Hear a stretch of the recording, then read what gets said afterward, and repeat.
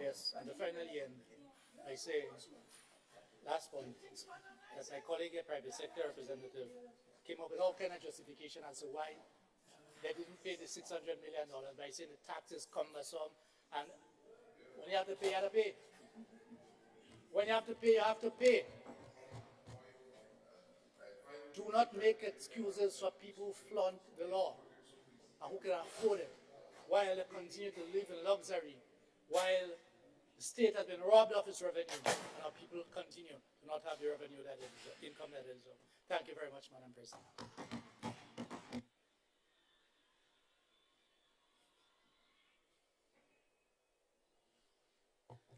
Thank you very much, Senator Andrew Lewis. And this brings us to the last speaker on the roster of the budget debate. It is traditional that the leader of government business respond, and he indicated that he would be right back. So let us just take a short break to stretch and regroup, and we'll come right back as soon as he is available. 5-minute break. Senate is adjourned for 5 minutes.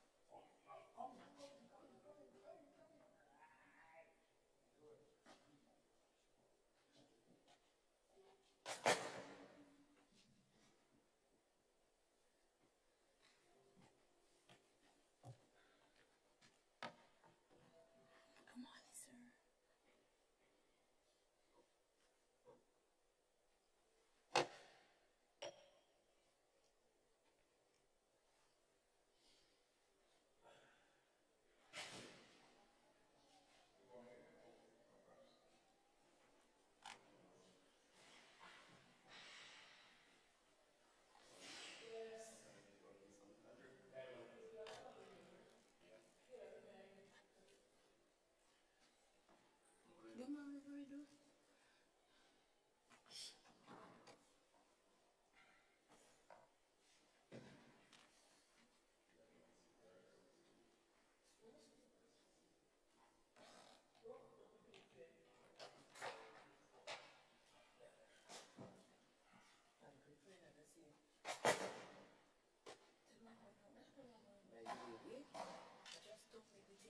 morning.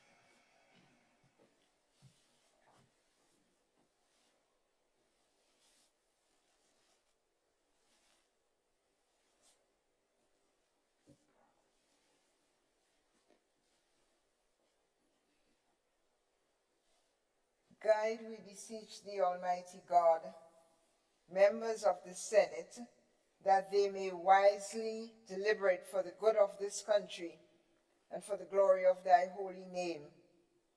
Amen. Honorable members, please join me in the Lord's Prayer. Our Father, who art in heaven, hallowed be thy name. Thy kingdom come, thy will be done, on earth as it is in heaven. Give us this day our daily bread, and forgive us our trespasses, as we forgive those who trespass against us. And lead us not into temptation, but deliver us from evil. For thine is the kingdom, the power, and the glory, forever and ever. Amen. Pray be seated.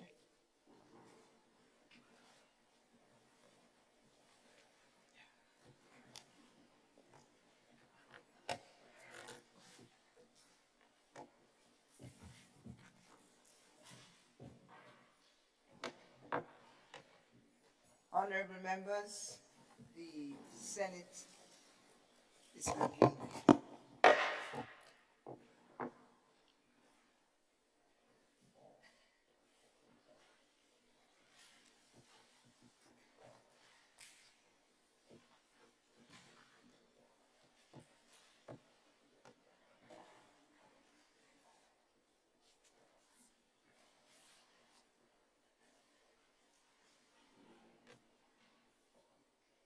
Leader of Government Business.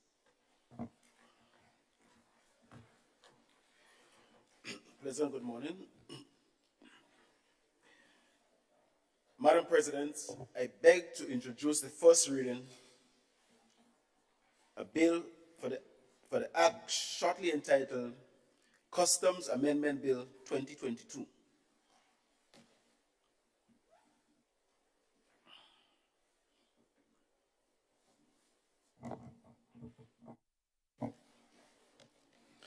A bill to amend the Customs Act Number 9 of 2015, shortly entitled Customs Amendment Bill 2022.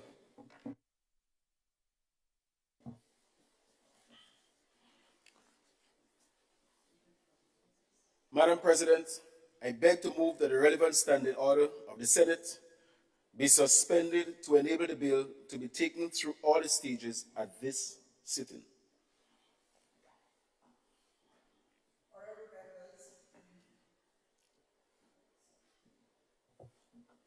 Honorable members, the question is that the relevant standing orders of the Senate be suspended to enable the bill to be taken through all its stages at this sitting. All those who are in favor, say aye. All those opposed, say no. The ayes have it. Leader of Government Business. Madam President, I beg to move the second reading of the bill. Honorable members, the question is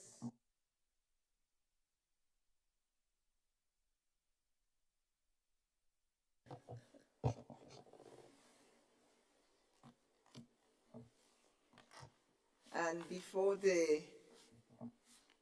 distinguished senator proceeds, I erred in forgetting to inform you that Senator Nolan Cox, the Deputy President of the Senate, has asked to be excused until shortly after 11. Thank you very much. Honorable Minister Adrian Thomas. Madam President, I stand here today to present the Customs Amendment Bill. Excuse me. Madam President, we have experienced the difficulties that the citizens of this country has been facing since after the COVID-19 pandemic. And in our efforts to address those issues, we believe that the necessary legislation must be brought before the Senate. Madam President, the objective and the reason for bringing this bill is to really address the freight charges and the port of entries, and to address some of the taxes and duties that are imposed on imported goods sold locally. We are also hoping, Madam President, to address the whole question of production costs and the consumer's purchasing power. Those are critical issues in going forward if we want to make sure that our transformational agenda is alive and working. Madam President, the bill amends the Custom Act number 9 of 2015 of the Principal Act. Madam President, there are two clauses that we need to bring to your attention. Clause 2 seeks to amend Section 78 of the Principal Act to insert a new subsection 4. Madam President, the insertion is to empower the Minister of Finance to amend Schedule 2 to the Principal Act.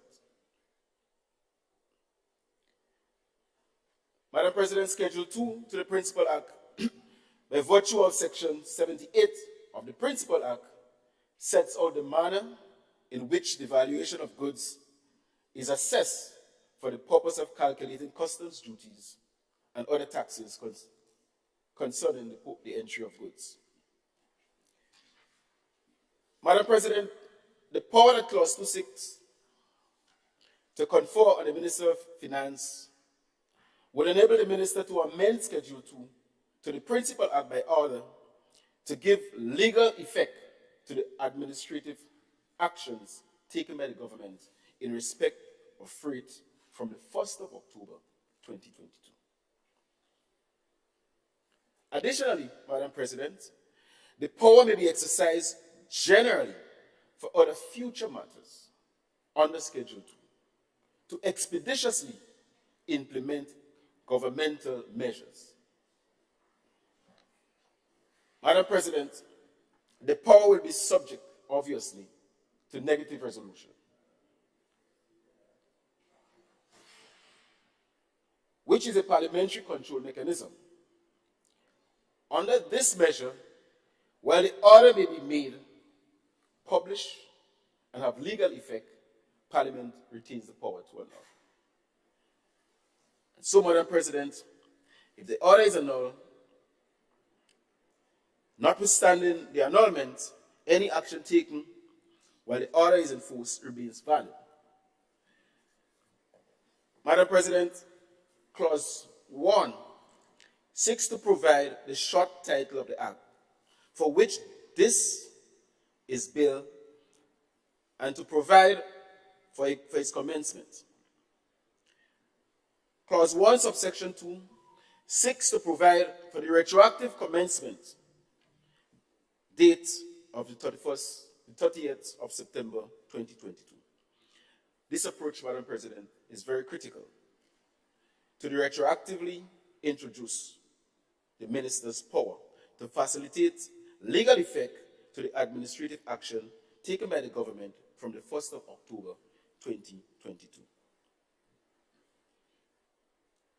Madam President, by way of example, the power can be lawfully exercised retroactively to reduce tax liability. Madam President, having said this, I now beg that this bill be approved.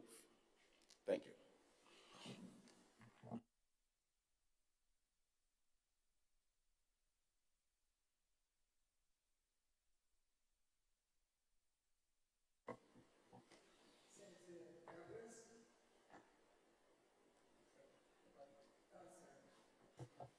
Senator Neal Douglas. Senator Franklin, excuse me, sir. Yes, you have the floor. Thank you, Madam President. Madam President, I would like to just quickly ask, as relates to Clause 2, this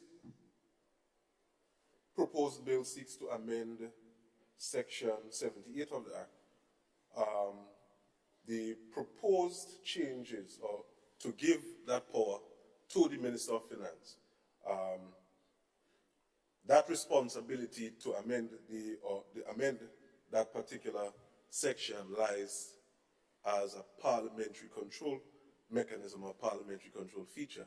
I, for one, don't think that it is safe to agree that this mechanism should be shifted from Parliament to a single minister. I think it is necessary that the controls of Parliament remain. I just see that for what it's worth, for not setting a bad precedent going forward. Thank you, Senator Franklin.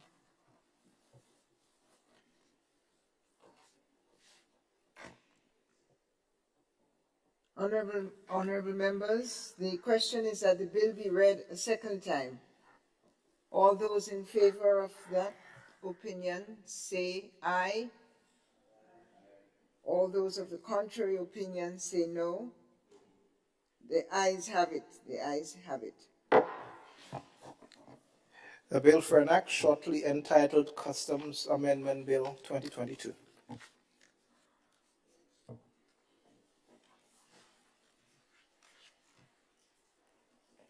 Honorable Senator Thomas.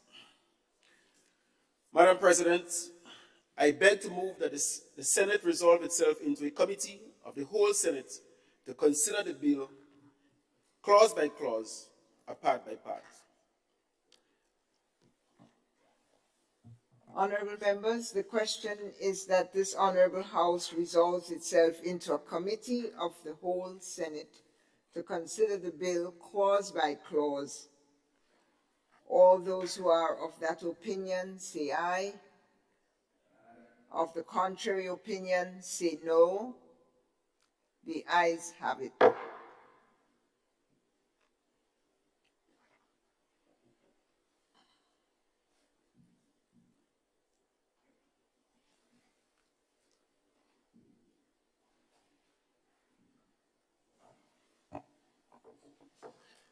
Honorable members, the question is that clause, pardon?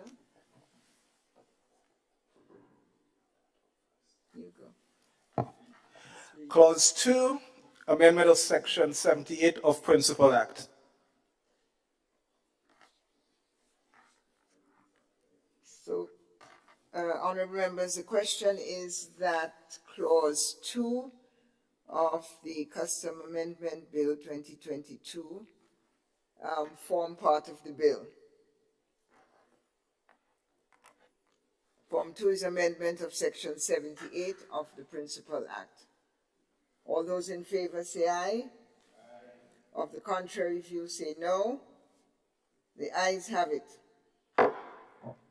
Clause 1, short title and commencement. Honorable members, the question is that clause 1, short title and commencement, forms part of the bill. All those who are of that opinion say aye. Of the contrary view say no. The ayes have it. Honorable Leader of Government Business. Madam President, I beg to move that the Senate resumes and the chairman of the committee reports progress on the bill.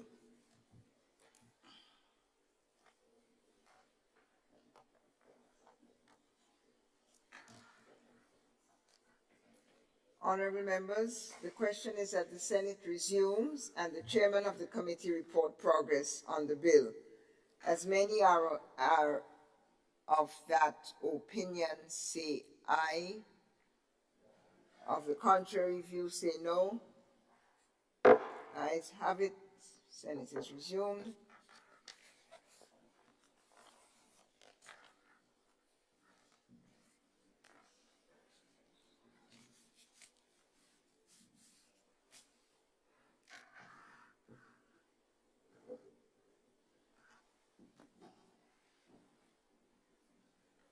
Honorable members, I have to report that the bill was considered by a committee of the whole Senate and passed without amendment. Honorable Leader of Government Business. Madam President, I beg to move that the chairman's report be adopted.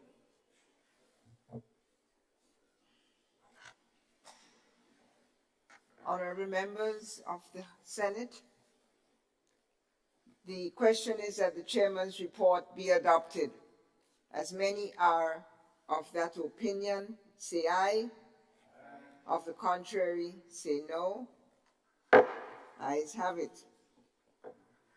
Honorable Leader of Government Business. Madam President, I beg to move the third reading of the bill.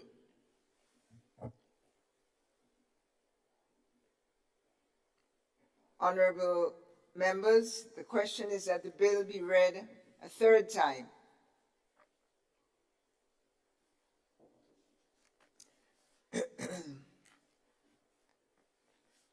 The question is that the bill be read a third time and passed. As many are of that opinion, say aye. Of the contrary opinion, say no. Ayes have it. The bill for an act shortly entitled Customs Amendment Bill 2022.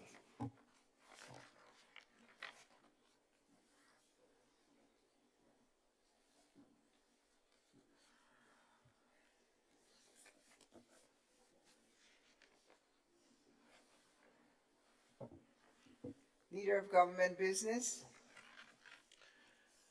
Madam President, I beg to introduce for first reading, excuse me, a bill for an act shortly entitled Health Practitioners Amendment Bill 2022.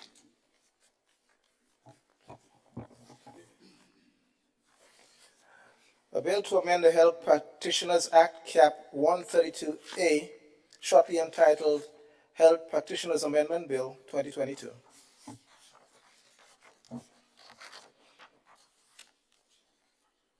Leader of Government Business. Madam President, I beg to move that the relevant standing order of the Senate be suspended to enable the bill to be taken through all the stages at this sitting. Honorable members, the question is that the relevant standing orders of the Senate be suspended to enable the bill to be taken through all its stages at this sitting. All those who are of that opinion say aye. Those of the contrary opinion say no. The ayes have it. Leader of Government Business. Madam President, I beg to move the second reading of the bill. Honorable members, the question proposed is that the bill be read a second time.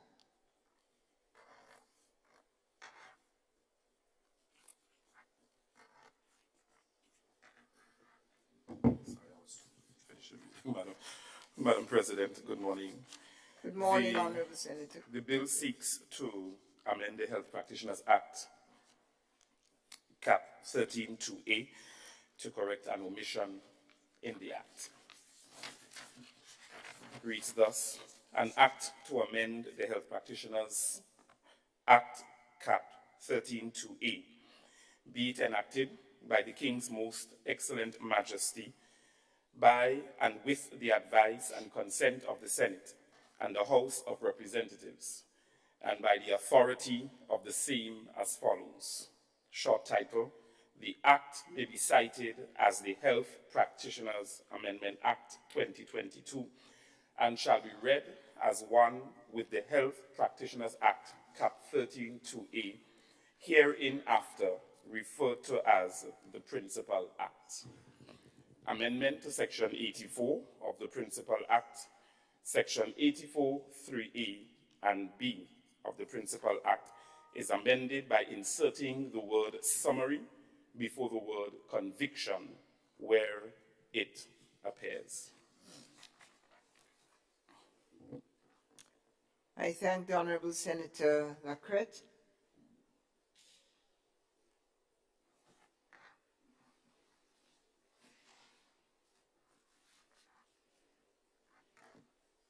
Hearing no other discussion, honorable members, the question is that the bill be read a second time. All those who are of that opinion, say aye. Of the contrary opinion, say no. The ayes have it. Bill for an act shortly entitled Health Practitioners Amendment Bill 2022.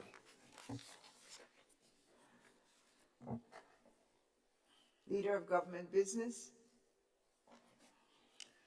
Madam President, I beg to move that the Senate resolve itself into a committee of the whole Senate to consider the bill clause by clause, part by part. Honorable members, the question is that this honorable House resolves itself into a committee of the whole Senate to consider the bill clause by clause. All those who are of that opinion say aye, and of the contrary opinion say no. The ayes have it.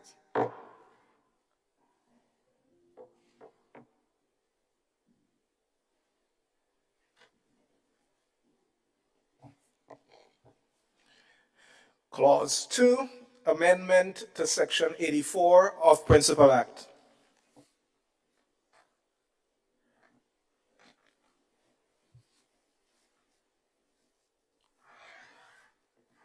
Honorable members, the question is that Clause 2, amendment to Section 84 of the Principal Act, be included or form part of the bill. All those who are of that opinion say aye, and of the contrary opinion say no. The ayes have it. Clause 1, short title.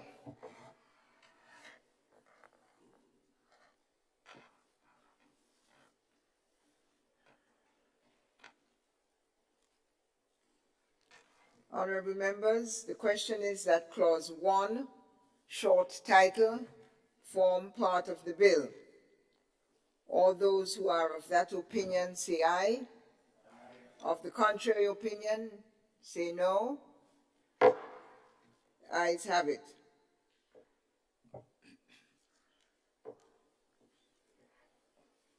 Honorable Member Thomas, Leader of Government Business. Madam President, I beg to move that the Senate resumes and the chairman of the committee reports progress on the bill. Honorable members, the question is that the Senate resumes and that the chair of committee reports progress on the bill. As many as are of that opinion say aye, and of the contrary opinion say no. The ayes have it.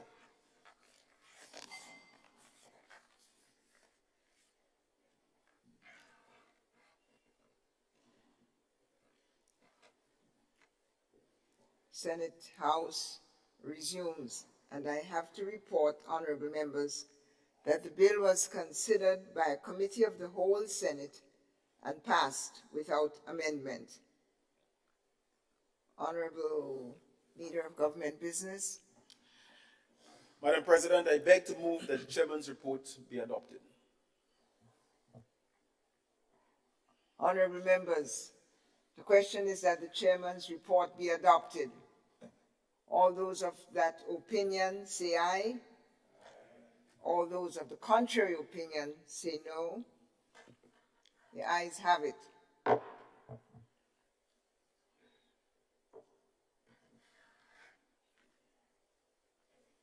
Leader of Government Business. Madam President, I beg to move the third reading of the bill. Honorable members, the question is that the bill be read a third time.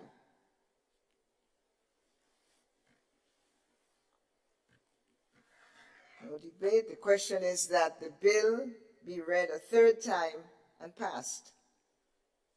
As many are of that opinion say aye, and of the contrary say aye. And of the contrary opinion, say no. Ayes have it.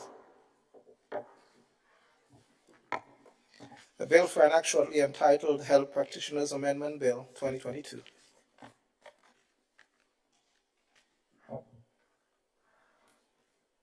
Leader of Government Business.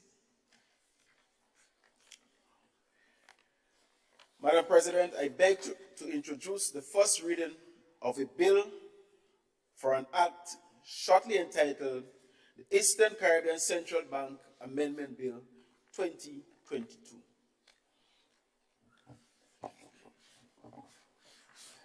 The bill to amend the Eastern Caribbean Central Bank Act, Chapter 85, shortly entitled Eastern Caribbean Central Bank Amendment Bill 2022.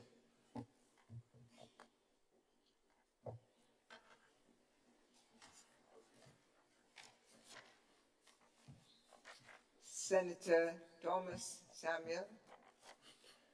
This bill seeks to amend the Eastern Caribbean Central Bank Act, Chapter 85, the Principal Act. Pardon?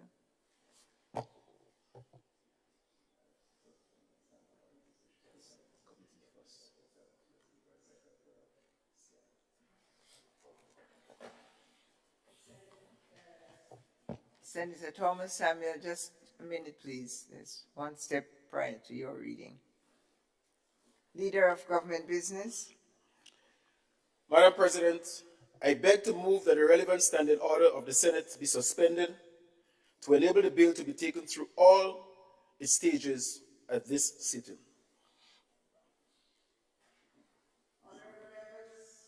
Honorable members, the question is that the relevant standing orders of the Senate be suspended to enable the bill to be taken through all its stages at this sitting. All those who are of that opinion, say aye. And those of the contrary opinion, say no. The ayes have it. Now, Senator, give me a minute again. The Leader of Government Business. Madam President, I beg to move the second reading of the bill. Honorable members, the question proposed is that the bill be read a second time. Senator Thomas. This bill seeks to amend the Eastern Caribbean Central Bank Act, Chapter 85, the Principal Act. This bill contains two clauses with one operative clause. Clause 2 seeks to insert a new section 4A to the Principal Act with the primary objective of providing that the Eastern Caribbean Central Bank Act shall prevail over any other enactment that conflicts with the Eastern Caribbean Central Bank Act.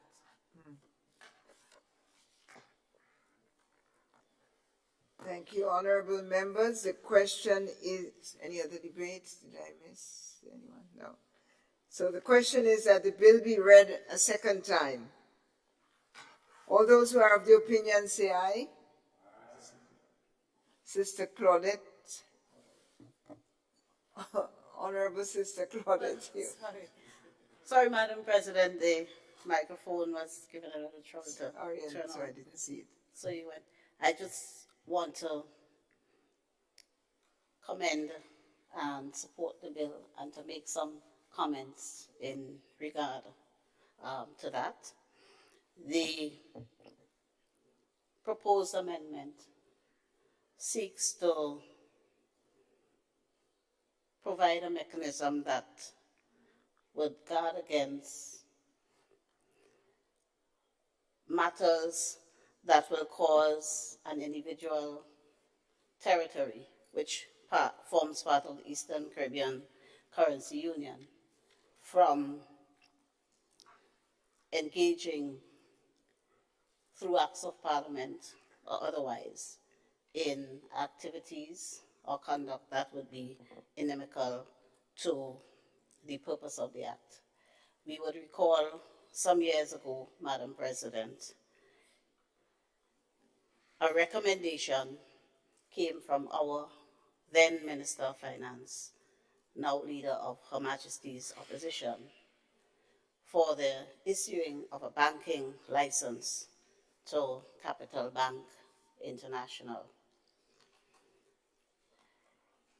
The recommendation as the facts of that situation that ultimately became public, the recommendation from the Eastern Caribbean Central Bank then was that the license should not be issued to Capital Bank International because the bank did not meet some of the basic requirements that would work to protect depositors, that the bank was high risk.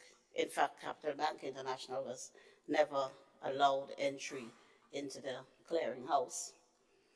And in defiance of that recommendation, the Minister of Finance still issued the license to Capital Bank International. And, Madam President, the rest is history. We know what happened to the persons who held deposits at Capital Bank. We know what happened to the principal of Capital Bank. He's now residing at His Majesty's pleasure.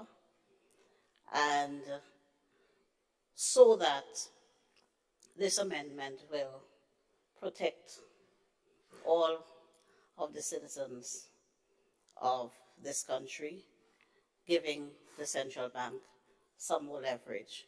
I would also add, Madam President, that it is an amendment to all of the relevant acts in all of the member states of the Eastern Caribbean Currency Union. So we are not the only territory passing this amendment to the law. Everyone is doing it, and it is an amendment that, on assuming the office of Attorney General, I realized was been pending, prepared and pending, since 2020, with numerous inquiries and requests from the central bank, some of them coming from the governor himself, as to why this amendment is not going forward. No explanation that I could see was afforded him. And so the proposal sat in abeyance inexplicably. And we didn't think that it was healthy that this state of affairs continue. So I am pleased to support the passage of the bill. Thank you, Madam President. Thank you, Senator Joseph, Attorney General, on this matter, for speaking on this matter. Other speakers? Senator Andre Lewis, you have the floor, Senator. Thank you very much, Madam President, and good morning to everyone. Through you, Madam President, may I inquire of the Senator Joseph, in your capacity as Attorney General, because our presentation this morning hinged on that, that capacity, as to whether or not the professionals within the Ministry of Legal Affairs ever advanced any particular concerns as to why the amendments were not forthcoming. And secondly, my initial question has to do with whether or not, is there any implications, for instance, and I'm using credit unions as an example, because I am aware that there's a serious discussion from a philosophical point of view as to the origins of credit unions and where there is an attempt to push credit unions, yes, which is sort of diametrically opposed to the original philosophy of credit unions, as to whether or not this amendment now, if the Eastern Caribbean Central Bank were to make amendments or put out regulations, because credit unions may eventually fall under the ECCB. What does that mean for us? Does that mean that, for instance, once a decision is taken from on top, even if there is consultation and there is disagreement, that this Parliament, based on this amendment, cannot make exceptions? So this is just the extent of my query. So it's two parts. Thank you very much, Madam President. I thank you, Senator. Madam President, if I may, oh, sorry. Please proceed. Sorry. I'll be even as though I'm in court, right? In court, you just stand and and the other side notice it, or the judge, whatnot. So, yes, Madam President, my apologies. So, Senator Lewis, what I saw based on the records at the AG's chambers is that the professionals, the legal professionals, did what they had to do to get the bill before the Parliament, and it was up to the Directorate to do their part to make that happen. So I couldn't see anything more they could have done to advance the bill. I hope that answers your question. Secondly, as we stand now, the credit unions are not regulated by the ECCB. So this amendment will not affect the credit unions and their operations. It will only do so if in future they become subject to the control of the ECCB.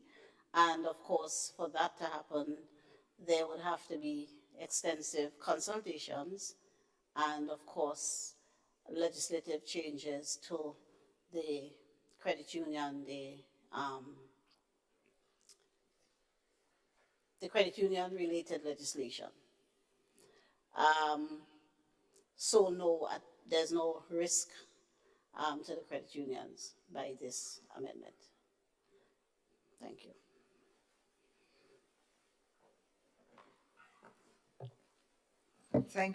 Thank you, Senator Joseph, and I offer the floor to Senator St. Clair. Good morning. Good morning, President. Good morning, everyone inside the chamber, honorable members. I had somewhat a similar thought of Senator Lewis, particularly at the ECCB level, that leeway that we would need as a country depend on the situation. Not that necessarily we have to do it, but at the same time, our own sovereignty. That is one aspect. But my other real query, and that just for information, Senator, and I'm happy that you explained this matter of protection, is because we have other banks that could move within, and that's within the ECCB. But what's about outside of the ECCB framework? How do we manage that in terms of, I don't want to say it's a foreign bank, but a bank that is not of Grenada, for example, coming from a non-ECC member state, OECS, because ECCB is OECS. So outside of the OECS state,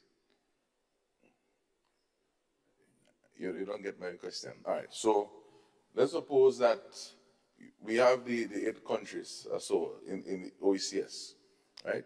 But let's suppose country Y, which doesn't belong to that grouping, has a bank, and they want to have a branch, or they want to open a new bank in Grenada because they feel like they could, it's a prospect. How do we guard against that within that context? That is all and it's not only for my clarity, but someone outside might be wondering, well, what is happening around that? Because I think that's a very good explanation that you gave about this whole thing. And I'm very happy that this is taking place. Another happiness, eh?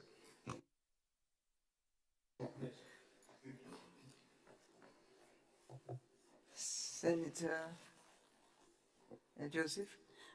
Madam President, if I may, by way of further assistance, all of the financial institutions, all the banks, no matter which country their parent company resides at, they are all subject to the ECC the Eastern Caribbean Currency Union's regulations, and the central bank. So they are all subject. And the other thing perhaps I should have said, Senator Lewis, is that we are here as Parliament, and we can amend if we see it not in the interest of our sovereign nation. We can come back and do amendments. This is an ordinary bill, as all others. So the risk it is not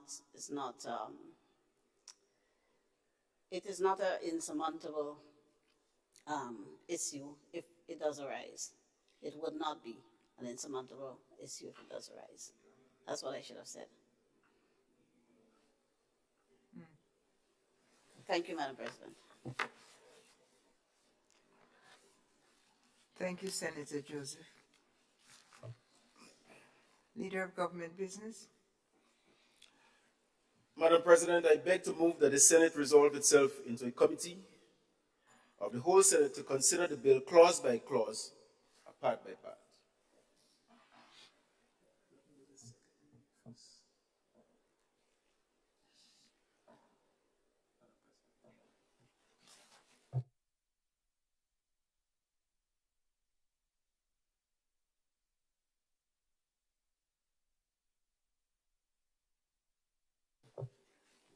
Honorable members, the question is that the bill be read a second time. All those who are of that opinion, say aye. Contrary opinion, say no. The ayes have it. The bill for an act shortly entitled Eastern Caribbean Amendment Bill 2022.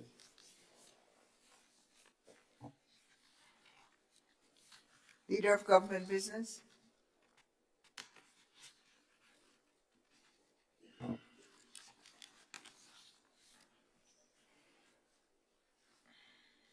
Madam President, I beg to move that the Senate resolve itself into a committee of the whole Senate to consider the bill clause by clause or part by part.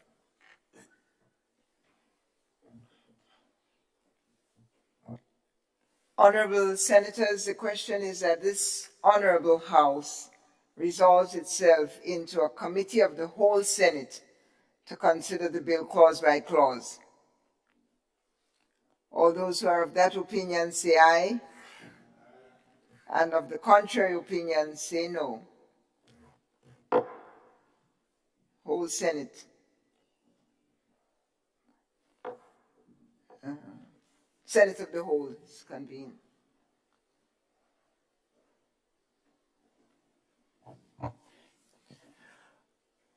Clause 2, insertion of new section 4A to Principal Act.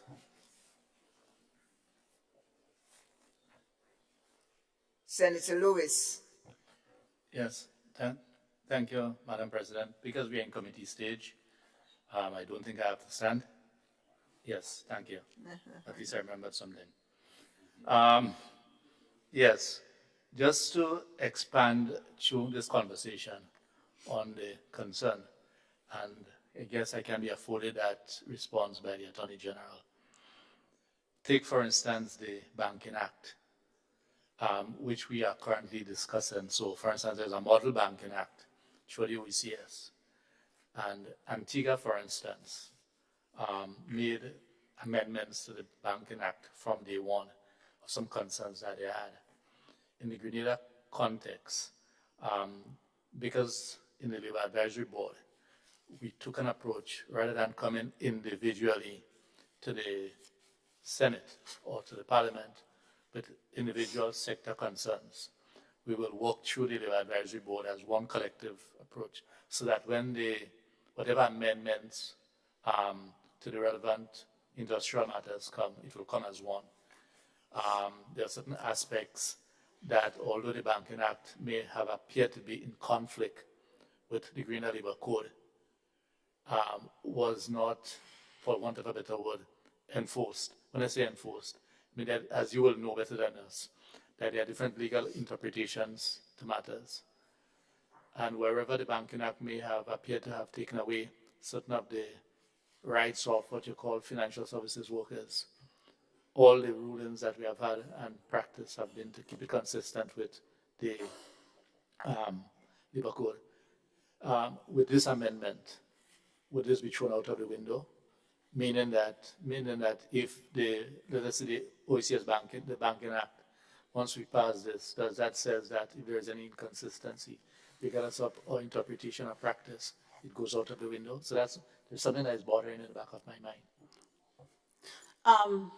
No, not that I can see, because this amendment only deals with the Eastern Caribbean Central Bank Act, not the Banking Act, because they're two separate bits of legislation. The amendment will only kick in if there is a provision in the Banking Act that is in conflict with the Eastern Caribbean Central Bank Act. But no. Okay, thanks. Thanks. So at least we know that in the event that that turns out, that was not the intention of the administration and you as Attorney General.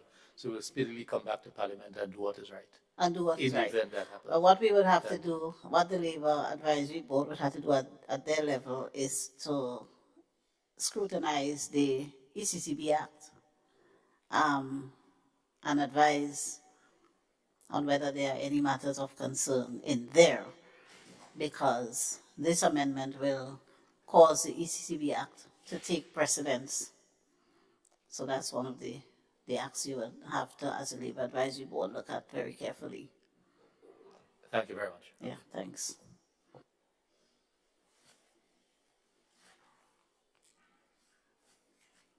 Any other? Honorable yes.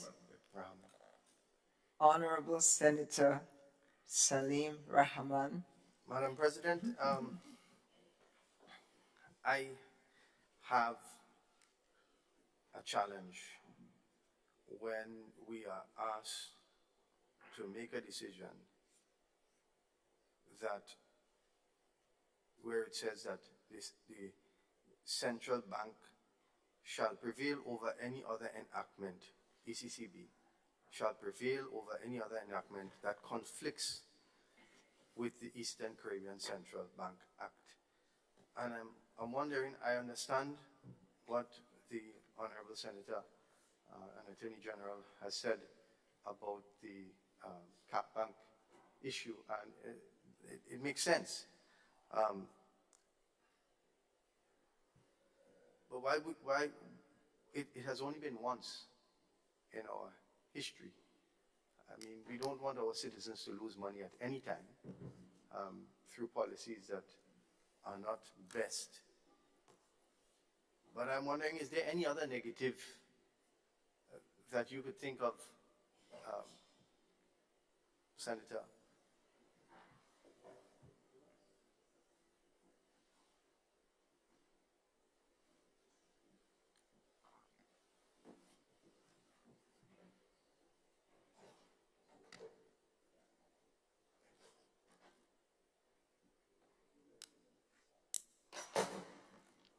While the Senate is looking for her data to be more learned, are there other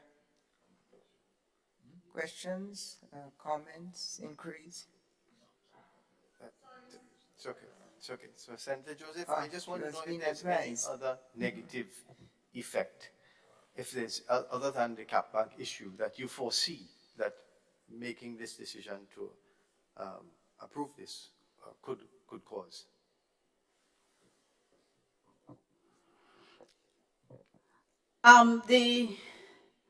The amendment, as I understand it, is in a sense preemptive.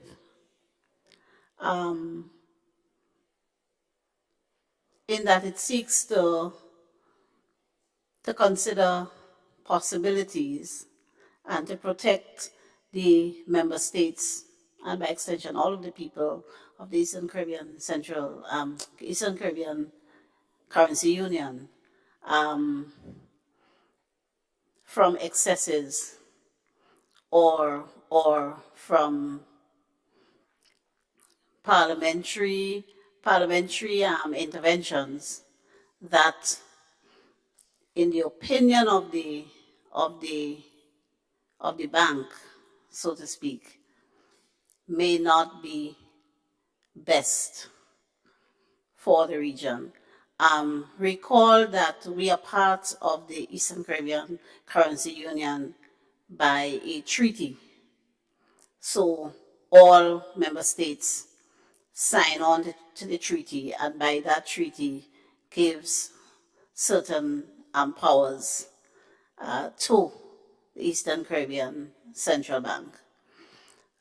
Amendments to are generally acceded to by member states in conference with each other.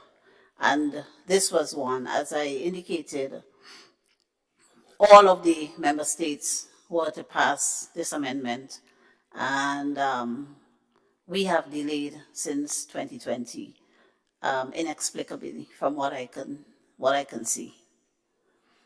So I really don't see, or we don't see, the risk. In fact, of course, this matter would have had to be approved by our own cabinet before coming here.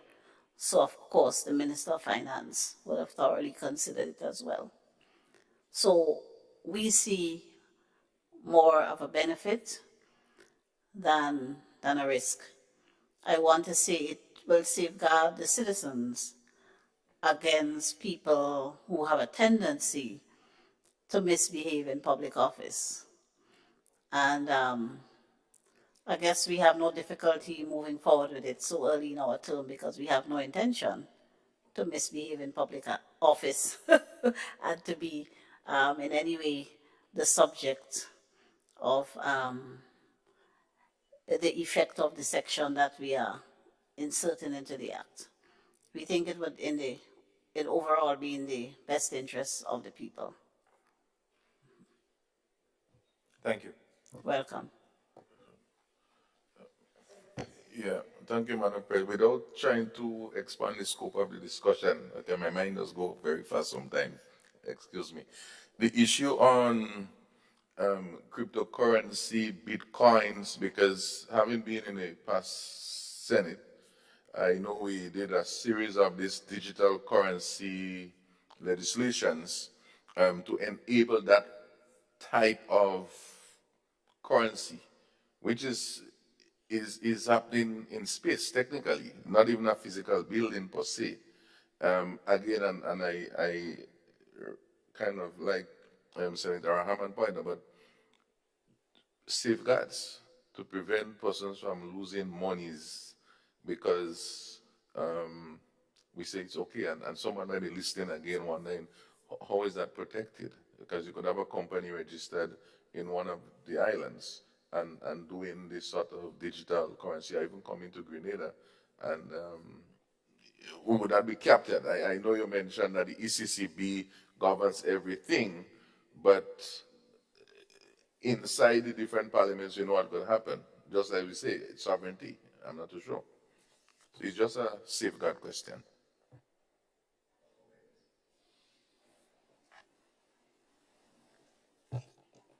Thank you. Since you said it was a question or a comment, I think the Honorable Attorney General is regarding it as a comment. Yeah, I mean, if there is, In which like, case? Senator Joseph, Attorney General can share, fine. If not, then I'm okay too.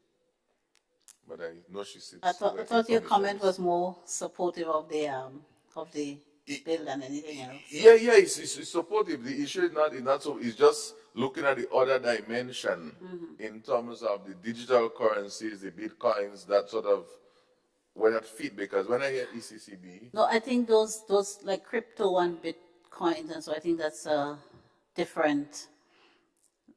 That's different from facilitating transactions digitally.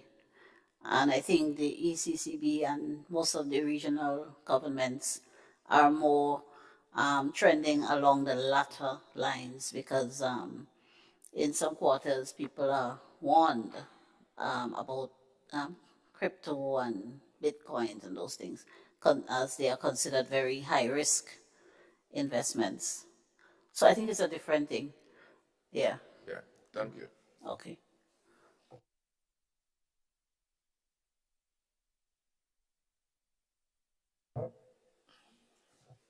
Thank you. Leader of Government Business. Madam President, I beg to move that the Senate resumes and the chairman of the committee reports progress on the bill. Honorable members, the question is that the Senate resumes and that the chair of the committee report progress on the bill. All those who are of that opinion say aye. Those of the contrary view say no. Ayes have it. Resumption.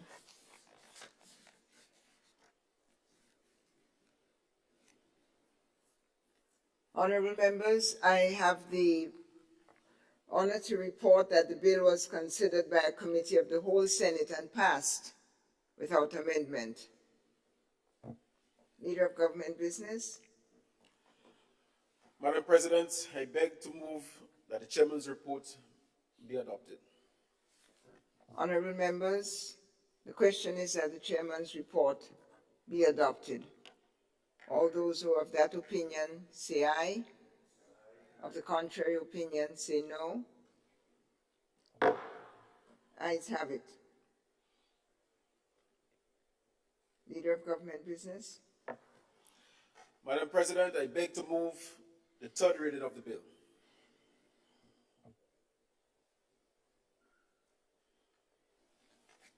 Honorable members, the question is that the bill be read a third time.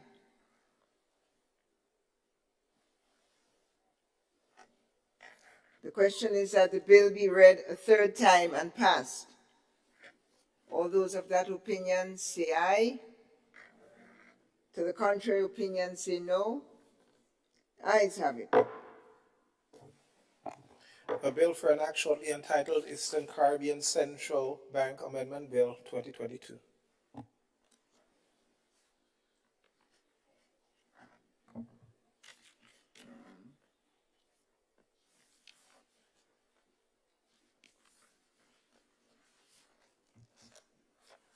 That's my page.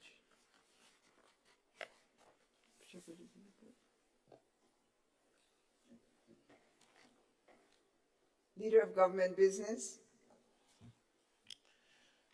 Madam President, I beg to introduce for first reading a bill for an act shortly entitled Civil Aviation Amendment Bill 2022.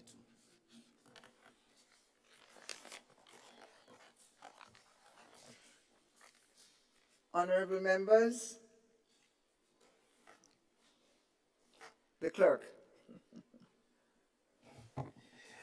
A bill to amend the Civil Aviation Act, Chapter 54A, shortly entitled Civil Aviation Amendment Bill 2022.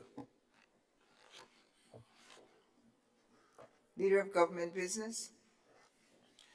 Madam President, I beg that the relevant standing orders of the Senate be suspended to enable the bill to be taken through all the stages of this sitting. At this sitting. Honorable members, the question is that the relevant standing orders of the Senate be suspended to enable the bill to be taken through all its stages at this sitting. All those in favor of that opinion, say aye.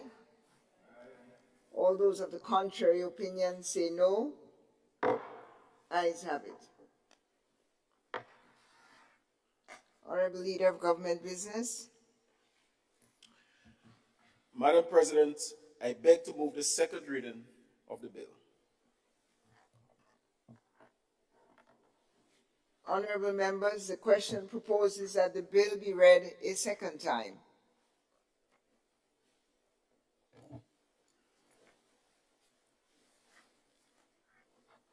Honorable Senator Joseph, Attorney General.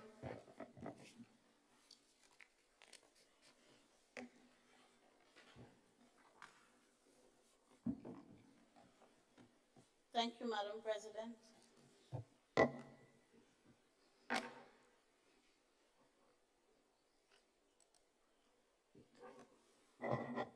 One second.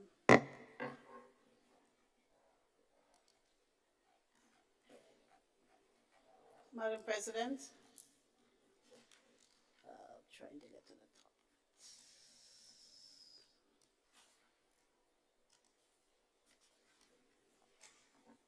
Madam President, this bill proposes several amendments to the Civil Aviation Act, Chapter 54A of the revised laws of Grenada.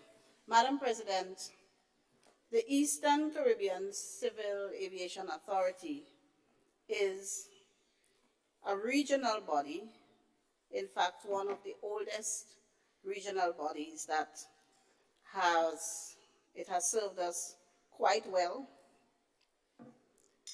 being initially formed, that is the predecessor of this body was formed way back in 1957. And this current body, Eastern Caribbean Civil Aviation Authority, ECA, was formed in 1982 as a sub-regional body which serves the Eastern Caribbean member states, the OECS member states, as a single entity to regulate civil aviation and safety in our region, develop harmonized aviation regulations, policies, practices, by applying international standards and by applying them uniformly. ECA is charged also with establishing and maintaining a regulatory environment that promotes safety and efficiency in the civil aviation industry, and also to create a secure environment in the civil aviation industry in our region. Emphasis there being on secure.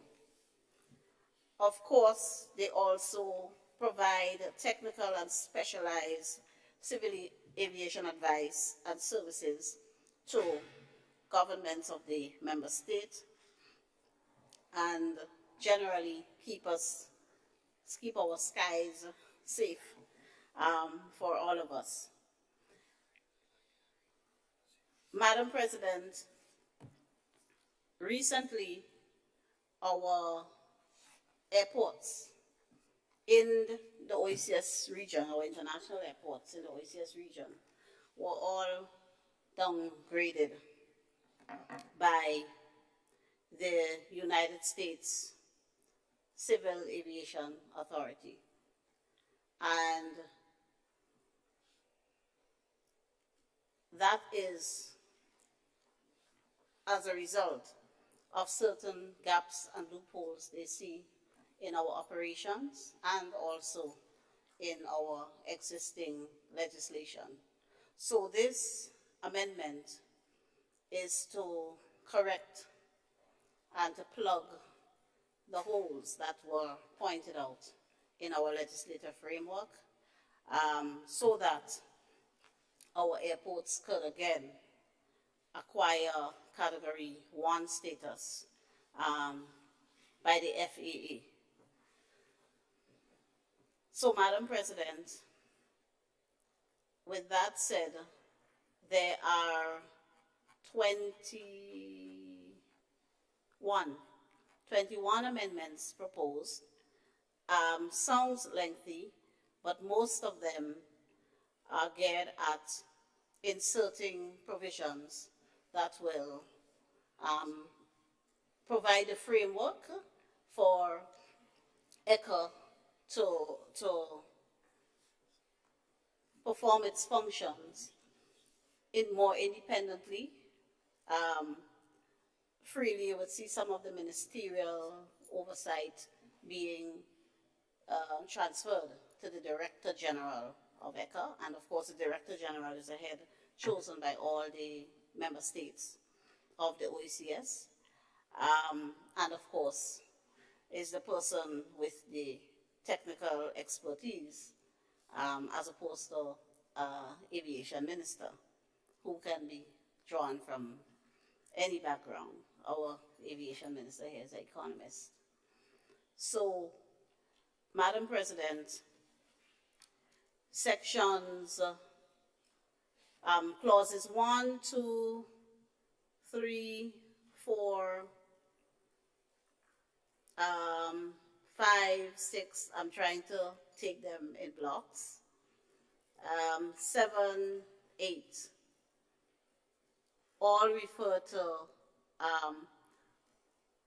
matters that require us, that we are asking this Honorable House to insert simply words such as security, empowering the ECHA and the Director General to make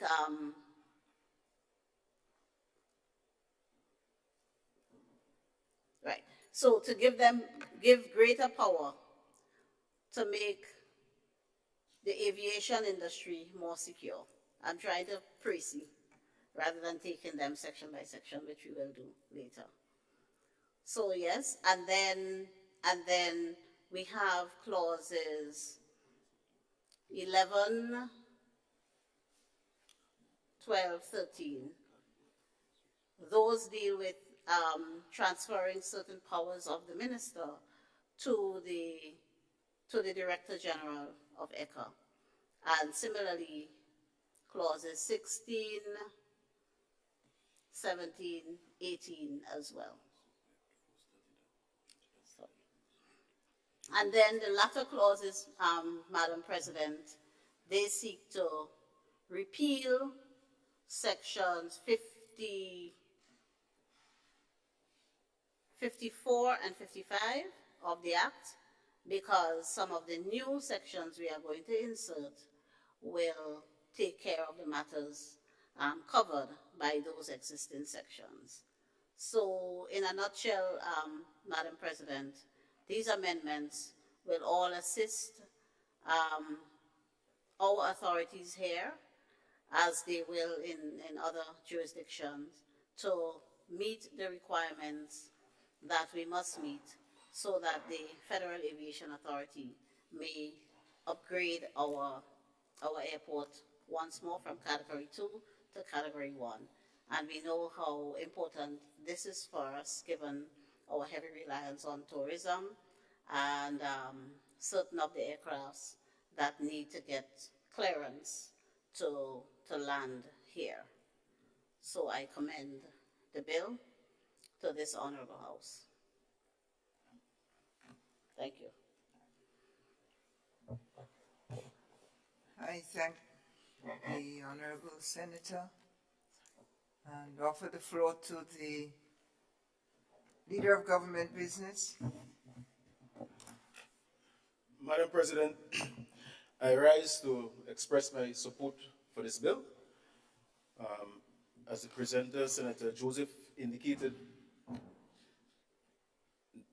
the international airport, Maurice Bishop International Airport, is so important to this economy in regards to the tourism sector and the agricultural sector. And in the words of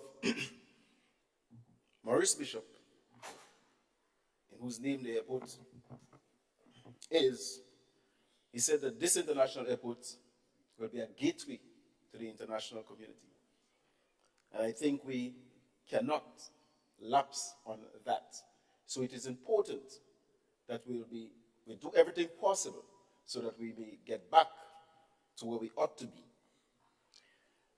And in relation to the agricultural sector, Madam President, one of the problems that we have in agriculture is the whole question of marketing. Because really and truly, 110,000 people is a small market. And our target has to be the Caribbean and the international community, especially Europe and North America. And therefore, it is our responsibility to make sure that there is no limitation in regards to aircrafts coming into Grenada. The transportation of passengers, especially overnight visitors, is very, very important. And we saw the impact that occurred when COVID was getting the better part of the world and Grenada felt the pain. So I really want to support this bill and hope that everything is done quite possible, especially with the renovation that is taking place now, so that we may get to the position where we want to be and where we ought to be. Thank you very much.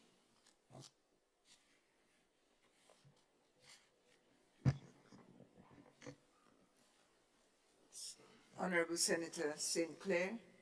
Yes, thank you, Madam President. I stand to make some contribution on this important bill, proposed amendment, particularly as it relates to the issue of safety. We have a lot of our citizens moving throughout the Caribbean, moving throughout from North America, Europe, other places, and even for our tourists, because this I see would impact our tourism sector, because if we are downgraded, we'll find certain airlines don't want them to come our way.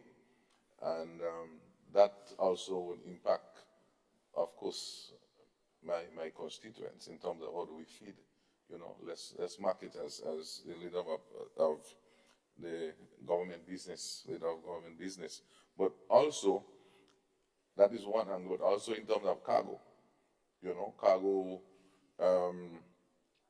a cargo plane versus a plane that also does cargo and passengers. But this is a very important point to see, and sometimes we live our lives not knowing what happens. So the Honorable Senator Josie make a very important point, where such an important issue of safety, you may have someone, well, apparently could have been a minister, who may not necessarily be of that capacity that is required, making decisions that are really life and death decisions. And I think that coming to, quote unquote, the senses, that senses meaning understanding what is the best way, we shouldn't have to wait for North America or for Europe to tell us these things. We should be seeing those things. But sometimes when the technicians and when the experts make those recommendations, we see the political. And so we don't know what is right. Well, I shouldn't say we, because I'm not elected members. So I say this to say, but it's an issue. It's an issue. And so I'm happy that wisdom is coming to being here, but we shouldn't be pressured. And so the message, and not only to us, but to our OECS colleagues, which we are in collectively, because look, we just had to do something with ECCB again. So we need to take a deeper look, maybe even at the OECS desk there, Secretary General, and see what are those issues that they need to look at to help, to bring us to where we need to be in this new era. So we don't have to get that pressure, but we show our own movement and progress. So for this, we are very happy, because I know our exporters, our fresh produce, our fish exporters, sometimes they are told, well, based on the passenger load, they cannot take the products, and the products have to stay in Grenada. Yes, we may put nice places to store it in refrigeration and so on, which we are happy about, but it's a loss to the economy. It's a loss to the people. Sometimes they have to pay them after they sell. So what happens? So this would be able to help with even ease of doing business. So I say this to say that this is very progressive, and I trust that we look for other ones that we don't have to wait for the call to come to us, but we can call. And that is why, Madam President, I'll say this. We try to be very progressive from our side. The farmers, the fishers, as they raise those matters, this is why I keep knocking the doors from here, than letting those doors, it wouldn't be knocking, it would be closing from the outside. So this is the wisdom I want to share with you. So I really like this quick movement on that. Thank you. Thank the Honorable Senator from Farmers and Fishers sector, making those linkages there. Thank you, Senator. Senator Thomas, Leader of Government Business, you have the floor, sir. Oh, sorry, Senator David Andrews. I need my glasses this morning, huh? No problem. Madam President, thank you very much. I rise to offer my support to this civil aviation amendment. Travel in the region, travel to Grenada, is a very important part of our economic setup.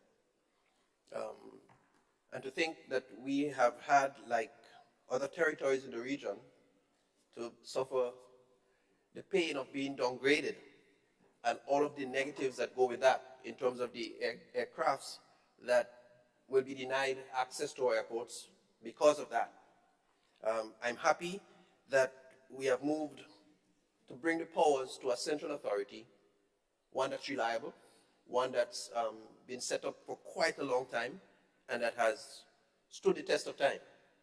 Safety, civil aviation is not a political matter. And so we know the nature of Caribbean politics. We know not only do we have sometimes ministers who are not exactly technocrats in those specific areas, but we also know that sometimes the terms and how the process goes, at any point you can be at any different stage in the political cycle. And so if the decisions relating to civil aviation and the implementation of different things reside at the level of the minister mostly, then we run the risk that different territories within our Eastern Caribbean, within our region, could be at different levels of implementation, affecting the overall outcome. And so this bill is very timely, because what it seeks to do is to put that authority in the hand of a central body that is not affected by individual countries' political processes or by whoever the ministers might be. And so that could only serve to positively impact civil aviation, positively impact safety, and positively impact travel with all of the necessary and the spinning over economic impacts to our territories. So I give full support to this amendment to the civil aviation bill. Thank you, Madam President. Thank you, Senator, for that input, that direction of travel there on the matter.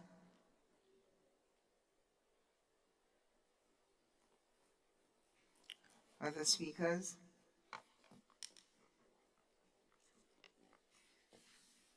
There are none, and therefore we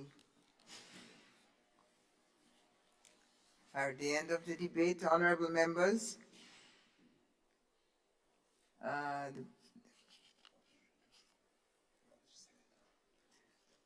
the question is that the bill be read a second time. All those in favor of that opinion say aye. Of the contrary opinion say no. Ayes have it. Bill for an act shortly entitled Civil Aviation Amendment Bill 2022. Leader of Government Business. Madam President, I beg to move that the Senate resolve itself into a committee of the whole Senate to consider the bill clause by clause, part by part. Honorable House, the question is that the Senate resolves itself into a committee of the whole to consider the bill clause by clause. All those who are of that opinion say aye. And of the contrary opinion, say no. Ayes have it.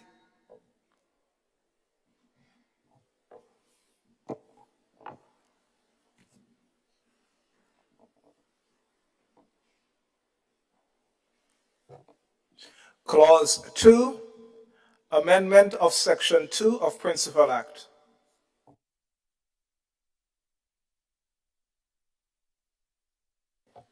Honorable members, the question is that Clause 2 of the Amendment Principal Act will form part of the bill. All those who are of that opinion, say aye. Of the contrary opinion, say no. Ayes have it. Clause 3, amendment of Section 4 of Principal Act. Honorable members, the question is that this Honorable House, Clause 3 form part of the bill. All those who are of that opinion say aye. Of the contrary view say no. Ayes have it. Clause 4, amendment of Section 6 of Principal Act. Honorable House, the question is that Clause 4 for amendment of Section 6.1 of the Principal Act form part of the bill. All those who are of that opinion say aye. Of the contrary opinion say no. Ayes have it. Clause 5, amendment of Section 7 of Principal Act. Honorable House, the proposal is the question is that that Clause 4 forms part of the bill. Clause 5, I beg your pardon, which amends Section 7(2)(a), that is now part of the Principal Act. All those who are of the opinion that this should be, say aye.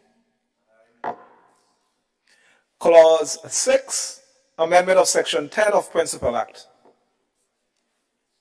Honorable House, the question is that Clause 6, which provides for the amendment of Section 10 of the Principal Act, form part of the bill. And all those who are of that opinion say aye. And of the contrary opinion say no. Ayes have it. Clause 7, amendment of Section 11 of Principal Act. Honorable members, the question is that Clause 7, which provides for the amendment of Section 11 of the Principal Act, relates to the powers of the Director General, that form part of the bill. All those who are of that opinion say aye. And of the contrary opinion say no. Ayes have it. Clause 8, amendment of Section 13 of Principal Act. Honorable House, the question is that Clause 8, which amends Section 13 of the Principal Act relating to the Director General's power, be included as part of the bill. All those who are of that opinion say aye. Of the contrary opinion say no. Ayes have it. Clause 9, amendment of Section 31 of Principal Act. Honorable Senators, the question is that Clause 9, which provides for amendment of Section 31 of the Principal Act relating again to investigator in charge, that form part of the bill. Of that opinion,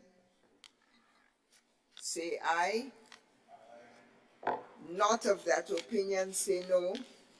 Ayes have it. Clause 10, amendment of Section 32 of Principal Act. Honorable members, the question is that Clause 10, which provides for amendment of Section 32 of the Principal Act, again relating to investigators' authority, form part of the bill. Of the opinion that that should be, say aye. On the contrary, say no. Clause 11, amendment of Section 33 of Principal Act. Honorable members, the question is that Clause 11, which provides for amendment of Section 33 of the Principal Act, would now form part of the bill. All awake and intending that this opinion should be carried, say aye. Aye. Of those opposing, say no. The ayes have it, you're all awake.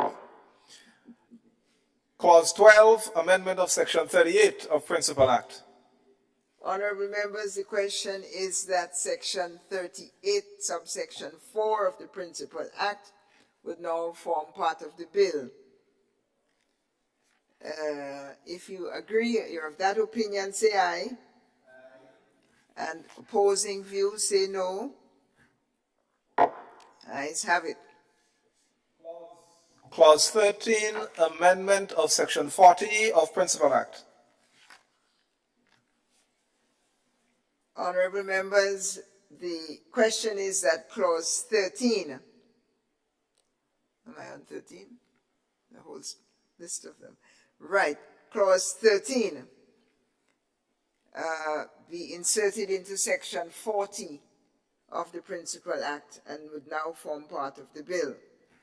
All those who are of that opinion say aye, and of the contrary view say no. Ayes have it, it passes. Clause 14, repeal and replacement of Section 46 of Principal Act. Honorable members, the question is that Clause 14, which provides for the repeal and replacement of Section 46 of the Principal Act, now form part of the bill. Those who are of that opinion say aye. Aye. And of the contrary opinion say no. Ayes carry. Clause 15, amendment of Section 49 of Principal Act. Honorable House, the question is that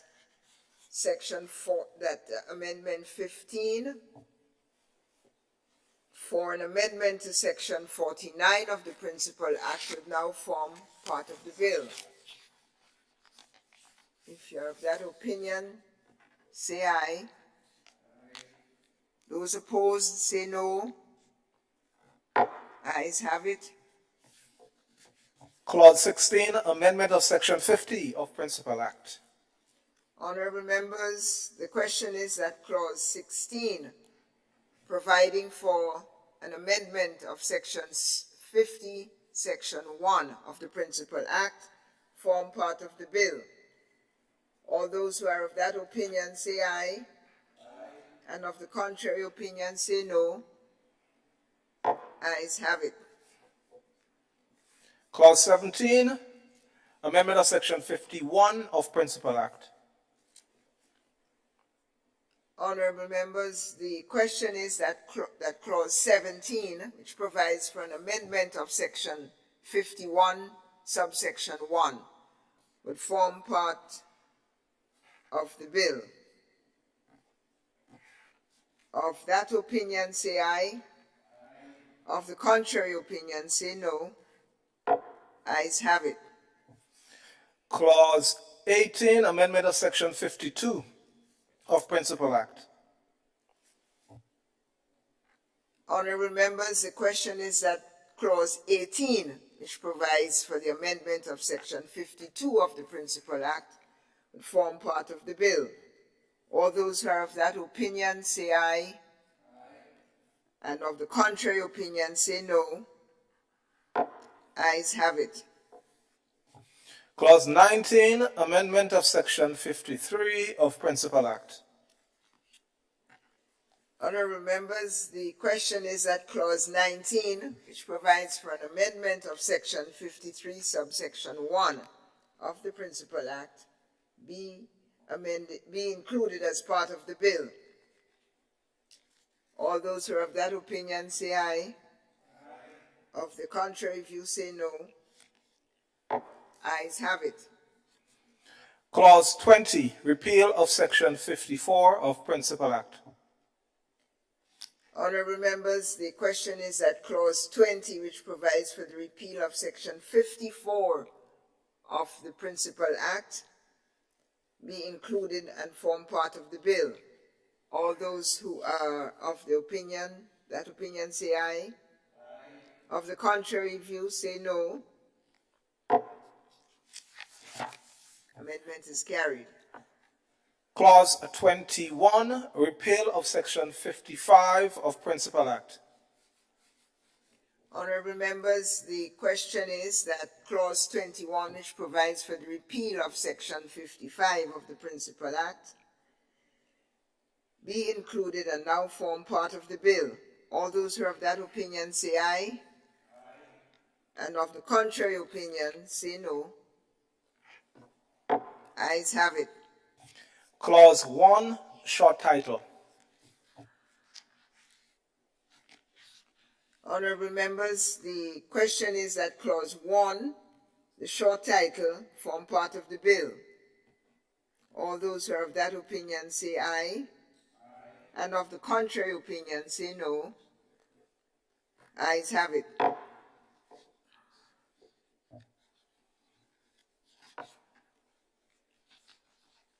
We can fly safely again.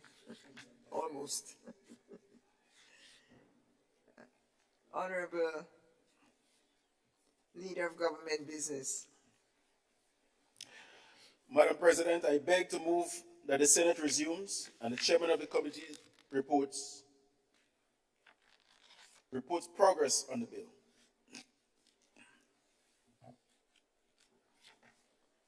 Honorable members, the question is that the Senate resumes and that the chair of the committee reports progress on the bill. As many as are of that opinion say aye. And of the contrary opinion say no.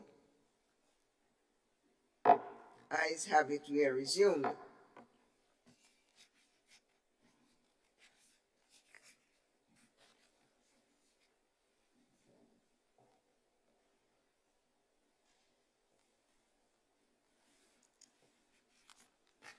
Honorable Leader of Government Business.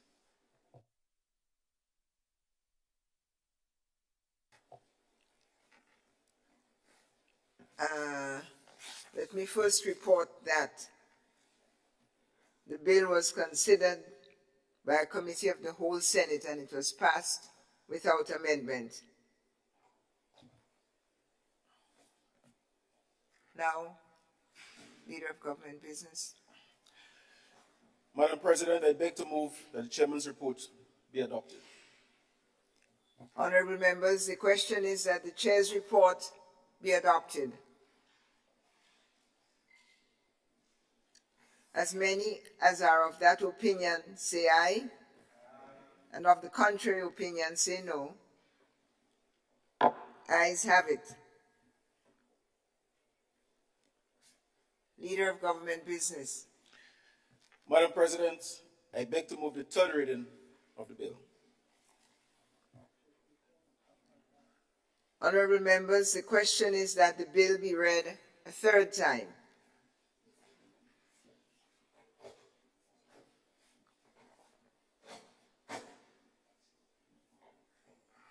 No debate. All right. Then the question is that the bill be read a third time and passed. As many are of that opinion say aye. Aye. Of the contrary opinion say no. Ayes have it. We can fly again safely. Yes.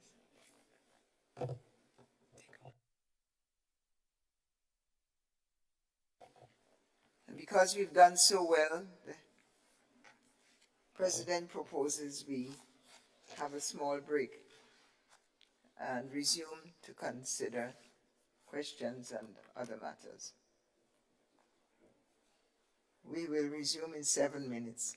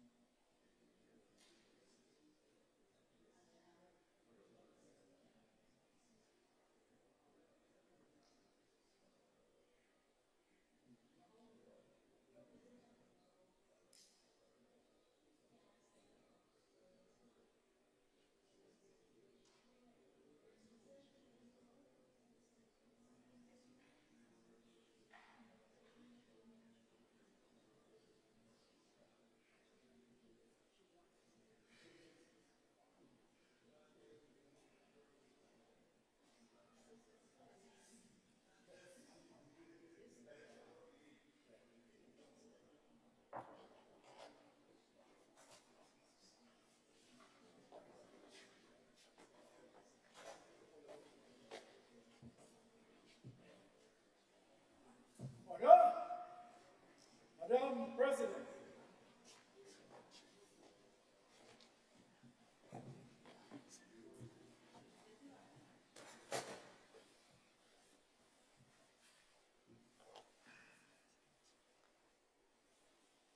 Pray be seated.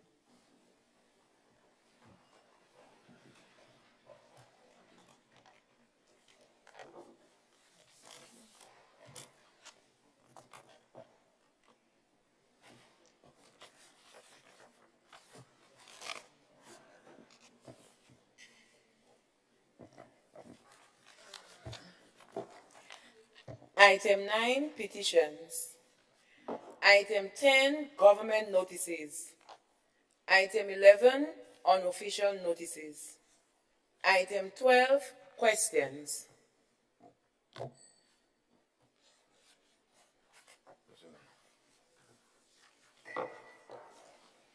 Resumed, and Senator Sinclair, you are the first speaker up, sir. Yeah. Thank you, Madam President. Madam President, we have some questions from the last sitting on the 11th of October. I'm not too sure the status, so I don't want to start unnecessarily because those questions are already in the records. That is 1, 2, and 3. So I'm not too sure as the status of those before the new questions are asked.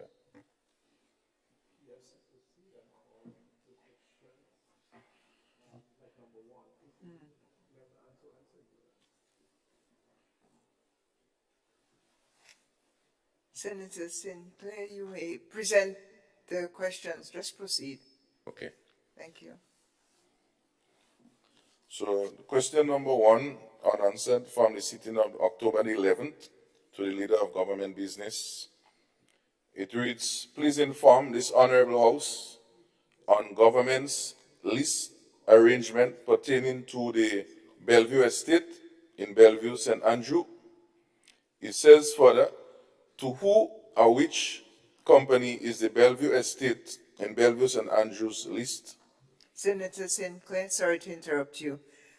All these questions have been read already in the entirety. So I think if you just read this first part of the questions, that might suffice, should suffice. That bold part there. Yeah, that's what I was trying to suggest originally, but I think maybe we didn't communicate. Yeah, because they were already in the records. So the question is, please inform this Honorable House on government's lease arrangement pertaining to the Bellevue Estate in Bellevue, St. Andrew. So that's the topic. Thank you.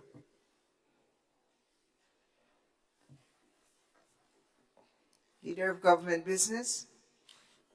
Thank you very much, Madam Speaker.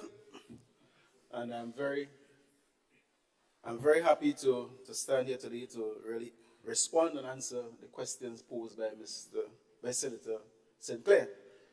The last sitting, which was our very first sitting, and we thought maybe there was a little rush on us, so we asked for the questions to be deferred. Madam President,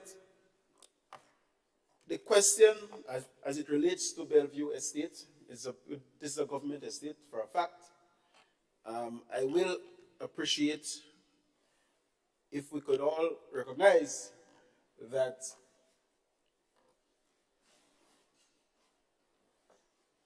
what Senator Sinclair is talking about, it's an activity that was done sometime in 2014.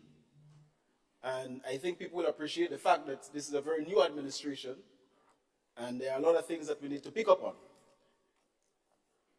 Notwithstanding the principle that government is a continuum. But the request for the extra time to investigate the matter, I think, was justified. Because in our doing, we search.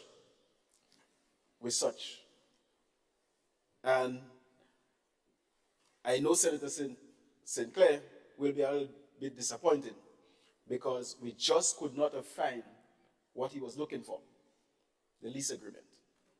What we found, Madam President, is a memorandum of understanding between the government of Grenada and what we call Bellevue Exotic Farm. And this memorandum of understanding was came about by a cabinet conclusion.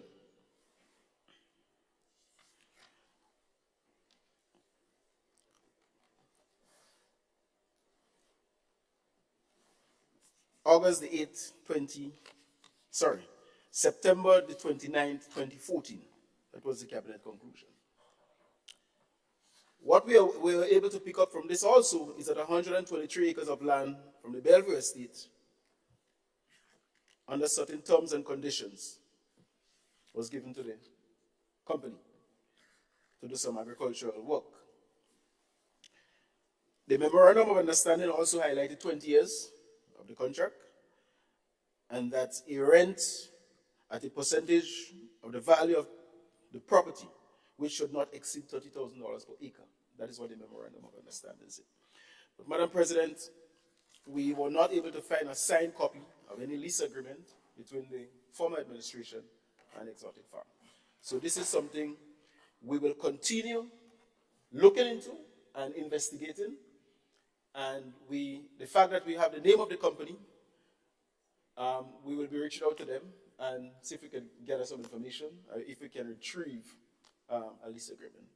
Madam President, as it stands, we will continue to research and see if we can dig deeper into some of the files that are available to us so that we can provide this House with the relevant information.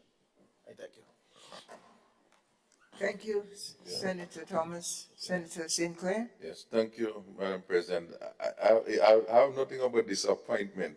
Once we have the facts, that's what we want to find out. But this is not a question, is not a point for debate, so I wouldn't go there. But we get information. The second question says, please provide this honorable House. Please be advised to hold a minute. Please inform this honorable House on government's lease arrangement pertaining to the Lasages agro-processing facility located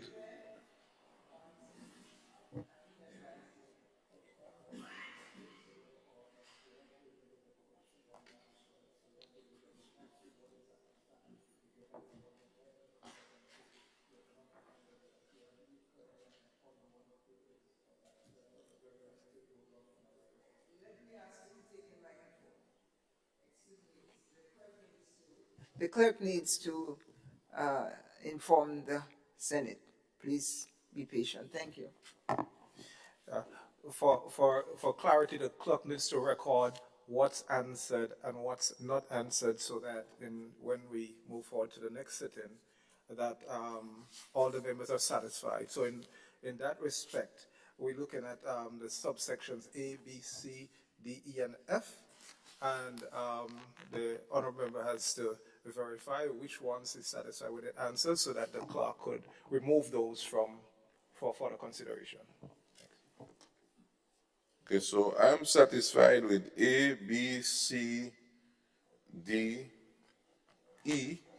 I'm also satisfied with F in the commitment to keep searching, which at some later stage we'll get an update. So this is good.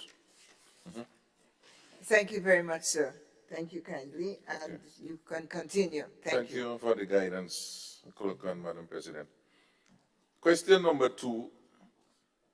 Please provide this honorable House on government's lease arrangement pertaining to the Lasages agro-processing facility located in Lasages, St. David. Thank you, Senator. Leader of Government Business. Again, Madam President, I stand to provide this honorable House with the relevant information, but it's unfortunate that sometimes when we think of things, we don't do our own little research, because there is no document, there is no information indicating that this company at any point in time was owned by the government of Grenada.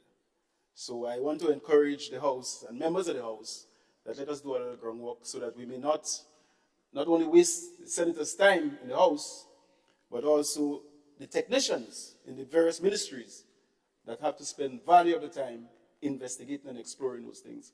And I think, with due respect, each one of us sometime can do the preliminary work to find out really and truly whether the company is owned by the state or not. And there's no information indicating that. So I have nothing to, I would not be able to provide the necessary information as provided requested by Senator Sinclair. Madam President, I know that for the Hansard, not to say the Hansard know how to record.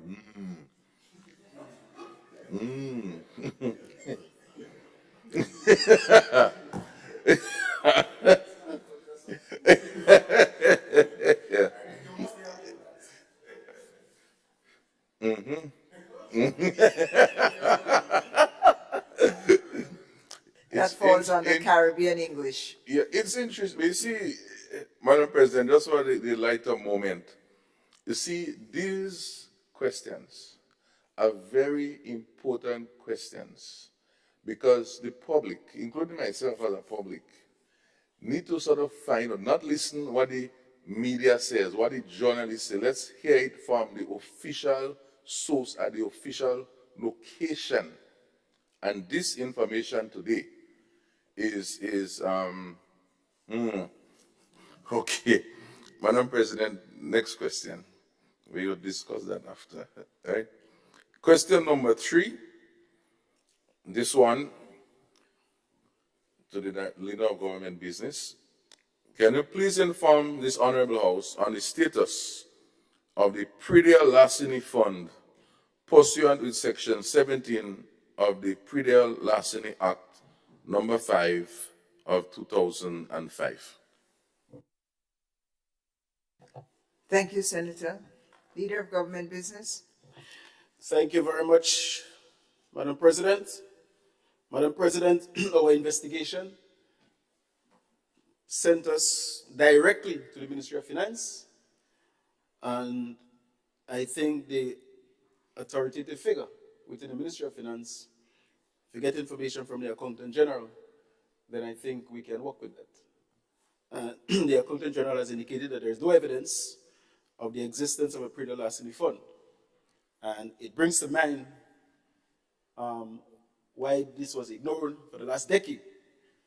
But it is something, when it was brought to our attention as a ministry, it's a matter that is very high on our agenda. And as we are reviewing the whole question of Predial Larceny and reviewing the law in itself, I spoke extensively in my presentation on Monday. This is something that we will definitely visit and do the necessary work as a government, as a responsible government, in regards to making sure we follow law and order. And as I also indicated, it is within the DNA of the National Democratic Congress and this administration that accountability and transparency are key principles that guide us. So at present, Madam President, there is no Predial Larceny Fund existing within the Ministry of Finance. I thank the Leader of Government Business, the Senate. Senator Sinclair. Thank you, Madam President. So we know where we are and we know where we're going. New questions, Madam President. I'm not too sure if they need research again, but this one pertains to Sagasom, and I know they wasn't read into the document yet, so I need to go through the procedure. And this question pertaining to Sagasom, and the question to the Leader of Government Business is to please inform the Senate on government's plans for addressing the Sagasom invasion of our shores that are affecting our fisher folks and seamoss farmers in particular. Thank you. Thank you, Senator St. Clair. Leader of Government Business. Thank you, Madam President. Madam President, I rise to let this honorable House know that for the last couple of weeks, this administration has been very busy in regards to preparing for this budget. And every ministry, I guess, would have been bogged down, and it would have been a little unfair, a little pressure on the asking the technicians to divert their attention from the main issues that we were dealing with for the last 3 days in this honorable House. So I'm kindly requesting, Madam President, that we defer this question until another sitting of the House.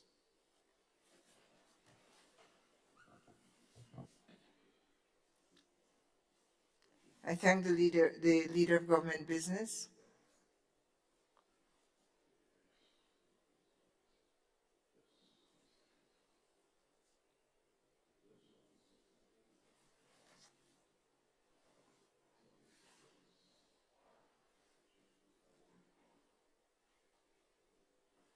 Honorable St. Clair. Yes, thank you, Madam President. I know I may not be able to say this, but for the purpose of the listening public, I'm not too sure if we pass personal explanations as yet, but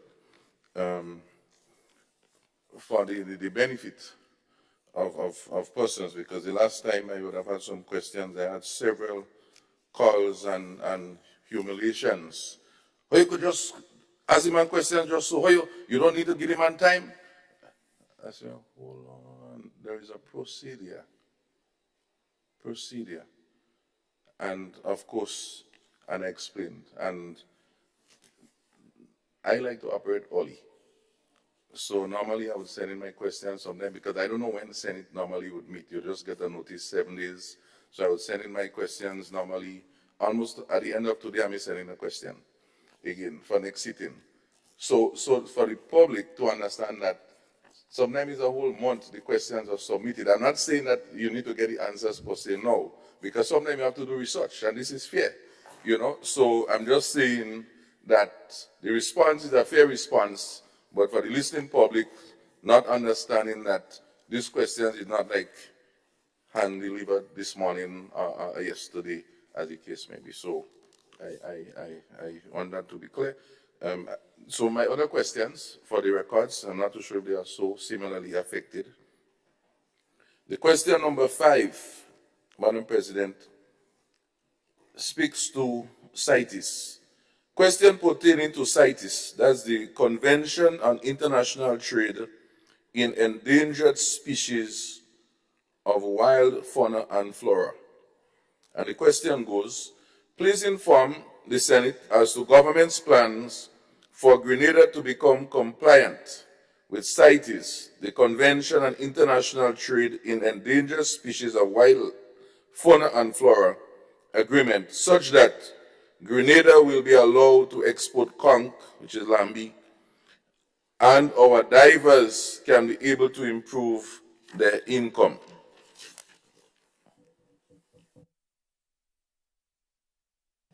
Thank you, Senator St. Clair. Leader of Government Business. Not too sure if I heard the question was addressed to the Leader of Government Business. Yeah, okay, fine. Madam President, this side of the House really and truly is not here to put on any public show. We are here to do serious business. And when we came into office, as this administration, the list of problems that we had to deal with is very high and long. And therefore, we are taking our time. As I said in the last sitting, we have a plan. And we want to be very mindful that in going forward, we are not being derailed. So while the questions will be answered, we are not here to just satisfy Senator St. Clair. Although he's raising the questions, we want to satisfy the entire public. And hence the reason why we're going to take it bit by bit. I want to give and provide the House the best answers possible. And the 6 of us sitting here today, we're not the expert in any of the subject material per se, but we depend on the technicians in the various ministries, and they have been doing a very good job. But they also, while the questions are presented, we have to recognize that these people, they have work to do. And they don't come to work 8 o'clock in the morning and decide what they're doing. They have plans to, and they have to follow the plans. So, again, the response remains the same. We're going to ask for this question to be deferred to another sitting of the House.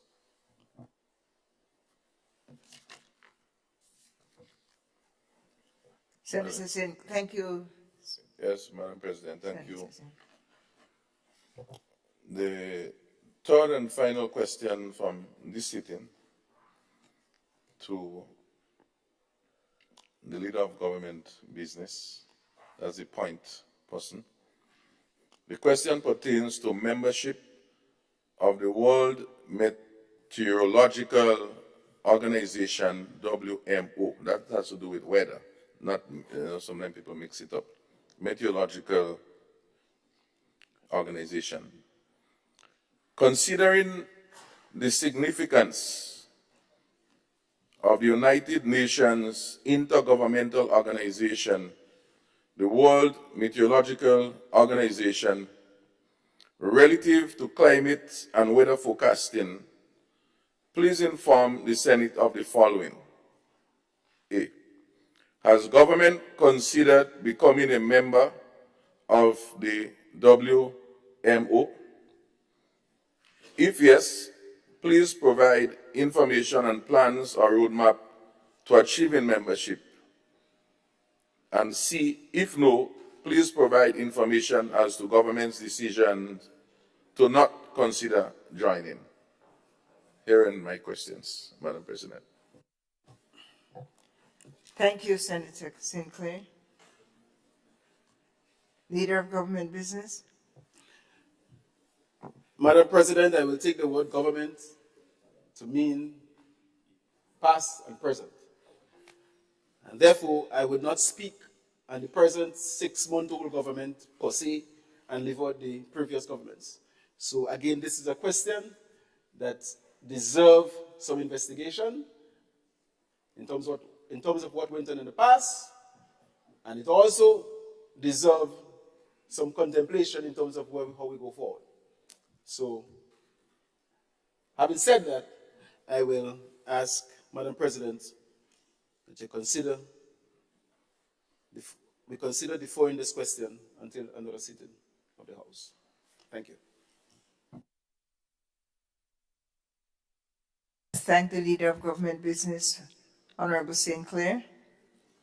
Thank you, Madam President, and I thank the Leader of Government Business for the responses and commitment to find out about these things, because these things are, I mean, I don't have access to these things to report it. It's over in the government, in the administration desk and so on. Okay, so, but we do really appreciate the effort. We do understand the situation, but at the same time, Madam President, as we said yesterday, while the grass is growing, you know, ...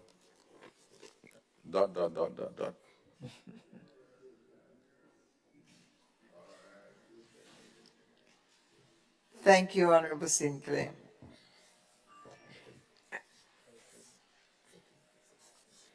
Item 13, personal explanations.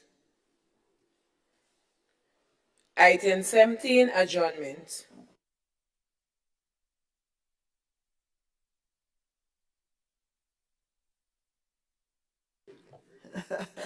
Item 16, public business.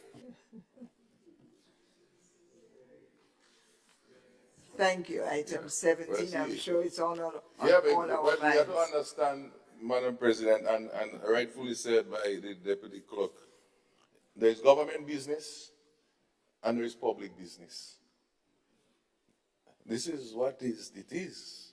So the public has a lot of business, you know, but of course, we know government always have bigger business than the public because they are the biggest spender, employer, etc. Madam President, with all this being said though, I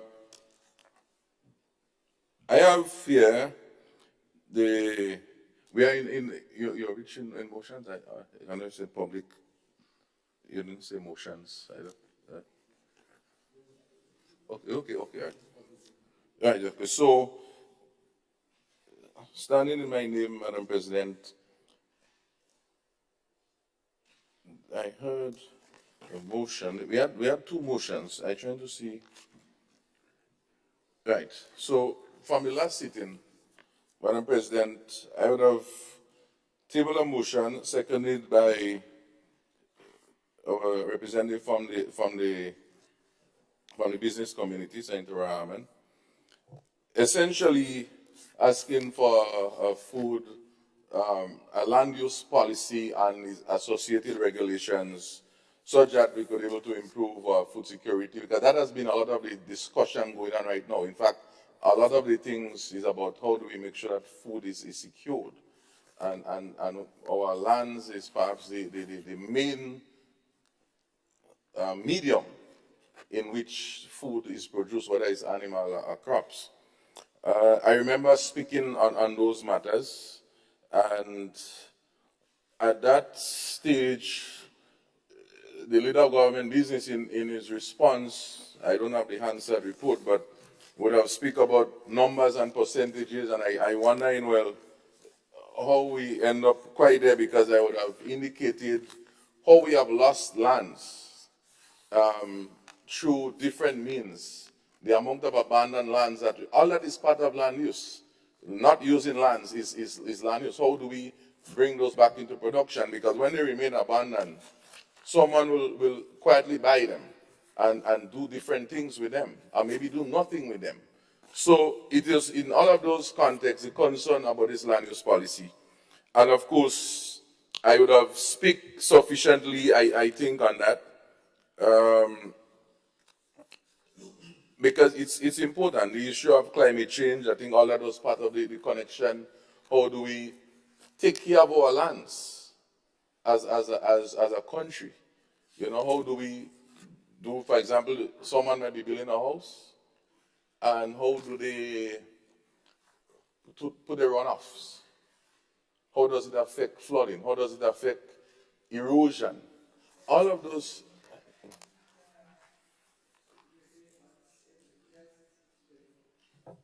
Well, I take that back, actually. You are discussing before presenting. Well, what I'm trying to do, Madam President, is essentially not present all over again what was presented previously, and listen to the other side. I think that was where we were, because it was I don't think I need to go through all of that, because I think the Hansard would have sufficiently recorded the views, unless we want to do it all over again. I don't know if that is fully necessary, but if members feel so. Thank you. I appreciate the move towards, efficiency. Yeah, but it also implicates procedure. I have to call the question before the debate can occur. If the House is willing to forego that, so am I, but I think let me just then state for the record that you have presented the motion, and the question is proposed, and I would also take it that the House agrees for the debate on the motion, and that we are now in the debate, which is led by the presentation of the motion. Record is stated. Please continue. Thank you.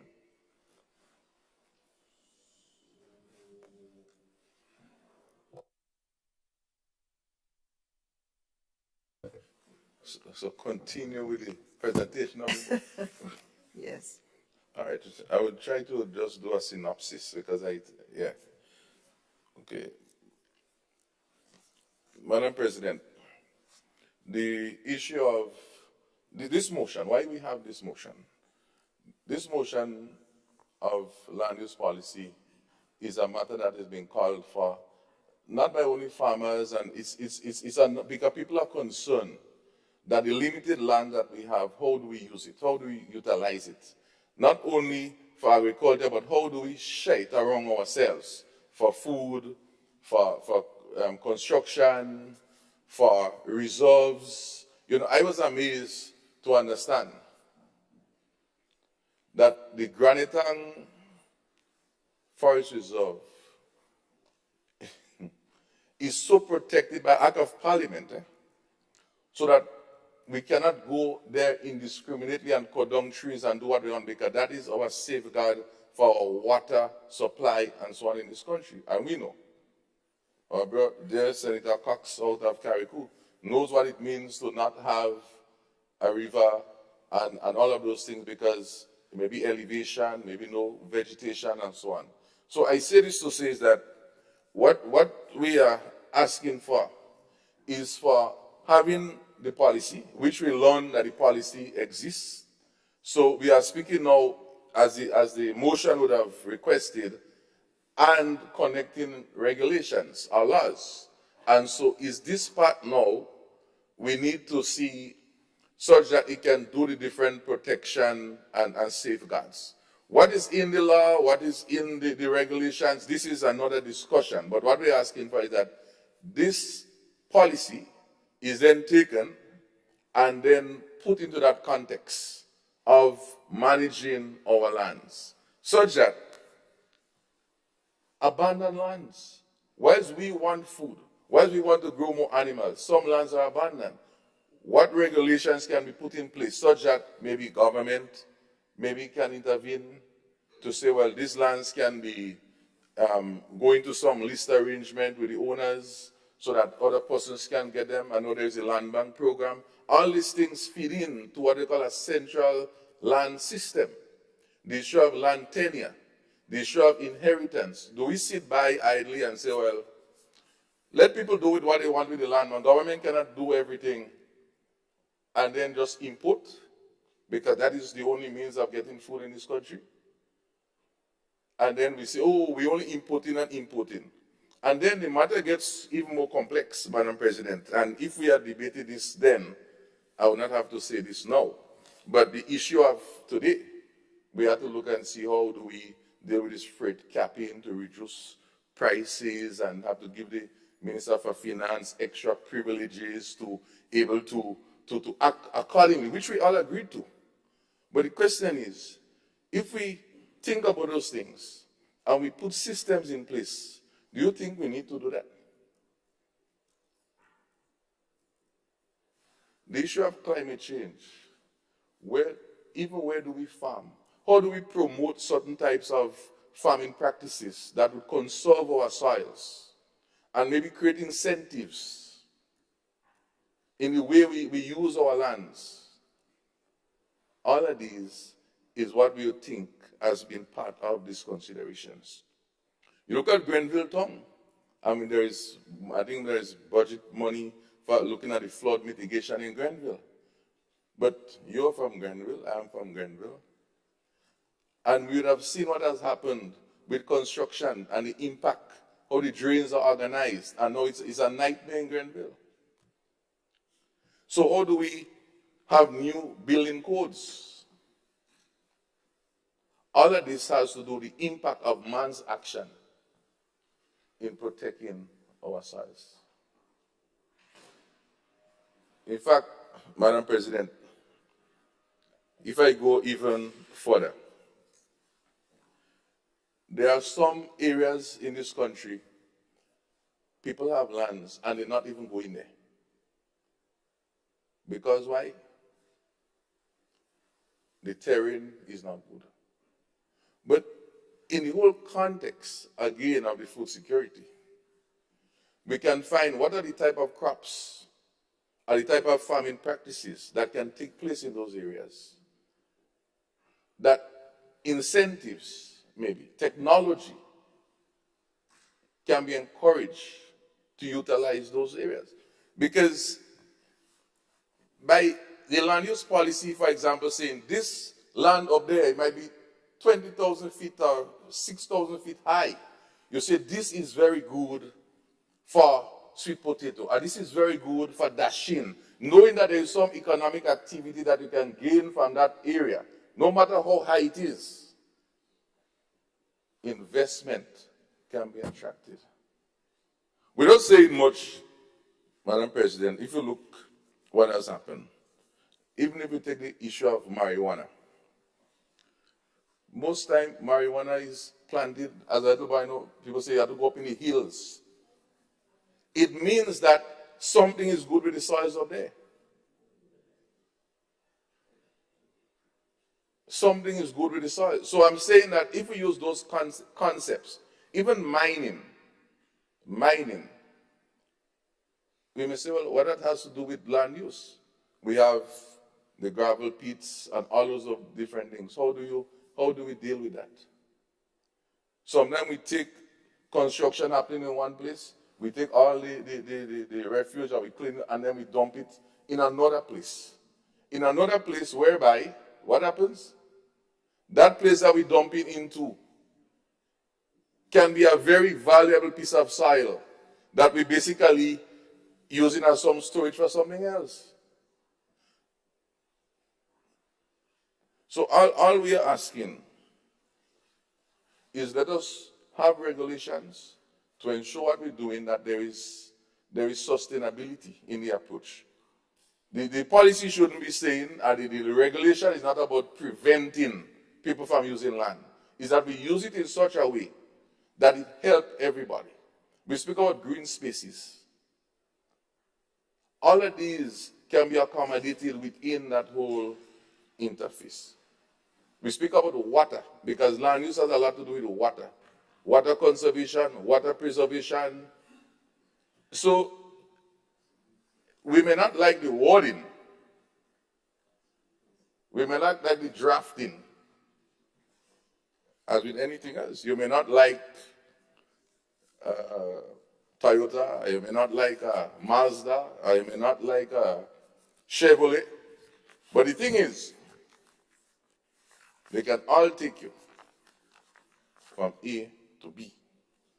So I say this to say that it is in this context, I want us to see the legislation, that part that is missing right now, because the policy exists, as that vehicle that can take us to that place whereby not only us, but those who to come can find a place.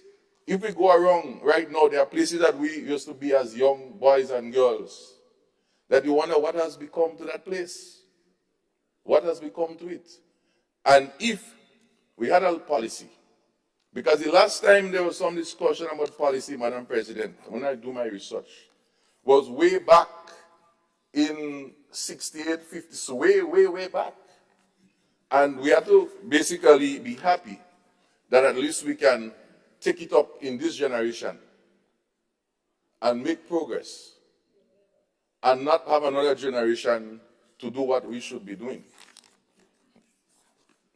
At this point in time, Madam President, I think that I sufficiently echo the broad sentiments and spirit of this motion to preserve our lands so that we don't have to be importing food and worry where our food is coming from. Thank you.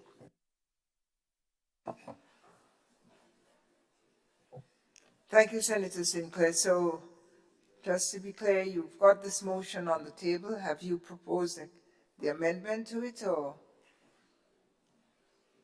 would you? No, Madam President. I know that I await the response, Madam President. All right.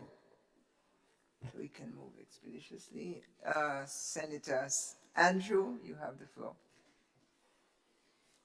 Thank you, Madam President. I rise to make some comments and make a recommendation for an amendment to this motion, simply because I think, and let me commend Senator Sinclair, because I think the spirit of his motion is well appreciated. There's no doubt that the issues of land use and land management is of critical national concern. And none of us on this side can be opposed to any of the things that he has suggested, In fact, we support in principle land use policy, and I've always known the National Democratic Congress as a political machinery to be supportive of land use and land use policies. So I don't think it's anything that we can easily go against. So we support the spirit of the motion. However, Madam President, I want to propose some amendments simply because we currently have under review. We've gone past just land use. Currently, we're looking at natural resources, of which land is a critical part. So there is legislation even to discuss the management and use of natural resources. There's draft legislation to take care of that. So maybe the Honorable Senator is a little less informed than he would have liked to be, but there's currently that being reviewed, and quite a bit of work has already been done to get to that point. In fact, as we speak, there is consultation on the draft legislation for the National Resource Management Act 2022 that's currently taking place. And that includes land, and it includes other natural resources, how we manage, how we take care of, how we preserve. And so it fits nicely with the spirit of what was shared by the Senator. And so consequently, Madam President, I want to make the following recommendation for amendment. It's been submitted to the clerk, and hopefully that was circulated. So while Senator St. Clair moved on the urgent need for Grenada to have a comprehensive land use and management policy in place to safeguard our food security and the environment, we want to propose the following, even with amended citation. So, as a title, we propose on the urgent need for Grenada to implement its land use and natural resource management policy. So it's a matter of implementation to safeguard our food and nutrition security and the environment. We propose to have a citation. And whereas Grenada has received support under 2 projects to develop a comprehensive policy and legal framework for sustainable land management, and whereas under the first project, funded by the Australian government, an evaluation of relevant issues was undertaken and presented in the document Grenada, Carriacou and Petit Martinique Land Policy issued paper in July of 2013.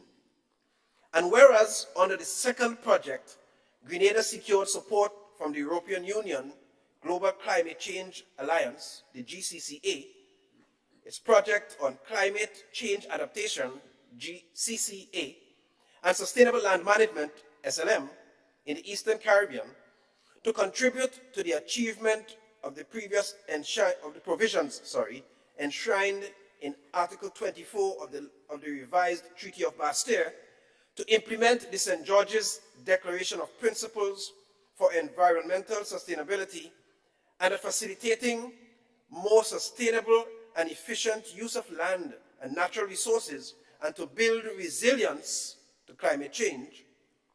And whereas the output of the 2 projects, namely a green paper, policy option, an outline of proposed legislation to implement the policy, and the draft Grenada National Land Policy containing legal text of proposed legislation to implement the policy were approved in 2021. And whereas national stakeholder consultations on the draft National Resource Management Bill are still ongoing. And whereas the Policy Committee of the Ministry of Agriculture and Lands, Fisheries and Cooperatives has committed to undertake a comprehensive review of the policy options in the approved Grenada National Land Policy in January of 2023.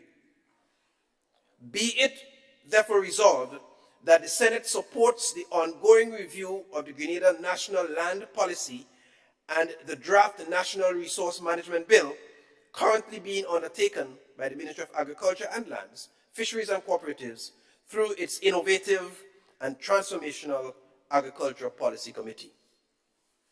Thank you, Madam President. Thank you, Senator Andrew.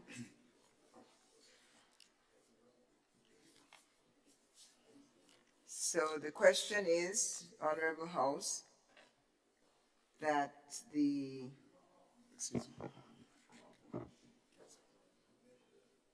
amendment proposed is that the Senate support the ongoing review of the Grenada National Land Policy and Draft Natural Resources Management Bill currently being undertaken by the Ministry of Agriculture and Lands, Fisheries and Cooperatives through its Innovative and Transformational Agricultural Policy Committee.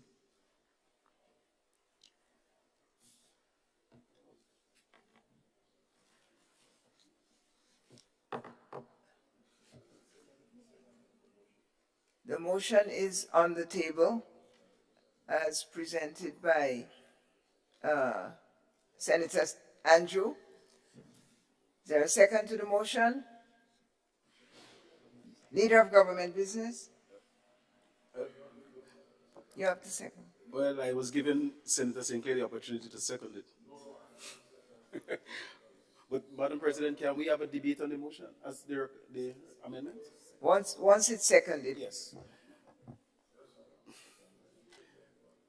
Madam President, I rise to second the motion for the amendment of the motion moved by Senator Sinclair. But Madam President, I would like to make a few comments. Please excuse me for my little, every now and then. Proceed, Senator. Madam President, the last couple of words that was uttered by the Senator is that nothing was done in Grenada since the 1960s. Am I reading right? Did I hear right? I heard wrong. Subject to correction. But if that's not the case, fine. But if it is the case, then I was applaud to hear that the senator sitting in the House of the Senate and all these activities that have been outlined in the preamble, the senator is not aware of it. Again, Madam President, I am concerned about the amount of time we come to this House. I could sit here for 10 hours. But, Madam President, I want it to be very productive. And what the senator has submitted here is asking this honorable House and recommending to the government that we step back a couple more years to start something that has already been started.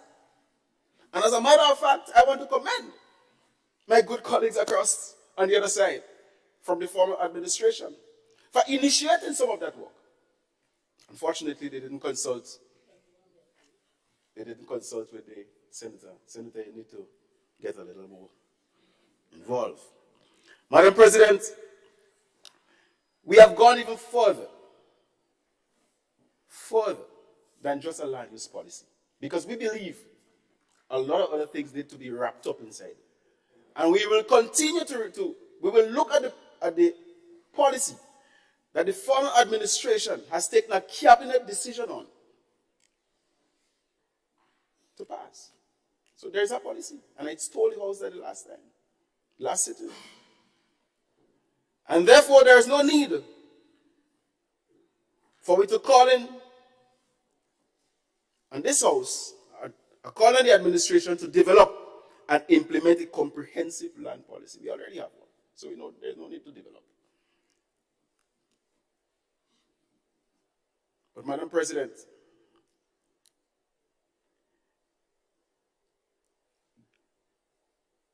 in this third preamble, it reads, the absence. I really hope I hope that the public didn't hear the senator and they switch off, so they may not get their chance to hear what I'm saying. Because the absence of a comprehensive land use and management policy that is supported by the relevant contemporary legislation will increase the risk of losing more and more lands to agriculture. Is this a mistake? My English, maybe? I mean, losing to agriculture, or losing to construction, or losing to other things. Because we're trying to preserve agriculture. So I get the impression when agriculture use it up, we maybe lose it to agriculture. Am I right, Senator? So, in any case, Madam President,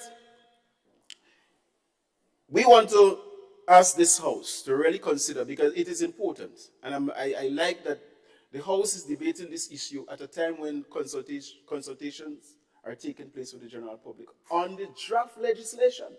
That's how far we have been. And that is how far things are going to happen. But really and truly, Madam President, I do not want to come and sit in this House and go over and over things that are already in motion.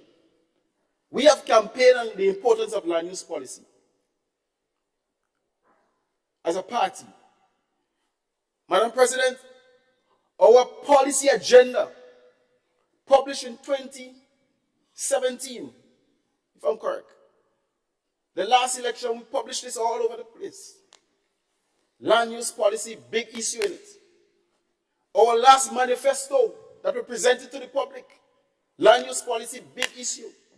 And we have already, as a matter of fact, international organizations are here in Grenada. They were here in Grenada helping us to develop this policy. So to come and debate this in the House today, maybe that should have been an announcement, Madam President, rather than a debate. So really and truly, I want to support the amendments, and I want to commend the Senator for taking the initiative, because the fact about it, I may want to forgive him because he didn't know. And I cannot accuse the Senator of being overzealous. I cannot. I cannot say that to the Senator. And I cannot really and truly say that the Senator is looking for, or he has some attention deficit or so he's looking for. I would not do that.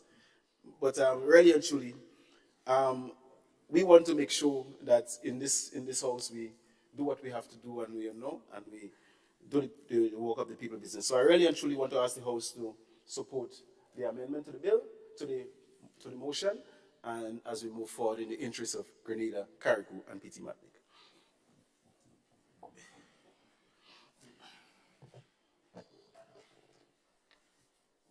I thank you, Leader of Government Business, and I offer the floor to the Honorable Senator, Leader of the Opposition. Thank you very much, Madam President, and please accept my apologies for my tardiness this morning. I want to just make a few comments on the essence of the motion before us, and in fairness to my colleague on the agriculture, I don't think in any way that he's just representing, I believe, which from prior experience, questions that his constituents may have put to him. I think when I look at the construct of the motion, I understand what the government side is saying. And from time to time, you will find that motions will come with parts and missing information. And sometimes certain activities are started, and by the time some motion come, persons do not have the knowledge that work is already started and some of those things. So I just urge the other side that you may find a lot of that happening, because not everybody may be aware, and not all information is there. Because just this morning, as we see, the government side didn't have anything on the last suggest agro-processing plan. And I think they probably should have known something about it, but that's another debate, so we'll talk about that after. So, Marvin, I think the whole issue of a land policy is, everybody recognizes that is critical as one country continue to develop. The different demands for land are going to continue to grow for different purposes, for planning and other reasons. I could recall as a young boy, you have areas that you used to, when you're going past to look after animal, that you used to walk at a track. No, you can't pass it anymore. It's already fenced, or some houses there, or something of the sort. So we are recognizing that the use of lands are shifting, and this cause for concern. And I think the former administration recognizes that as well. What I believe will be the challenge, not just for government, but for the country as a whole, is the implementation part. How it's going to impact the various sectors. There are some beliefs, there are some practices and cultural activities that are very present, and some persons may not want to change based on the recommendations. So the most difficult part, I think, that is going to face this country, it doesn't matter who's spearheading that process, is implementing, getting persons to change their attitudes and behaviors, and understanding that some of the things that we are doing now, we cannot continue to do that. And I think that is what will bring true success to it. It's always easy to develop a beautiful plan and to have excellent ideas, but the real test will come in terms of how successful we are in terms of changing our nation's behaviors and attitude towards land. So I just want to see this for what it's worth, and the whole idea of land policy is something that we support.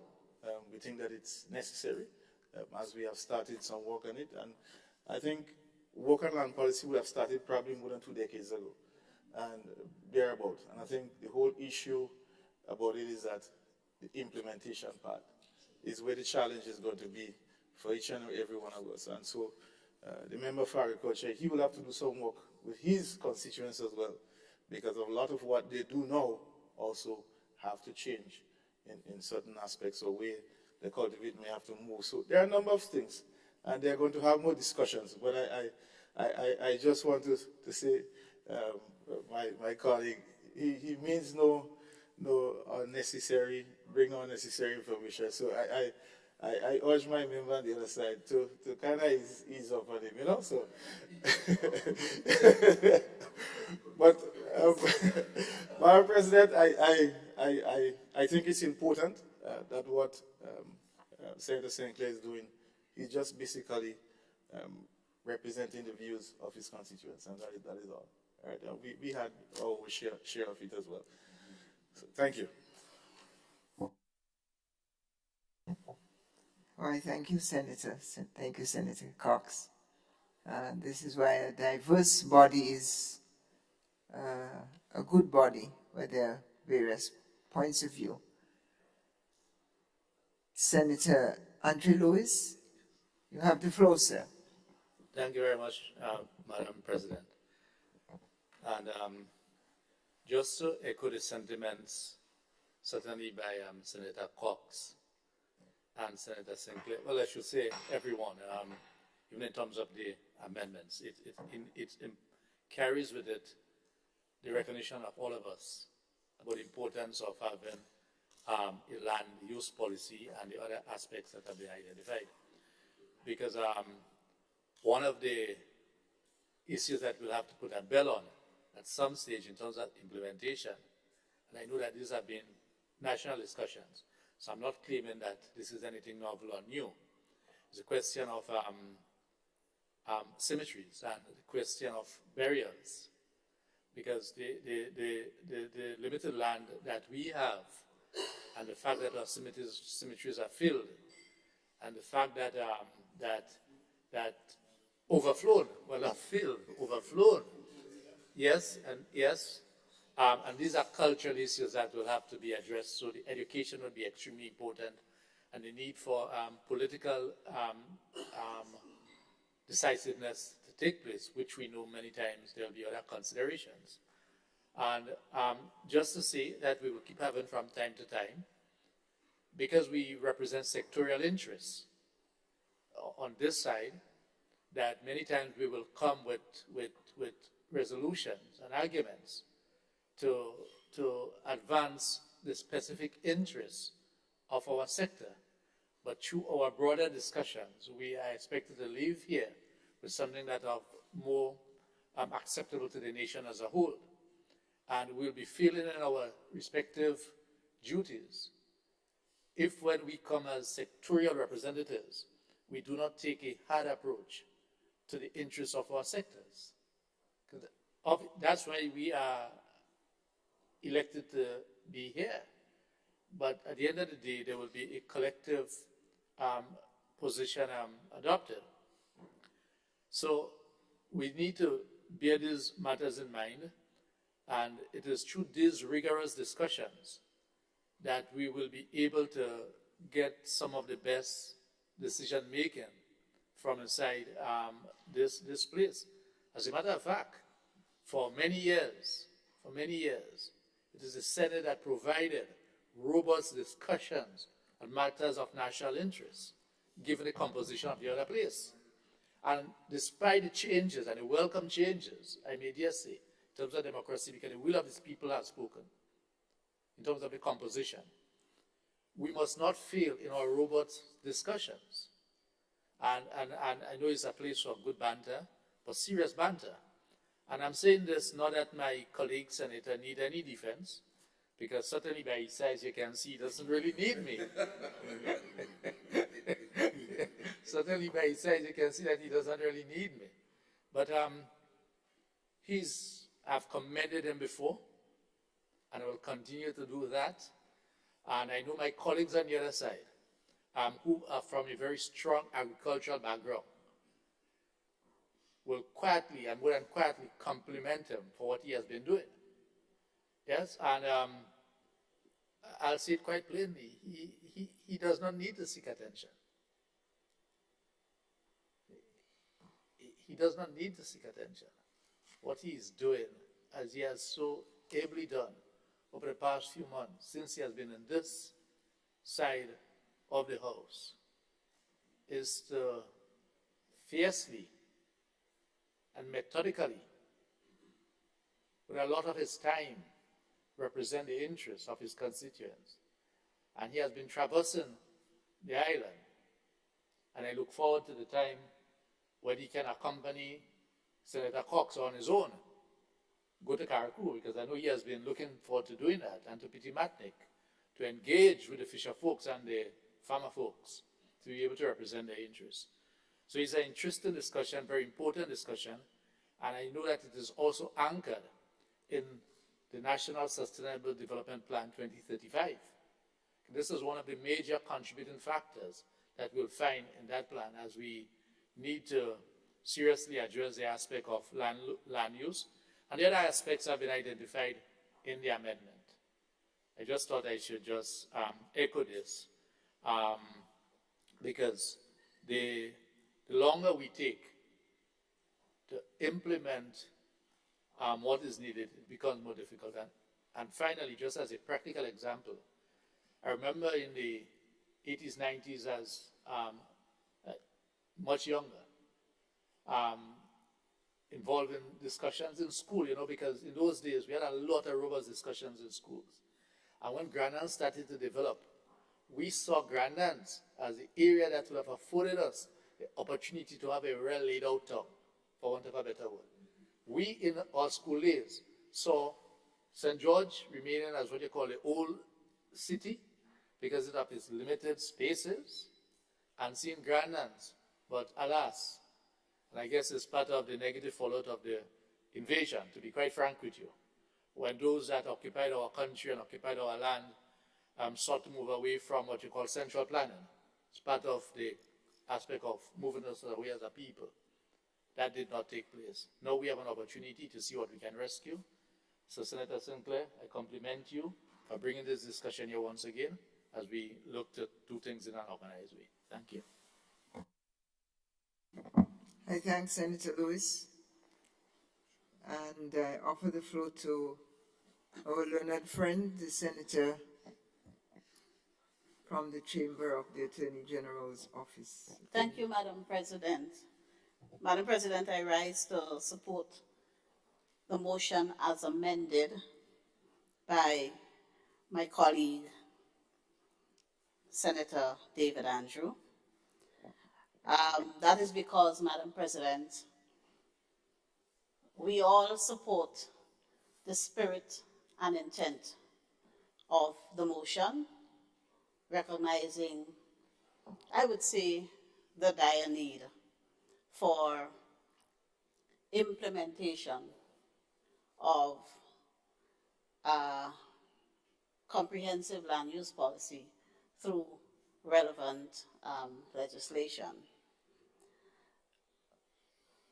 However, Madam President, I would be remiss if I do not make the point that we are here representing constituents and we are here to conduct serious business on behalf of the nation. And of course, discussion on land use policy for the country is indeed serious business.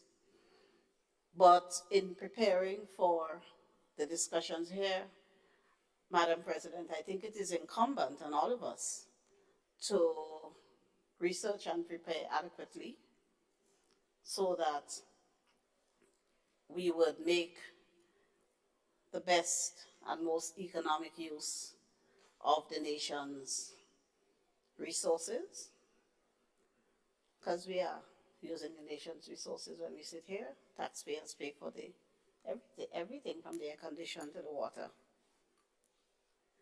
And of course, the best use of our time, because all of us here are called to serve, and in executing those duties of our various offices, we are pulled hither and thither. So time is very precious.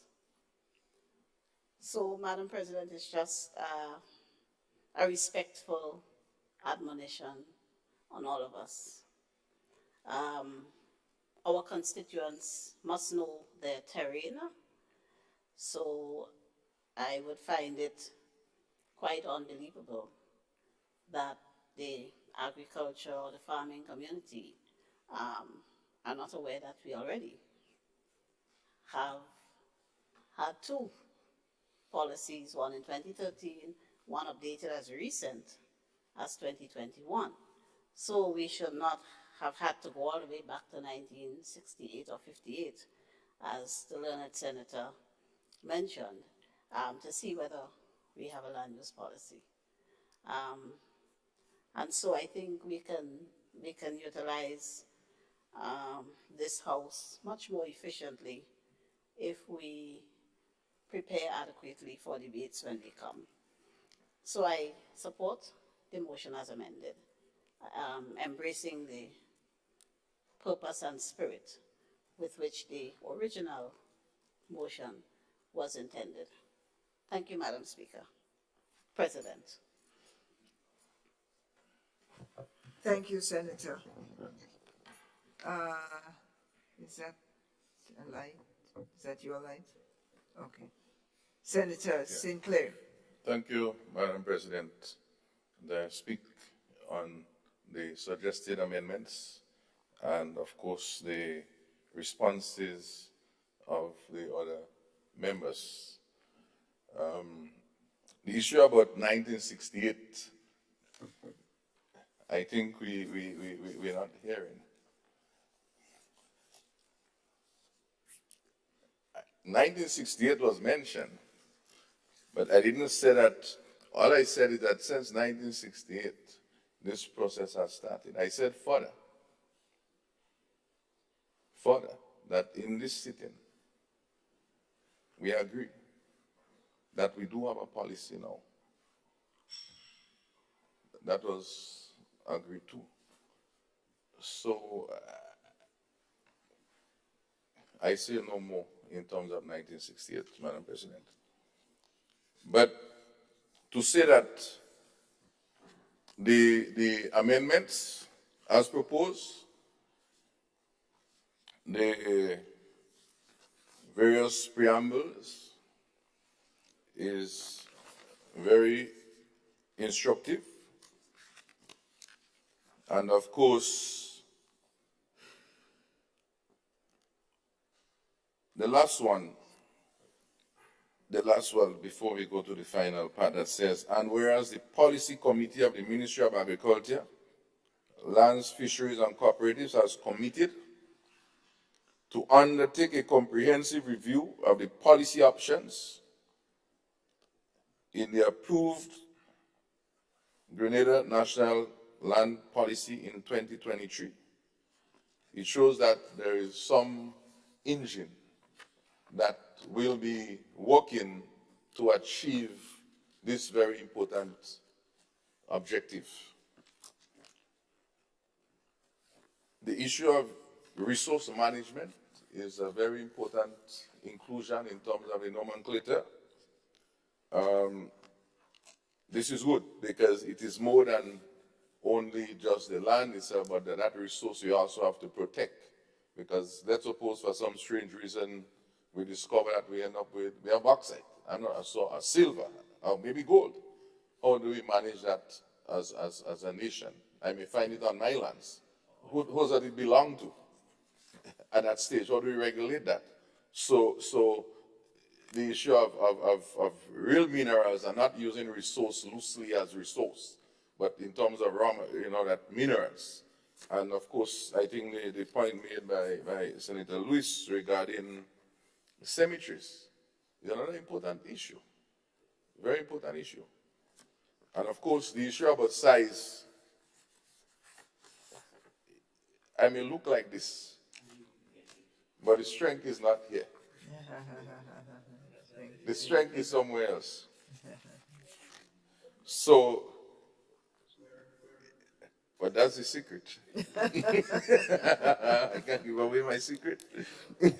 Okay, but the last part that says, be it resolved that the Senate supports the ongoing review of the Grenada National Land Use Policy and Draft Resource Management Bill, currently being undertaken by the Ministry of Agriculture with the support of the Policy Committee is commendable. It shows that there is a commitment. And despite all that we may have said earlier, for the first time, Madam President, I would say in this country that there is a commitment, an official commitment to the people in the Parliament, which is the bond and binding authority, if you want to say this, of rules and regulation. A manifesto, I could write a manifesto in the morning. Tom could write but it's not binding. And so having that commitment inside of here give us that collective responsibility in both ways. I could say to my constituents that there is a commitment. And how do we work? And I think Senator Cox made an important point. Not only coming to what I would say my defense, but I thanks Senator Cox, but I don't know if it's defense I could handle. Yeah? That our farmers and fishers and other, from all my constituents in particular, knows that there are things that we need to be doing to also protect and not destroy. So don't see it as one way. And on the issue of wasting time, Madam President, I really don't even want to go there because that is a motion in itself that I don't want to deal with. Seriously. And the admonishment, I'm not too sure if a member could really admonish a member. I know you, Madam President, has the authority to admonish a member. But I understand the concern of Senator Joseph. I understand the picong, if you want to say that. And I'm used to that, as you would really know. And that is why I say that it's not the body. It's more than that. But in closing, I would say it's a well-drafted amendment. I appreciate the time you take to provide this information. And I would say, in closing, maybe I need to put all my questions as motions, Madam President.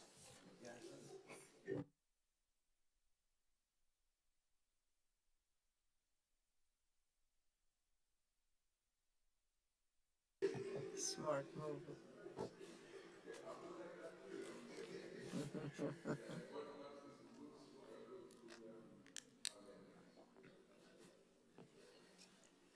In that good spirit that you're referencing, I think let's see where we are, colleagues.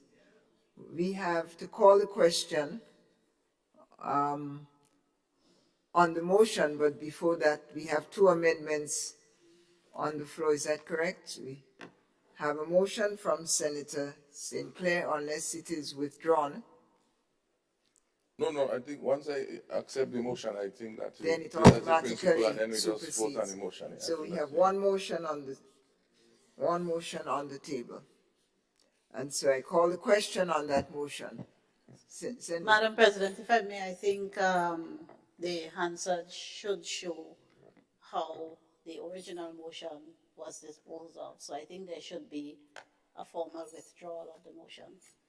Thank you. Thank you.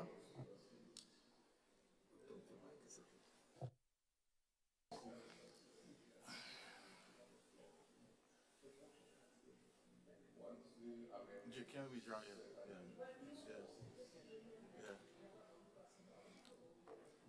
Madam President.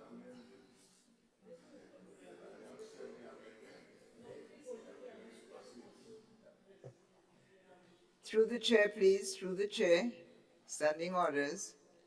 I recognize Senator Cox. Madam President, a motion was presented. Amendments were recommended.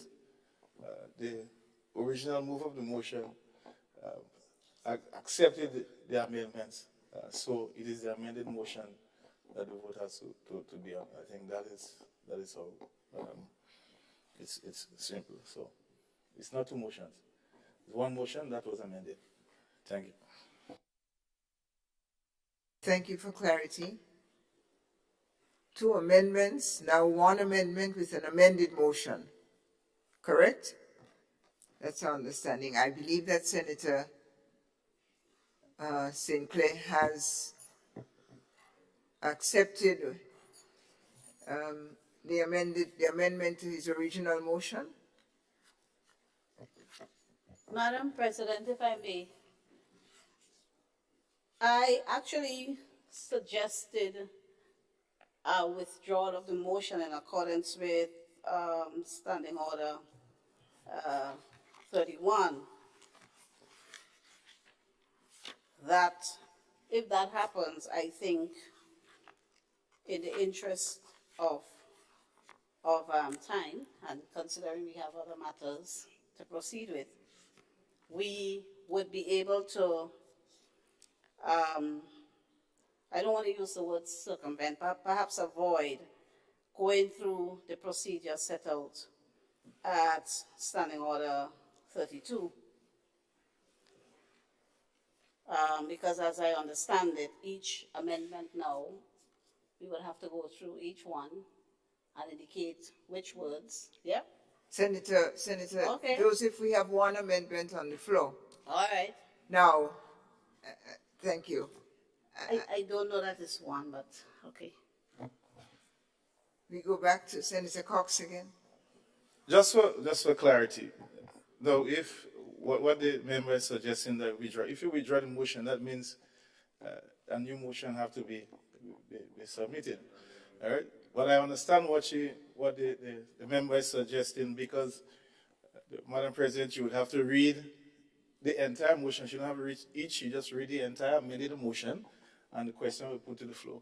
So you don't have to put it section by section. The entire amended motion will just be read, and the question will be put to the floor. Yes. And that will take care of everything. Yeah. Thank you.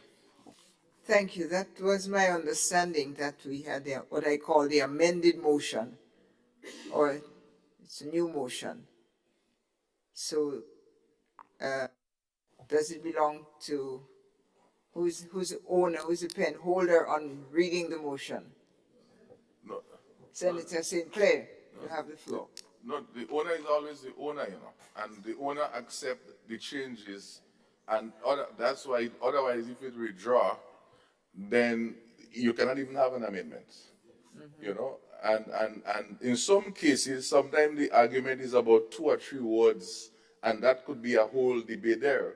But based on the surgical reconstruction of what I presented, to say so,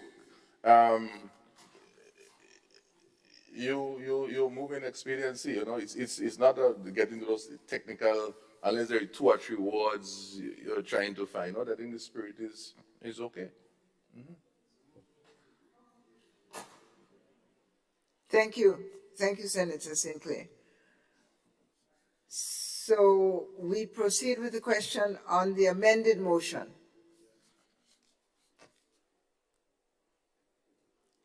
Do we need to read it in its entirety? Just the last.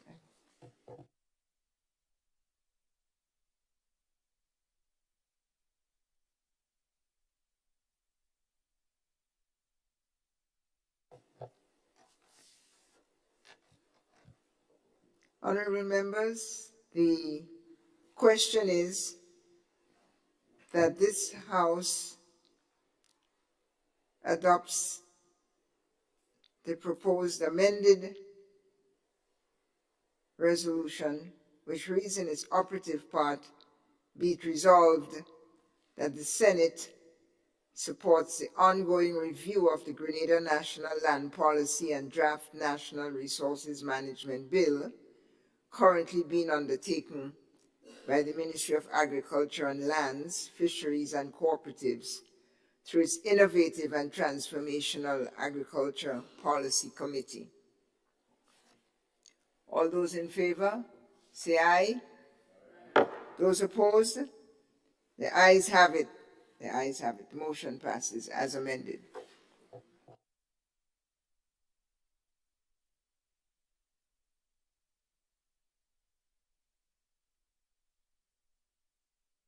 Senator St. Clair. Yeah. Thank you, Madam President, and thank you,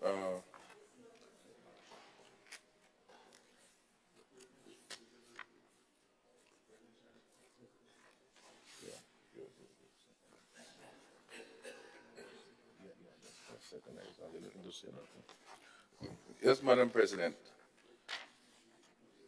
I present another motion to this Honorable House, which has to speak to the issue of food and nutrition security. And so it goes like this. It's a motion in my name on the need for a national multi-sectorial committee on food and nutrition security towards Grenada's food sovereignty. Whereas on September 2015, the General Assembly of the United Nations adopted the 2030 Agenda for Sustainable Development and includes 17 Sustainable Development Goals that the 195 nations agreed can change the world for better. And whereas the Sustainable Development Goal number 1, eliminate poverty. Goal number 2, erase hunger. Goal number 3, establish good health and wellness. And goal number 17, partnership for the goals pertains to nations' food and nutrition security and multi-stakeholder partnerships. And whereas the United Nations General Secretary Antonio Guterres, in his 2022 World Food Day message, said, governments, scientists, the private sector, and civil society need to work together to make nutritious diet available and affordable for all. End of quote. And whereas Grenada's own food security continues to be fragile amid the global issues such as rising food prices, rising cost of agricultural inputs, rising cost of energy, increased competition to access food and food products, increase in trade and logistics, issues with trade and logistics, and issues of climate change and natural disasters. And whereas, as of November 2022, there is no nationally recognized, organized, or established multi-sectorial framework or mechanism in Grenada addressing Grenada's food and nutrition security and food sovereignty. Be it resolved that this Senate supports the request for the governing administration to 1. Establish a multi-sectorial committee on food and nutrition security such that Grenada can advance to achieve food sovereignty. And 2. That a joint select committee of both houses of parliament be selected to provide support and oversight to the work of this important committee.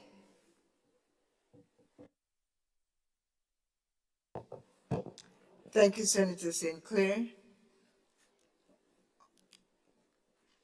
Honorable members, the question proposed is that be it resolved that the Senate supports the request for the governing administration to 1. Establish a multi-stakeholder committee on food and nutrition security such that Grenada can advance to achieve food sovereignty, and 2. That a joint select committee of both the houses of parliament be selected to provide support and oversight to the work of this committee.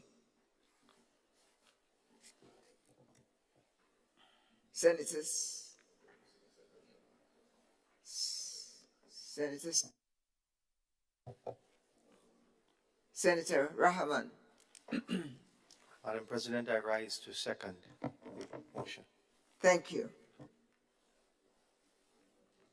Leader of Government Business. Thank you very much, Madam President. Oh, I beg your pardon. I may have prevented you. I need to go back to Senator St. Clair. Sorry. Sorry, Senator. That's okay. We're learning together. Yes. So I have to present some ideas on it. It's just like a bill. It's the same process. You present the name and you present the case, and then we have a discussion. I know, of course, there's a circulated amendment which we have discussed, but I need to see where my mind is. Thank you, Madam President, colleague members. This motion, I get some chills as I even say this motion, Madam President, because every day you hear me speaking about food, the cost of food, where we getting food, could we produce more food? We just realized we have to have enough land for food. How do we manage the food import bill? And in fact, I was doing some research before, and I saw some reports out at CARICOM, and I was amazed. They speak about persons going to bed without food. I was like, wow, even it's happening here. Okay?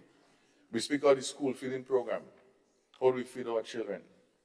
We speak about 4.1 million persons, almost half of the Caribbean region is food insecure. It doesn't mean that they don't have food, but it means that sometimes they don't know where the next meal is coming from. And that, of course, we know could be connected to all different issues, not only income, but it could also be they don't have land to produce, and also, but what is important about this motion, in the words of the Secretary General of Antonio Guterres is the issue of nutritious food and affordable food. So sometimes you could get something, but it's not nutritious. You don't have the correct vitamins. It doesn't have the correct, and so you would find not only us, who might be big and advanced, but I always remember Senator Gloria Thomas' message yesterday. That was very touching when she spoke about the children, the childhood. That, to me, is, if I leave the whole Senate here today and yesterday, that is what stuck in my mind. How do we ensure the young ones, there is food for them? And the school feeding program is a major source. And I just putting all of that into context. But in the broader perspective, what this motion intends, what is its message, its intent is that let us come together as a nation and let us look at food as an asset, as a risk, as an issue. Because we may go about every day and think, okay, I could get food. But look at what happened during COVID. Look at what happened even now. We are afraid it's the rising prices. In fact, the report is saying here today, CARICOM.org, 22nd of September, updated online. It speaks about 59% of the people at risk. It speaks about 1.3 million persons entered into poverty between, let's say poverty, into food insecurity 6 months before, between, say, that'll be about March, April to September. So it shows, and it's not about Grenada only. We have to be careful. Because we would know that when food becomes scarce, it moves in different places. And so whilst we may feel we may then realize we're getting less because other persons are willing to pay more for it in other places, and so it's diverted to other places. So to take a look and say what really is going on with food production, but looking at the agriculture part, it is more than just the farming and cultivation. There are many other factors surrounding that. So for example, we saw what happened with the freight rate, where we had to cap it back so that food could be more available. It may not have been nothing to do with agriculture per se, but it had to do with how do we reduce the price. Our dear Senator, leader of government business, speak and made very good commitments, which we all agree to, with the enhancing food security program. Out of food will be produced. How are we going to store it? How are we going to manage it? How are we going to preserve it? Of course, we know we have the Ministry of Agriculture, but the Ministry of Agriculture can only do so much. So much, as we would know that there are many other technical capacities that are needed. And so, for example, the mention of the policy committee, which is a diversified group of individuals, but still that is very close group of technocrats with agriculture base. Where is the conference of churches? Where is the other NGOs in the community? How are they involved in this matter? So, for example, Madam President, we speak about the FRAC, I think it is, the Fiscal Responsibility Act, and that committee that looks at our whole to make sure that we have enough money and we manage the finances and we show how much percentage. When we get hungry, Madam President, no matter how much money we have in the finances, no matter how much well-to-do we can do it better doing good business and all of those fancy names, and we debt to GDP ratio, all those are nice. But we have a committee looking at that, looking at the money. But without food, we can't even watch money. And so what we're saying, we need a similar approach and see food, the issue of sovereignty, see it as an asset, see it as something we could manage, not only for good times, but for pandemic, for natural disasters. How do we plan? Many years ago, maybe about 10 years ago or so, myself and yourself, Madam President, we have sit and participated with a lot of energy in what was then the National Zero Hunger Committee. I'm sure you remember that. That was a big initiative from FAO and so on, and addressing the same issue. Sorry that I had to go back years again. I don't say nothing has been done. A lot was done. But you see, Madam President, the concern is, and that is, I raise it now to the Parliament, oversight and support. As governments change, cabinets change, ministers change, I will tell you that part too. PSs change, other emerging pressures change. Some of those things cannot go to a side. So I've seen, not being in the Parliament very long, where I saw where Zero Hunger was so active and doing so much things, involving in the schools. I was involved in different support systems to where it went down to reduce. I think the last time was $65,000, I think was in the budget for last year. That's 2022. And in fact, zero was spent. And so, well, of course, I would understand, put zero for 2023. And that's fair. Because that whole interest, and what happened? The spearhead of it, cannot call his name, would have retired from the ministry and so on, minister, and the whole interest. So this risk of disenfranchising our own country for food security, and that is why the call for the Parliament, which we always have a Parliament, whether it's in a revolution or not, in terms of processes might be different, but would able to secure the country, because when food become a risky issue of national security and all of those other factors get involved. It also involves Frida Lassini, my good friend Frida Lassini. How do they fit into all of those parts? Because once you have that happening, you could have persons' safety for food. All of those things become an issue. People may start producing. The issue of pest and disease, and how do we have stocks secured, special seed banks to preserve in case there is actually, all of these things. I don't write it TOR, that's a different discussion. But it is in all of those contexts. How do you provide education to eat healthy? Set certain policies that are able to support this nutritious and affordable food. The access, and so on. The institutions surrounding that, health is very important. Tourism, we have a set of tourist visitors, especially around Christmas time. How do we plan as a country to make sure that we have this sufficient type of food to feed these visitors?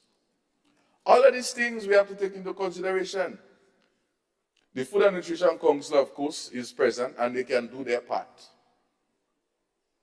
But all these different agencies working towards one goal separately, taking different roads. Some might be easy, some might be hard, with different type of resources. We believe that with the Parliament, at the end of the day, which contribute to the resource allocation through budgetary approvals, has a responsibility to ensure that everything can be done to ensure this country can get food when it wants it, get it safe food, get it nutritious, make it available in whatever way. Because even we speak of the making sure there is employment, all of that is a way to have food available. You know, my dear senator in Labour will speak about the working poor. You know, you work, and sometimes you don't even have lunch because the salaries can't even pay for lunch. He spoke about the ladies yesterday, the women, maybe at night hike a ride, but it's not only in the night. Maybe in the day itself, they cannot pay a bus fee. Or they have to say, well, I have to pay the bus, so I can't take lunch today. How do we, as a nation, look at all of those factors.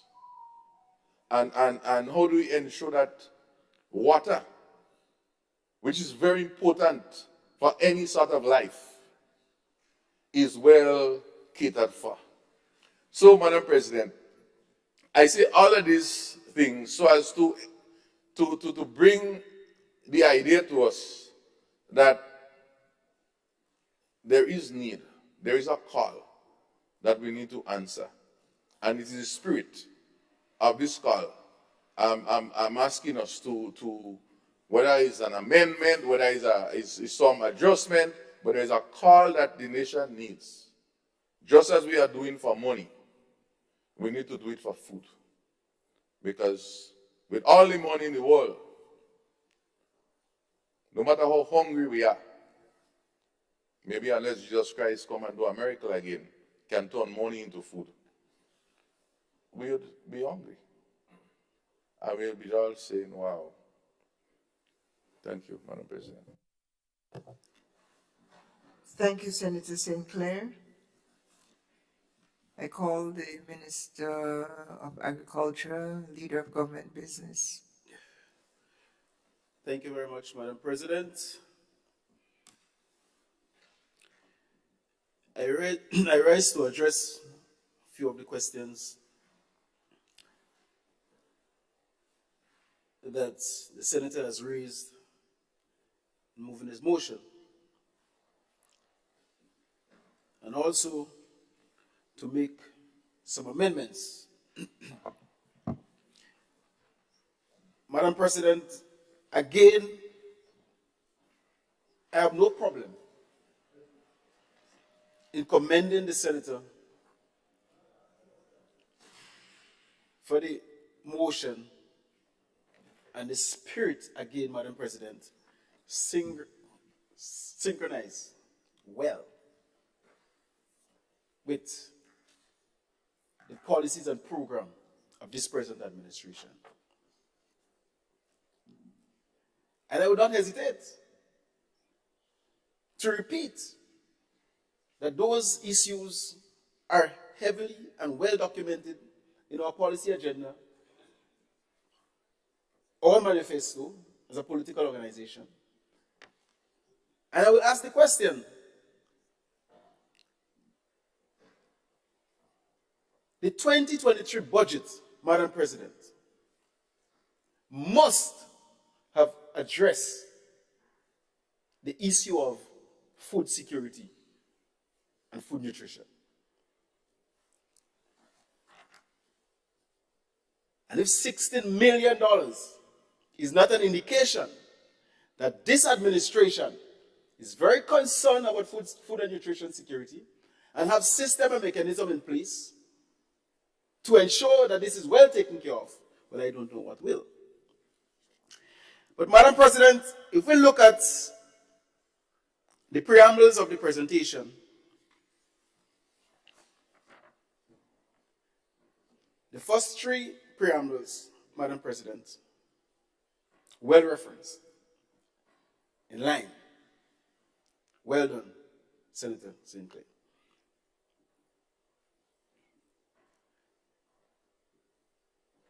Madam President, the resolution 1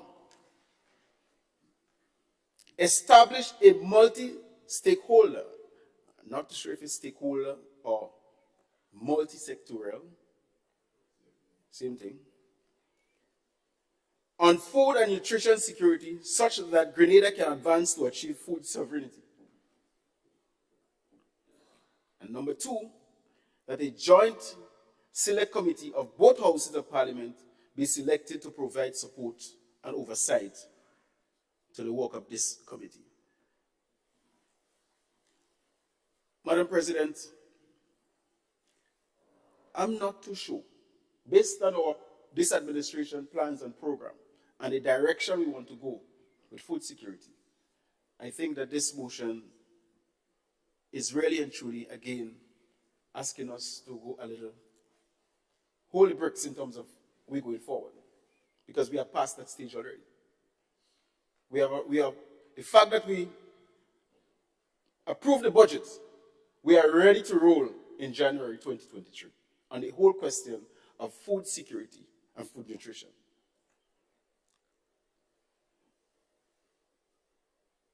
To form and establish a multi-sectorial committee, a multi-stakeholder committee, at this point in time, I think you're going to take another 3 months to get the ball rolling now. We do not want to delay the process. So, Madam President, based on what I have said here, we have made some amendments to the motion because really and truly we do not want to form another parallel organization that is similar in nature to what we have already put in place and have in place. So we have something in place. The heading, Madam President, which we want to recommend, and I read,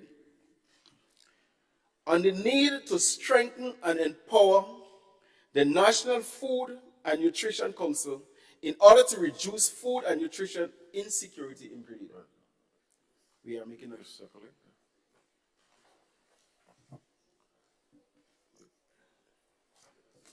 That's your circle.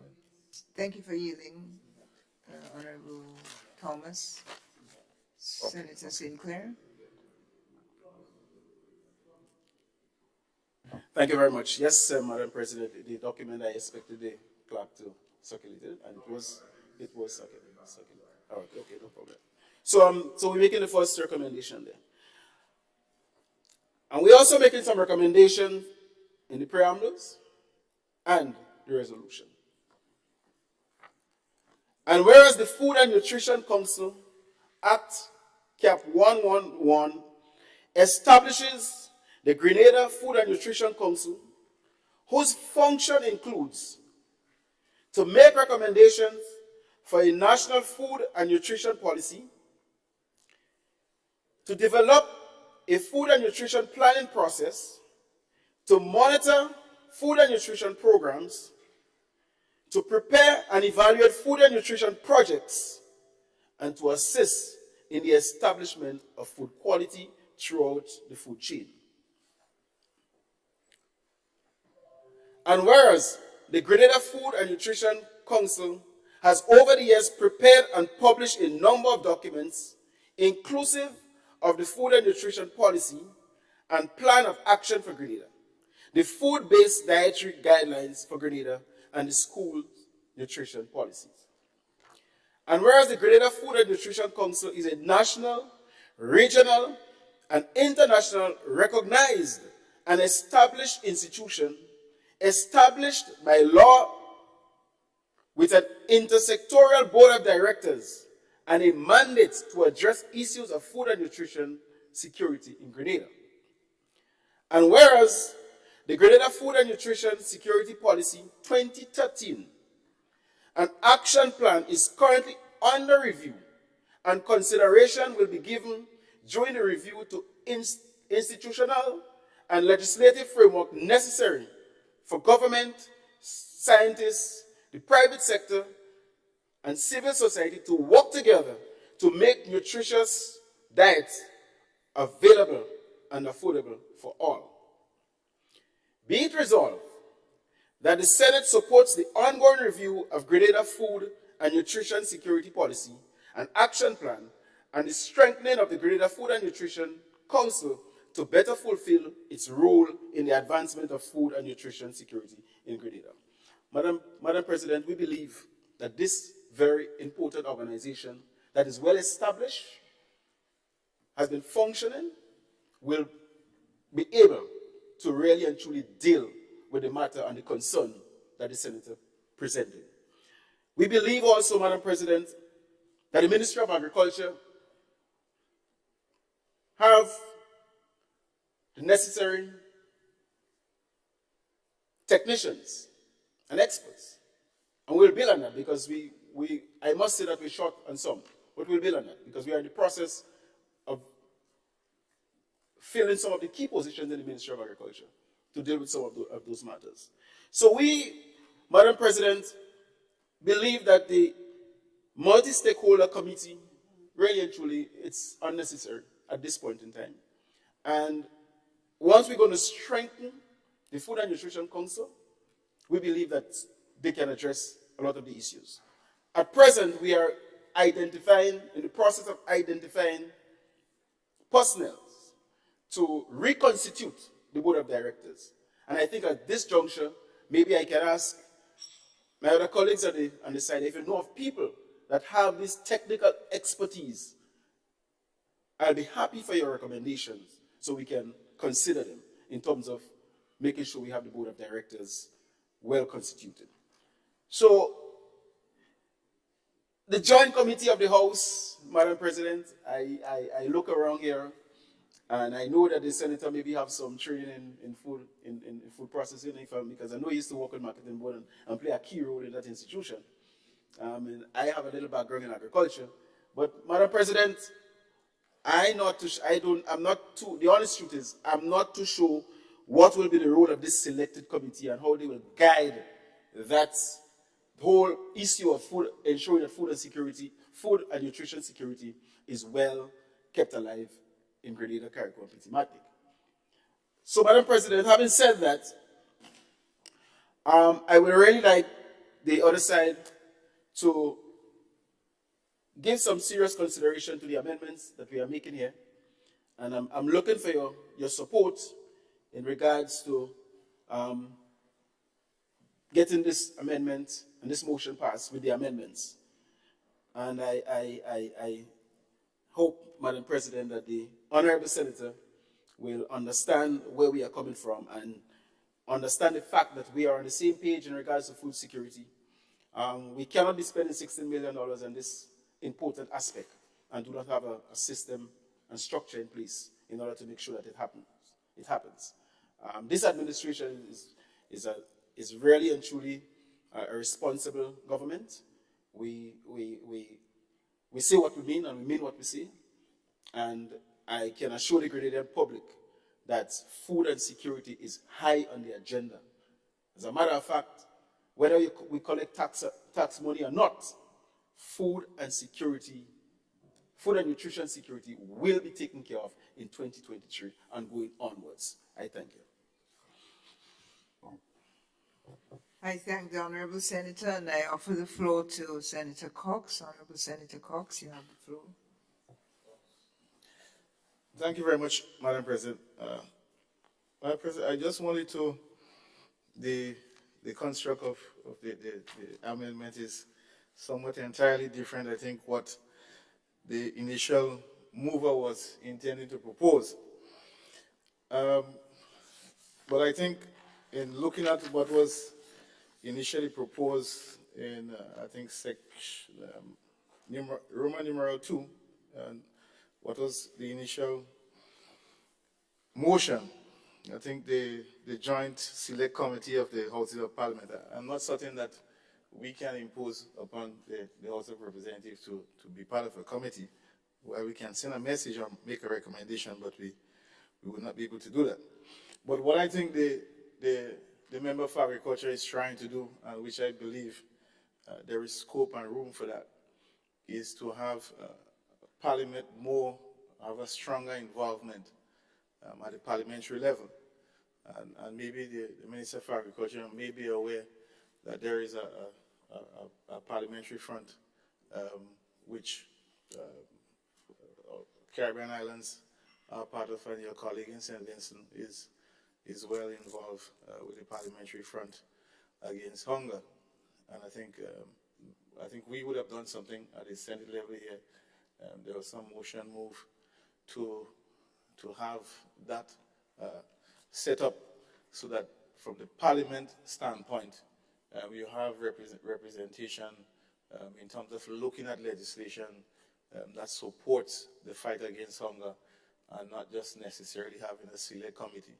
So I think that is something that I would suggest and recommend that the government side look at going forward. And I believe that through parliamentary there's an opportunity to have a strong representation from a legal standpoint, legislative standpoint, whereby we can look at legislation that will help strengthen the fight against hunger and food security. So I think there is scope for that, and so that is something I want to recommend that they look at. I know that the Food and Nutrition Council has its mandate, and so I don't know what scope that the government will be looking at and pushing the Food and Nutrition Council going forward in dealing with it. But food security is much larger than that.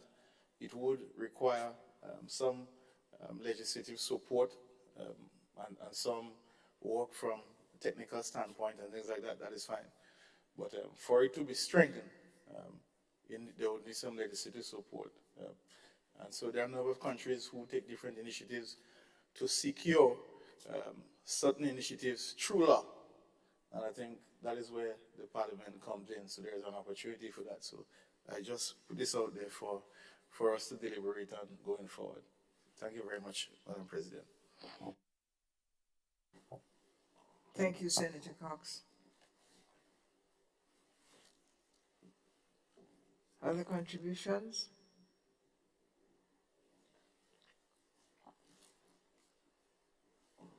Hearing none. Senator Sinclair.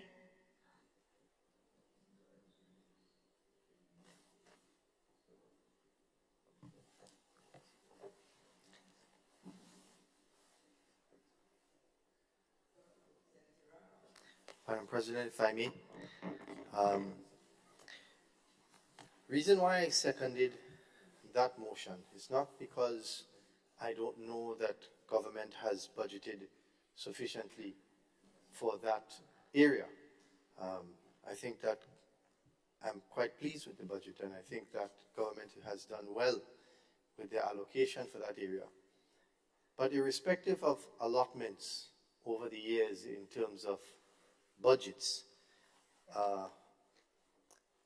proper nutrition and hunger remains an issue. And whilst we have various tastes for certain things, I mean, we travel, our children go abroad, we go abroad. We live on an island, so we travel. We enjoy the food in Trinidad and our neighboring countries that we don't necessarily make here. You know, so we have different tastes. But the fact is that it is in our national interest to make sure that our food is provided and catered for as much as possible from domestic sources. It is in our national interest. It's a security issue as well.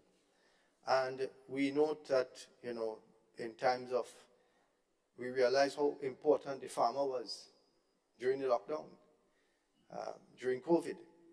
And so that is why I have seconded. It's because a deeper look into the issue of hunger and providing for, you know, healthy alternatives, local alternatives on our table is very important. And it is in sync and in line with business, because it's an opportunity for local and small business to grow. And in the same way that Trinidad and other markets, Jamaica, Grace products and so forth, has exported their produce, we can not only provide for our own, but we can also export to others when we have ample of our own. Thank you. Thank you, Senator Rahman.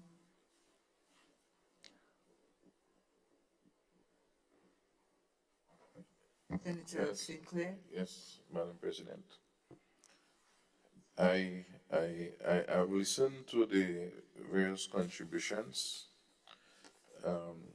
I've also particularly, and I've also listened to the amendment, proposed amendment. I've also listened to Senator Cox, which provides some new information, which is very interesting, that there is this parliamentary front. Because we have to realize sometime where the responsibility lies at the end of the day, in terms of ensuring that the country is in good status for his food. And so, whilst, and Senator Rahman hit the nail on the head, that whilst, yes, the Food and Nutrition Council need to be strengthened, and I fully agree with that. And in fact, maybe I just need to write my name close as a new motion to strengthen food. And there another motion by itself, Madam President, to support it more. Seriously. I'm not saying it not a diverse members in terms of the council and the board and all of those things. But we have to look at this thing from a broader perspective. And I do understand Senator Cox's point about the joint select might be an issue and so on. But outside of that, we need to have this national coordination of the key stakeholders, the key who are meet. It doesn't mean that these people have to meet every week. It may be a quarterly to look at what is happening and provide advice and suggestions and look and see at this is, and we're not asking for this committee to be set up in the morning. It may take 6 months because you have to find the commitment who are committed. You may have to find the right mix of persons and all of those things. It doesn't mean that this has to happen. It's not hasty. Even if you say urgent, you have what you call realistic urgent. Realistic urgent is not by any means necessary. It's prudence. And we appreciate that. And we're not saying that everything has to happen in the morning. But as I keep saying, while the grass is growing and while some more is planting, we have to look at that part. And so, Madam President,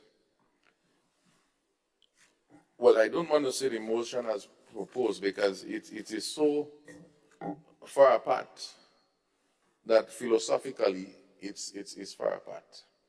I think we both have the same intentions, but we just want to use a different vehicle. But that vehicle proposed could be part of that multi-sectorial, looking at that, bringing in that part of it.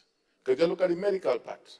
All of those people need to sit down and look at those different areas. So I think that, Madam President, the motion as proposed, what I call an alternative approach, which is what I will call it, is far away from the intention of what we want to see.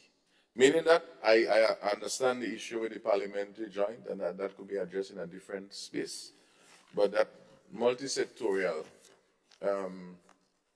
should be considered seriously. I know maybe 6-7 months from now, I may see it just show up because wisdom appear. But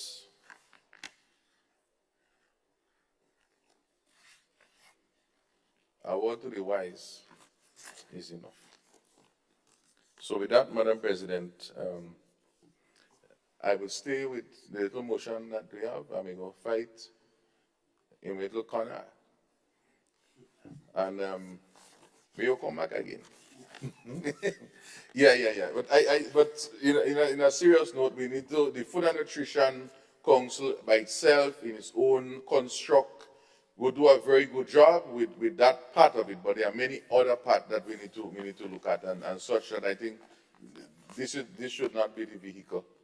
I don't think it's fair to the Food and Nutrition Council to even be binding them into such huge responsibility, Madam President. Thank you, Senator. Senator Rahman. Madam President, if I may, one last comment on this issue. There is demand and supply. And in business, you can create demand. And so the deeper discussion is how do we create demand for our local produce? How do we determine what our goals are going to be in terms of consumption increased consumption of our local produce. That's what I mean when I say take it a little deeper. Of course, allocation is there. Of course, support is there. When you go and it's time to buy plants, government puts a lot of resources into preparing and propagation and getting the plants and providing the plants at a very, very reasonable cost, below cost, actually, if I remember correctly. So this is not to knock government, any government, because all the past governments have done that. They've been assisted the farmers in even cleanup and so on, cleanup programs and so on. But this is to take it one step further and to say that we want our people in our country to eat more local food on a weekly basis. So we have to start looking at the numbers if you're going to turn this situation around. As I said, we have different tastes. So some people prefer a foreign ice cream to a local one, right? But we have to make the decision. Like I have made the decision to only buy local chicken. So this is sort of that sensitization, and that I think that's what I get out of what he has proposed in terms of food security, and so that's what I'd like to see more of, deeper look into. Thank you. Thank you, Senator. Senator Franklin, you have the floor, sir. Madam President, thank you. I would just like to point out for education purposes that a member can only speak once on a motion, just for education purposes. Thank you. Thank you. Noted by the chair and the member.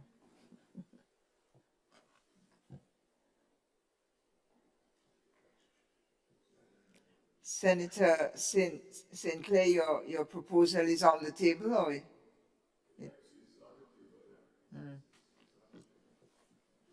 And therefore we call the question on it.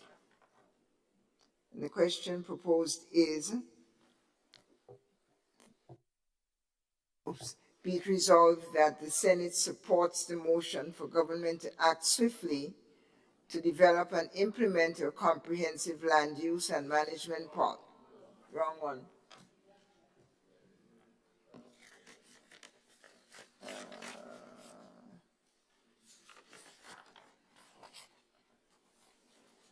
Is it this one?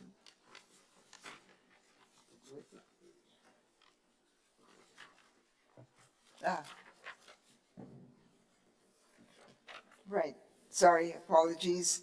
Be it resolved that the Senate supports the ongoing review? No.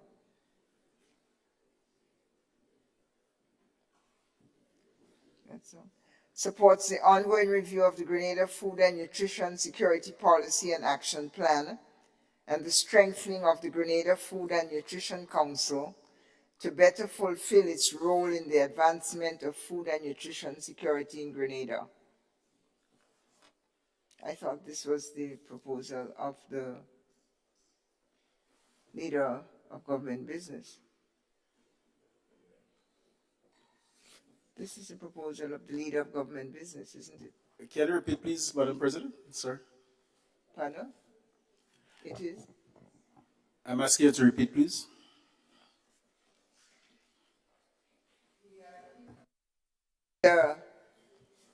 Senator St. Clair's proposal.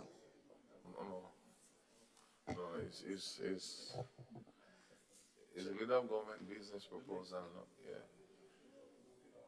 Yes, the amended motion we voted on it. The amended, yeah, because you see, once the amendment second, then that's what stands now. Mm-hmm. Madam President, if I just for a little clarity, right? So the motion was moved, amendment was proposed. So we take a vote on the amendment. If the amendment failed, then the original motion stands, and vice versa. If the amendment, the vote carries, then that motion stands. Thank you. Thank you, Senator. I was acting in reverse. So that's the procedure. And thank you, Senator Cox. And we will now consider, as I've just read, the amended motion, the operative part of it. Be it resolved that the Senate supports the ongoing review of the Grenada Food and Nutrition Security Policy and Action Plan and the strengthening of the Grenada Food and Nutrition Council to better fulfill its role in the advancement of food and nutrition security in Grenada. All those in favor, say aye. All those opposed?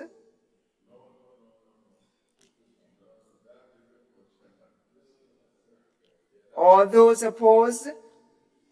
One word. Thank you. The motion passes. Senator St. Clair. Thank you, Madam President. Okay, so I think the last item on the agenda for me, Madam President, has to do with the crop compensation. Yes, I think. All right. Madam President, I beg, I use my notes, I beg.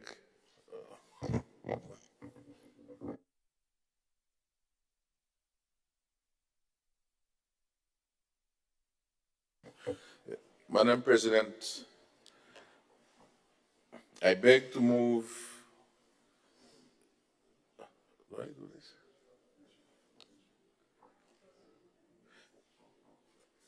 Madam President, I beg to move the second reading of the bill, Agriculture Crop Compensation Amendment Bill 2022.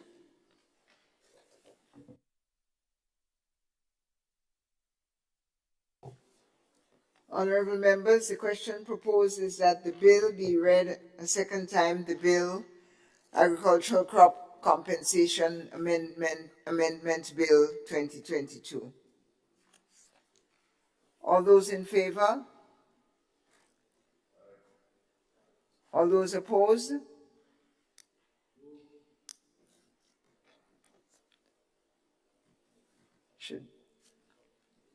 We have to call for a division.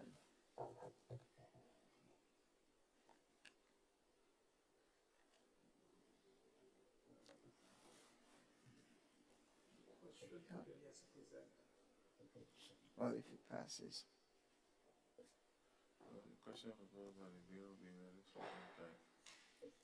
What's supposed to happen?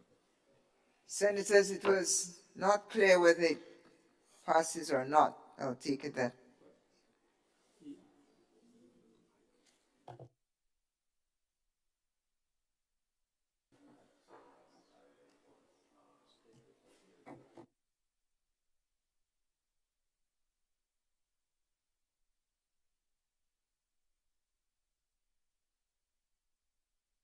Sorry about that, madam. Yeah, I supposed to proceed to speak. I didn't. Sorry about that. Yeah, sorry.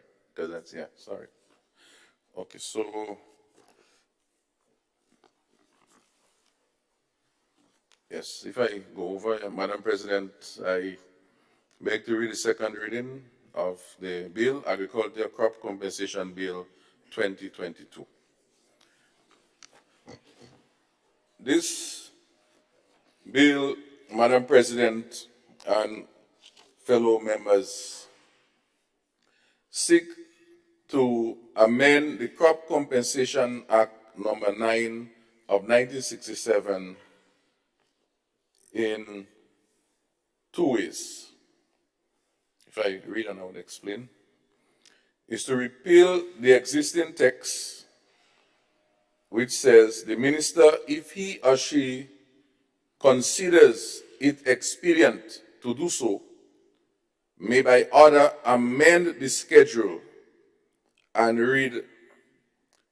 So that's the new reading, the suggested reading. The minister shall by order cause the schedule to be reviewed annually and no more than 30 days after receipt of recommendations shall approve the necessary amendments to become effective.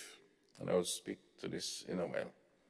And the second component is to insert a new section 5 under the heading Composition of Review Committee and to define the size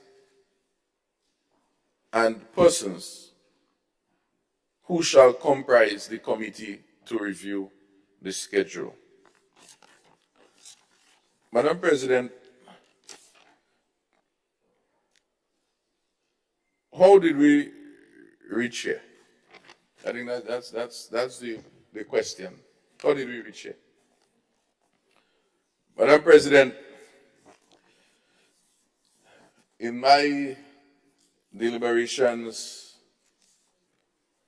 representing the farmers over the last 2 years, and will continue into this session of the Parliament, not only the issue of predial larceny and the issue of crop damage was a discussion, but the issue was how are they compensated for losses on their farms, losses to the animals, whether it's through theft or whether it's through people just damage, like chop down your stuff, they just maybe a vehicle run up the road and damage your crops. All of this, what do we refer to before they come and give a valuation? In my review, based on these complaints, sometime in 2021, I think it was, I had to bring a motion to this Honorable House. Of course, with the then administration being present. And the motion was saying, look, we need to have the schedule be reviewed. It's urgently needed. And what is this schedule? The schedule is a list of crops. It's about 10 or 12 pages, Madam President, that provides the list of crops and the value that is attached to them, that anyone who is going to do the valuation of the crop will use. And so this is a legal document. So if you end up in front of the magistrate,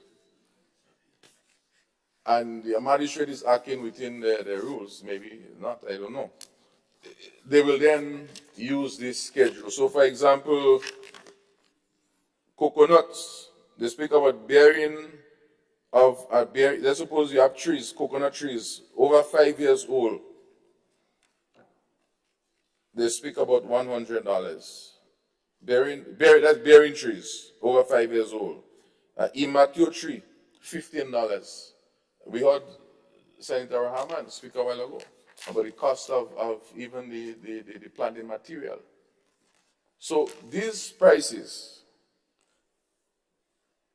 Madam President, are valid from since 1995. So we have been calling, because we cannot change it ourselves, because it would end up with conflict on our side in society. We have been asking the government administration, not this current one, to please take action and update the thing. Put it in our current prices. The cost of fertilizer increases, the cost of labor increases, the cost of input increases. And so, with all these increasing costs, Madam President, if you go and cut down a fig tree in the morning, and Senator Cox, as a whole agriculturist himself, the leader of government business, a trained agriculturist himself, is called in to do the evaluation. He's going back in 1995. You hear those numbers? 1968 earlier, or in 1995? No, I'm coming closer. You're coming forward. 1995. And for some reason, this matter just seems to keep slipping. And this doesn't take a lot of work, Madam President. This is the sad thing about it. And I would have debated that extensively. But sometimes, again, if certain things are not regulated, it happens when it wants to happen. And in a law-abiding citizen and law-abiding country, sometimes that's why we have laws, to say we are abiding with laws. Madam President, it is within the purview of the minister, that's what the law says, to cause this year to be reviewed. It doesn't mean the minister, not necessarily this minister sitting here now, because as you say, he just rich. Have a lot of other things to do. To take our glasses and go and sit down and read. You give experts who know about these things to give a review. Whether you call on, for example, the CARDI and the ICA and other retired specialists and so on, even folks within the ministry, to even farmers, to sit down and see, well, how does it look at the cost of production, look at the value, and come up with something proper. Nada. So when I speak about why the grass is growing, and why other grasses have been planted, I hope we get in the picture. But I agree, because the law says the minister at his discretion, meaning whenever he chose to. He didn't even say reasonable discretion, because that's another debate again about what is reasonable. So, what this amendment is a very simple amendment suggested and recommended to the law. Is that we put a time frame for this review to take place. So we are proposing that 1 year, maybe in the committee, members may see, well, maybe 3 years to review it. Review doesn't mean to change it, but at least you do a check and see how it is. Because prices are increasing. You want to look at inflation. You know, Madam President, yesterday I spoke about the issue about farmers being unemployed. And maybe we take this as a joke.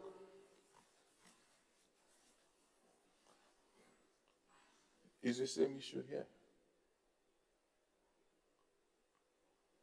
We have salary negotiations. My good friend in labor knows about that. Who negotiates for the farmer? I'm not in the union. I'm not a union fighter. But it's the same issue. Who is fighting to say we need to look at that? That is the wages of the farmer. That's what is happening. It's a union negotiation that is taking place. This compensation for his work. But others have maliciously, or maybe not maliciously, destroyed. So we are calling in this bill that we put a time to when this must be done. Of course, the minister or the government may say, well, no, man, new dispensation, we go do it. But we know how this thing goes. Even if you're there for 15, I think it was 15 years again, a project. But after that, what happens? Even if, yes, many farmers may die, we spoke about and give, sympathy to many of them. There are young ones coming up. And if they start seeing how this thing, then we'll have problems. So this is the first phase. We may agree on a different time frame, but we have to look and see what is happening with import bills. Look at what has happened in the last 3-4 years. Prices of inputs just skyrocketing, even the cost of food. This is why we come back to that same thing all year round. All of this is associated with it. So that's one part. And the second part, Madam President, says, look, we can consider, so the minister don't have to hold their head, provide help. The government don't have to hold their head, say, look, a committee, you may say 10, 15, from being around, I propose, Madam President, as the second suggestion, the composition, that the minister, that's A, that the minister shall appoint a committee of between 5 to 7 persons to review the compensation schedule. The committee shall comprise of the chief extension officer. These are established positions, so that's why I'm using them based on the public service regulations. The chief agronomist, because these are persons that know about the crops, they know about the production, they're very familiar to farmers, because a lot of time farmers are left out of their own business. Some agribusiness experts, so they can know if there is any little maths and calculations and so on, and understanding the whole business front. And one person having skills in accounting, economics, or related field or something like that. So that's a sort of between 5 to 7. So that this machinery, to be able to ensure that farmers are properly compensated in cases where they have crop loss. You know, Madam President, what is interesting about this is that, forget about which government and which government. Pre-Elasini Fund, which is a fund where you have to put money in. Now the government don't have to put no money in this thing. You know? So I go down the road and I police hold Andrew with some crops. Andrew, where did you get his crops? Senator Andrew. I don't know. They could take it, they can dispose of it, whatever gains they get from it, they say put it into this fund. Okay, you don't know which for, so you put it in this fund.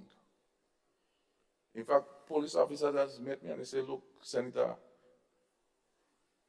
we have cases where the magistrate rule and they come back and say, magistrate, you don't no fund. I'm not debating the fund, but I'm just showing you. And they said, they put it in consolidated fund. What is the best they could do? And I say this to say that when now Senator Neelan might lose his corn through some crop compensation issue or something, whether it's just stolen or whatever, you can go to this fund while Senator Cox might be the perpetrator and don't have the money to pay the court at the time. You can take that fund money and advance to Senator Neelan. And that is why yesterday I listened to our Honorable Leader of Opposition and the energy and the pronouncement. And I really, in fact, I'm driving down this morning and I'm saying, and I would say it publicly now because I was only saying it to myself, that he's very well functioning PR unit. That's called the best PR unit in Grenada, in agriculture. Can take leader, leader of government business. No, it's true. No, leader of government business, leader of government business. Can take that clipping from yesterday, Madam President, and do like a whole kind of PR, because the energy with that was so good. And I say this to say that, and he said, hard work, you will work and pay back. All of these monies can go in the fund. But I'm not discussing the fund. But the fund could help with this compensation. So I don't know if it's because the fund will exist, they're afraid to touch it, because in case anything, it will be where you're getting the money from. So this is why, Madam President, as I close, all we're asking is the support for the minister to be given some frame of time to ensure that the farmers have a program of work and that we have some committee. Of course, Madam President, I know there is a school of thought, and I want to address it. Well, let's put the bill proposed in the lower house and let it come up to the upper house. It's a nice thought. It's a good thought.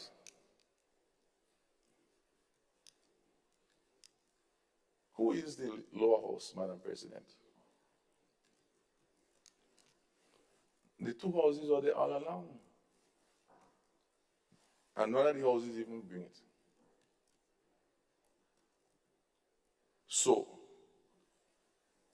mistrust, I don't trust, Madam President. So send it back. And then everybody is so busy doing other things that while the grass continue to grow,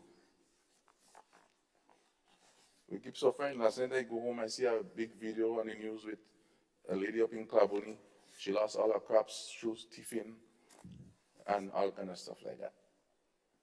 So when I come here and speak, I don't looking for no show, Madam President. If I want to put on a show, I can put on a show anyway, anytime. That easy. That easy. I can put on a show anytime. And this is, if we say farmers putting on a show, farmers don't need to put on no show. Because we're crying every day.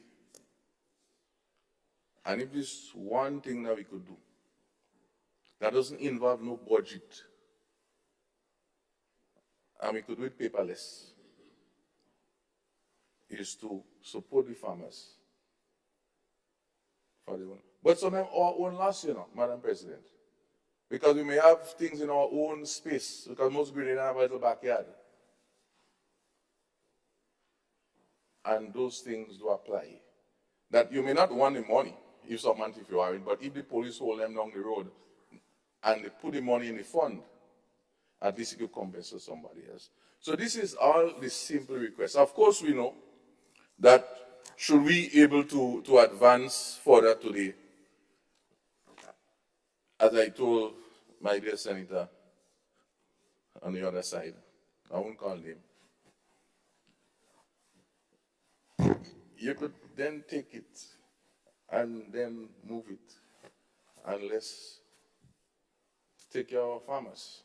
I know we might not have a sit-in before Christmas again, so they could get a good Christmas present. But the Christmas present, I know sometime, they come a little bit late. We will welcome it. Thank you, Madam President.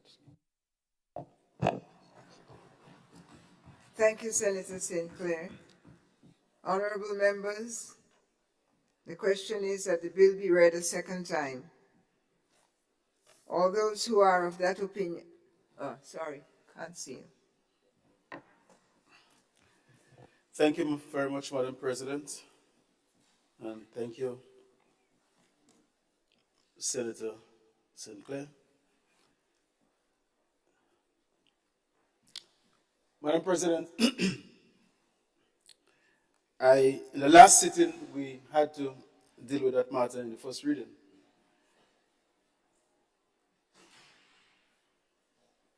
And we did give substantial reasons why this administration was willing to go there, but we're not ready to go there. At no point in time, I want anybody within the House and Grenada, CARICOM, PT Matlik, believe that this administration is not working assiduously to build the agricultural sector. And I have said on many occasions, the real architects of this sector are the farmers. Madam President, night and day, I sleep and I wake. And it's one thing on my mind. If 5 to 7 take me home in the morning, I'm late. And if my wife see me most times before 8, 9 in the night, she's surprised. And the security at the ministerial complex can say the time I reach and the time I leave. So any thought of diversion that might be in the mind of my good friend, better dismiss that. I'm doing the work of the farmers too. And so, Madam President, I sincerely wish and hope and work in that the farmers get the best. That is the direction we are going. I said in the last meeting, and I'm going to say it again, we have already engaged a young lawyer to scrutinize with a fine-tooth comb this act, compensation act, principle, and also the Pre-Larceny Act. At this moment, he is looking at it. He sat down personally with me in my office, and we discussed that. But, Madam President, we must be responsible as an administration. We're going to take our time and do it properly. Sometimes, Madam President, with respect to the senator, I find that the senator is rushing the government. We have to take our time. It's not every occasion we come out firing cutlass left, right, and center. We got to take our time. Because sometimes you could win the war.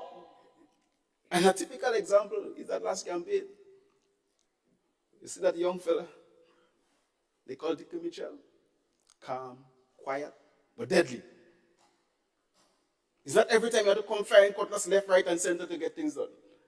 And we do not want to be derailed, Madam President. We want to take our time. And therefore, I'm asking the senator, please bear with us. We're going to reach there. And we're going to go there. We know the problems.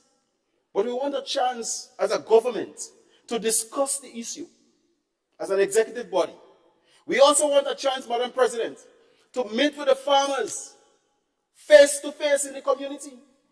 The last sitting we had here, there was a petition. As if there is some conflict going on between the farmers and the Ministry of Agriculture. I know when you come with petition, you come with petition as a last resort, not initially. When all other ends fail, I want the senator to pick up the phone and give the minister a call too. Let's have a discussion. But Madam President, to come here and take a decision in what the senator is proposing, we will have to come back here and do it another time and another time. But if we take our time and we consult with the farming community, the other key stakeholders, whatever activity, a survey that was carried out by the dear senator, that information has not been made available to the Ministry of Agriculture for we to make a responsible decision. Well, I cannot, Madam President, I cannot believe the senator is saying he didn't do any research or any consultation. And you bring a bill of that nature to the House? Is that what I'm hearing?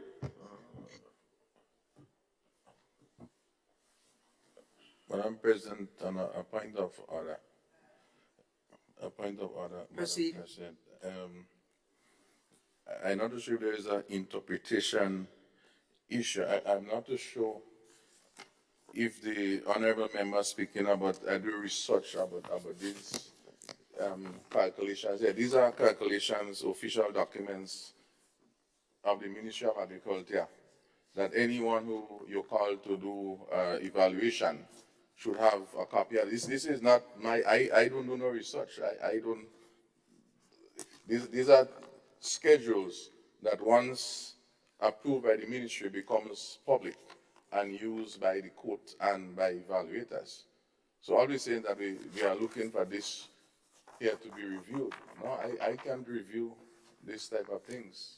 I don't have a mandate, because only the minister could cause this to be reviewed. I cannot do that. Just for clarification. Thank you. Thank you, Senator St. Clair. Yes, Madam. I was only making the point, Madam President, for we need some more time to consult with the farmers. And I was saying that I do not know if the senator has done any research. I was giving him credit for doing his research, but I was saying that he did not make any of the information that he obtained available to us. But he indicated to me off the records that he did not do any research. So that's all I was commenting to. So no love lost. So, Madam President, having said that, we really and truly, as the senators, would have liked to have a serious mandate from the executive in terms of where we go. We don't have that mandate. And we will, and so to come here today and support the bill in a way that we would like to, because we already have systems in motion to get to the destination where the senator is wishing that we get. But, Madam President, we don't have the arms and ammunition to really do the good work that we promised we're going to do and that we want to do at this point in time.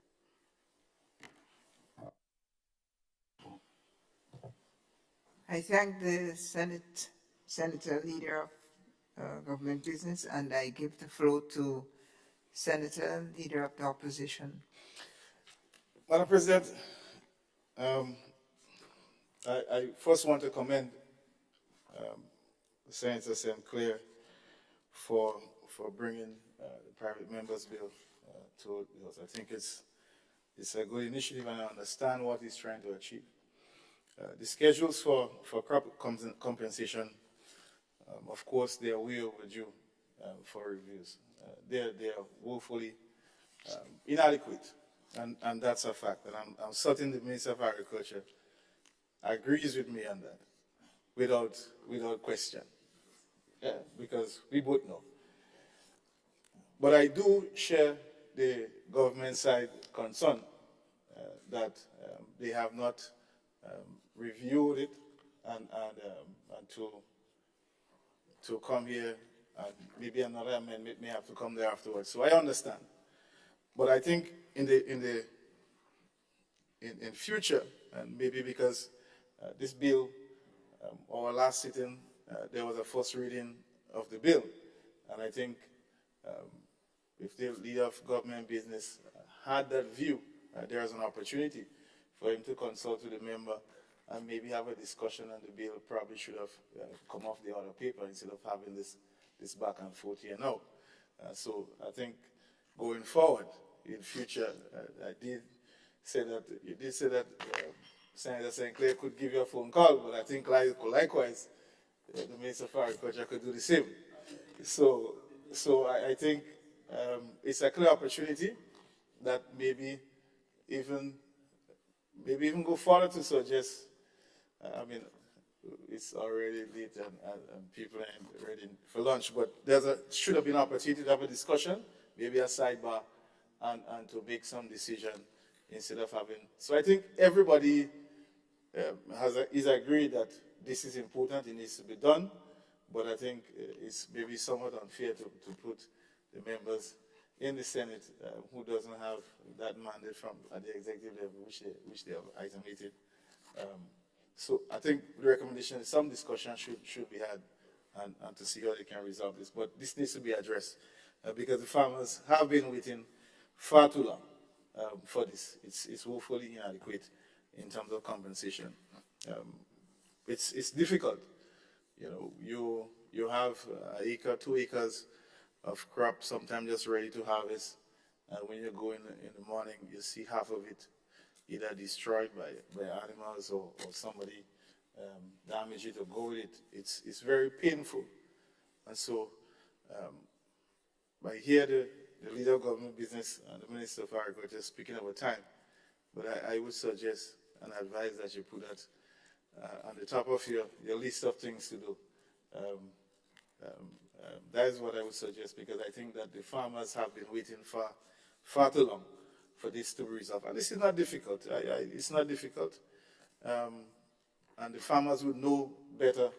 I did already mention some young lawyer to address it, but I think this, you will need more feedback from the farmers themselves and the persons who are involved in getting together a sense of valuation and appreciation for the cost of those things. And even persons from the Ministry of Agriculture. But I see 50 cents for a squash. I mean, this is crazy. You know, so we just need to get this fixed, and I would just recommend that you put us on the top of your agenda to have done as quickly as possible. Thank you very much, Madam President. Thank you very much, Senator Cox. And I wonder if your suggestion has any response while we wait for that. Senator Claudia Joseph is reminding us. Yes. Thank you, Madam President. And I thank Senator, Leader of Opposition Business.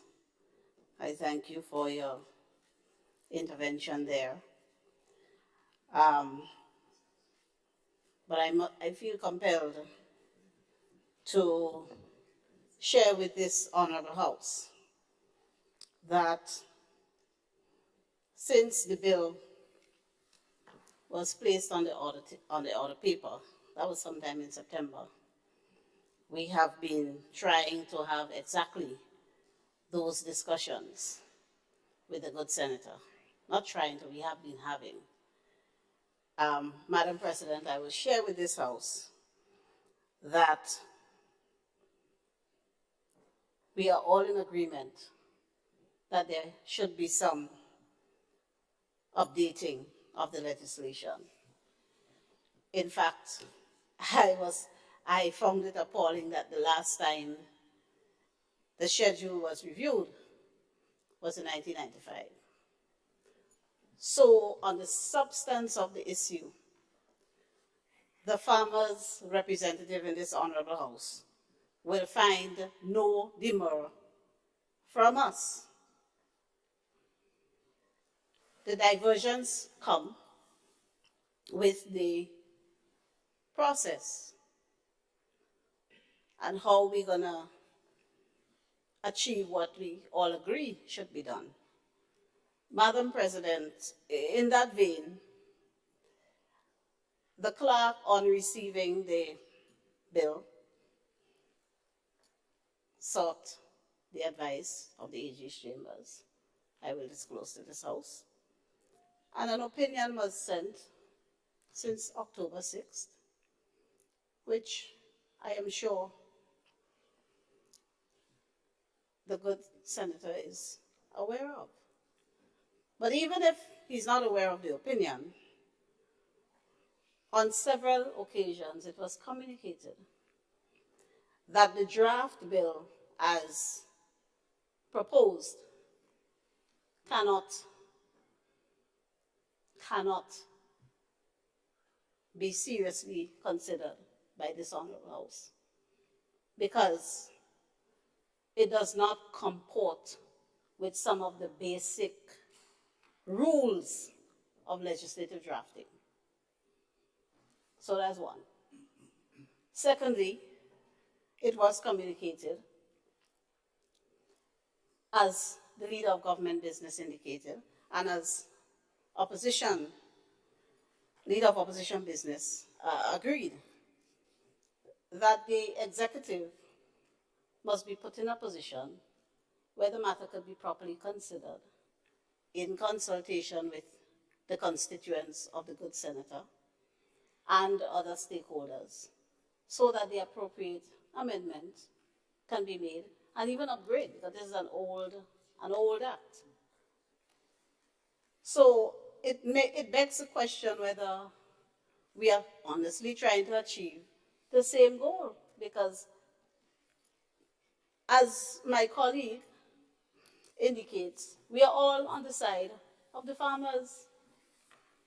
We are all on the side of the farmers, and we all agree that it is really not good enough that since 1995, no minister has found it necessary to upgrade the schedule. And even before this bill was brought to this House, our minister flagged it as something to be attended to, and as he indicates, is engaging the appropriate person to have it done. So it makes you wonder what the motive is. I will disclose it up to this morning. I walked across the aisle and asked, would you consider withdrawing this, just as Senator Cox suggests, so that we can do it properly? So it makes you kind of wonder, well, what are we doing? Madam President, the last time there was a motion in relation to matters pertaining to intellectual property, we spoke before. In principle, we don't have an issue, but we don't see the utility in proceeding with the motion as is. Could you reconsider? Let's do it together differently. Those pleadings fell on deaf ears. The motion came through all the stages. We voted as it's in the best interest of the people as we saw it. What was reported in the media government rejects or something like that, a negative report, right? Government does not support farmers, or government does not support intellectual property rights of farmers, some sort of negative report. So I put it out there that I wonder whether that's the intention. Because I am baffled, quite frankly, Madam President. I am baffled. Because we did an opinion, we say, just as Senator Cox suggests, give the executive a chance. Let's fix it and go through the stages. We all will be supporting at that stage. So it really does not leave a good taste, Madam President.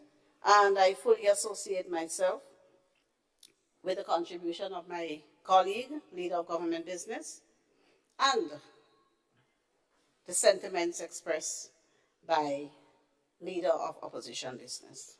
Thank you, Madam President. Thank you, Senator Joseph.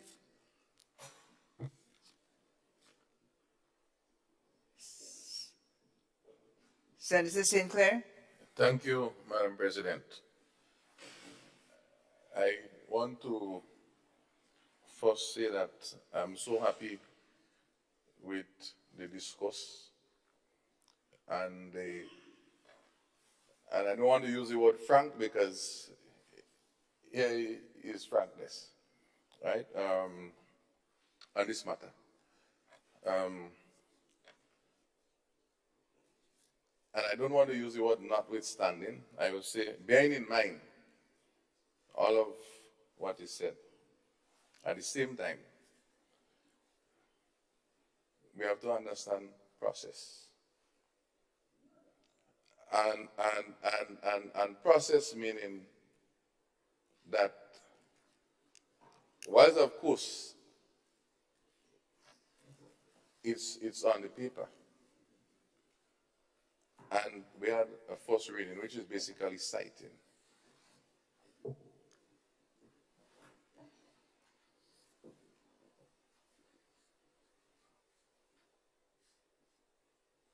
It's not illegal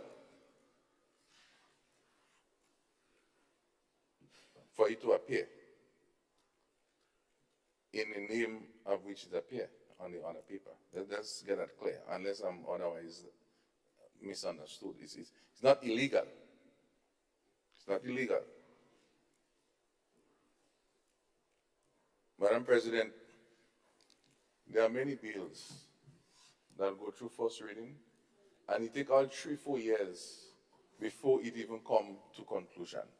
The second reading, which is where I present to members the circumstances surrounding this, and the matters surrounding it, and the discourse that happens, is part of the process. It's part of the process. And I understand the Leader of Government be very clear. I understand very clear. I understand very clearly. I understand Senator Joseph very clear. I understand the commitment.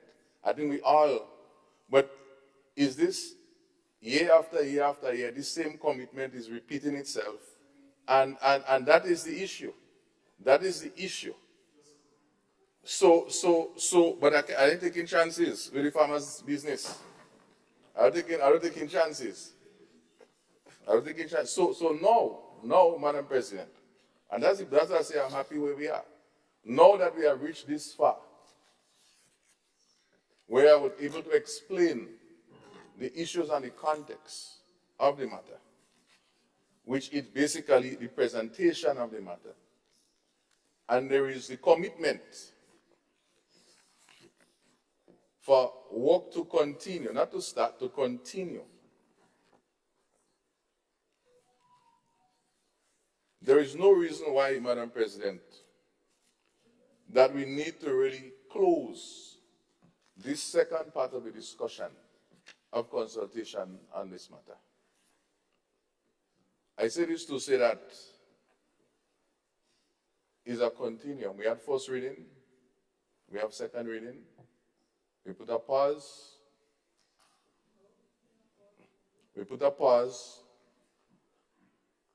and we wait. We wait. We wait for the executive to go through its process. So it doesn't mean that in the next sitting I have to discuss it, but it's on the order of business. That's all I'm saying. Because I could have a motion on a paper on a business and I could leave it for 6 months and I decide, well, I wouldn't touch it yet. I just have it there in waiting. But the thing is, everything I come with from the farmer's end is always urgent. That is the problem. That's the problem. I don't know how to tell them, well, hold on, let's hold on. I would have to tell them, hold on. Just hold on a little bit. So this is my comment as per this matter, Madam President. Thank you, Senator St. Clair. You put a pause. Can you tell me practically what you mean about that? The pause meaning, Madam President, is that the process would remain in a consultative state. It remains on the order of business. Order of business. No, you have to be on a section. I have it on the order of business. Thank you. Not necessarily that you have to go on the next order paper, but it remains on the order of business as to where we reach now, and then we could remove it at some time. I could advise. So I would advise that we don't have to put it on the order paper unless further advice. That might be the best way to put it.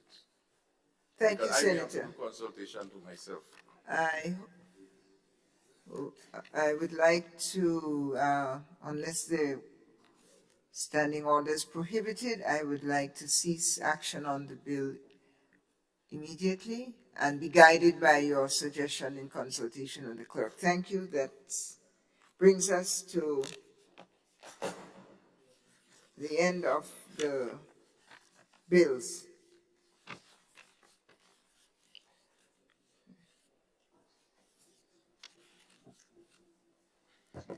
Item 17, adjournment.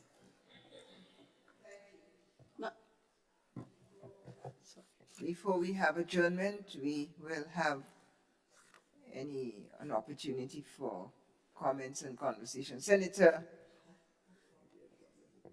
under the adjournment, you can speak on any and every matter. Okay. Please take the floor, Senator. Yes, Madam President. Thank you very much. Madam President, I would just, at this juncture, seek your indulgence to mention two matters. Please. The first, Madam President, is to take a brief moment to acknowledge and pay tribute to Mrs. Beverly Steele, who recently, two evenings ago, sadly passed away in Barbados. Mrs. Beverly Steele, as all of us know, Madam President, was the resident tutor of the UWI Center here in Grenada for many, many years.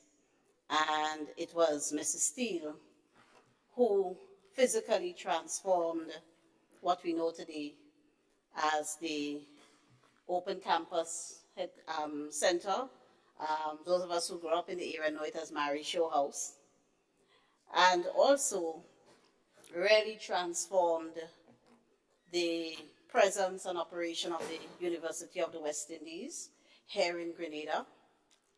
Madam President, when I made my maiden speech in this house, I mentioned Mrs. Beverly Steele as one of those persons who assisted and supported me in my journey to where I am today.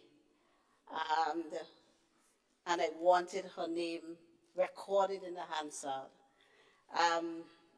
Madam President, the support, the specific support that Mrs. Beverly Steele facilitated for me in my final year at Cave Hill campus eventually became the annual Republic Bank scholarship. I was the first recipient of that support from Republic Bank, and it was following a conversation I was having with Mrs. Steele while I was home on vacation over Christmas, and facing the possibility of not being able to return to complete my final semester at Cave Hill because I had literally run out of funds and I had one more semester to go. And on my behalf, she approached Republic Bank and they agreed to fund my final semester. And from that, they launched the scholarship program, which I think survives to today, where every year they give a full scholarship to a student attending the UWI, any of the campuses. I know people of all campuses have gotten. Of course, Mrs. Steele was also a prolific writer.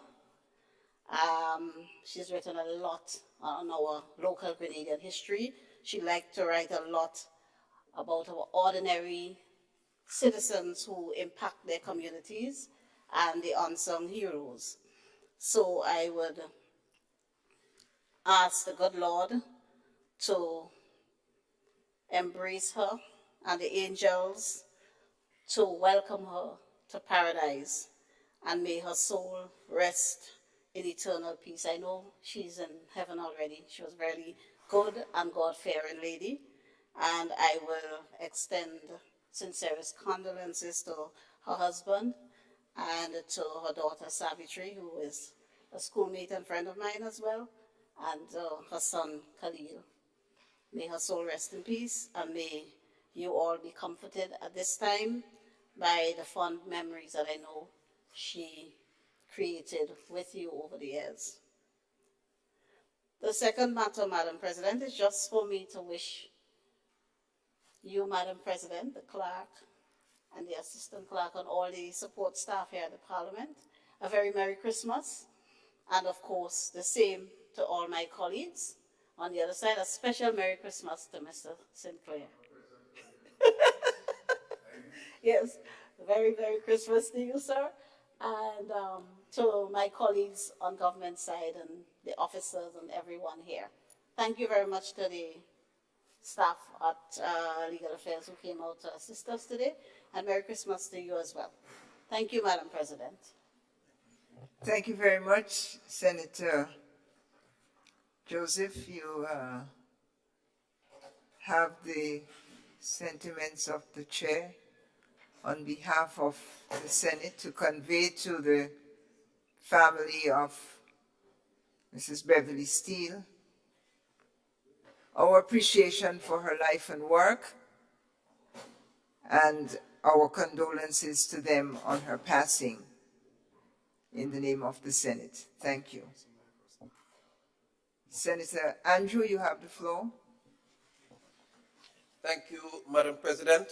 I too want to join my voice with my colleague and wish you, Madam President, and all the honorable members of this House, both on government side and on the other side, wonderful Christmas celebration. I want to wish you health, strength, well-being, peace of mind, and every good thing you desire for yourself and your families, both in this season and in the new year, 2023 and beyond. And to all the staff and all those who have followed, and everybody both listening and watching these deliberations, I wish you the same. Have a fantastic Christmas and all the best to you in 2023.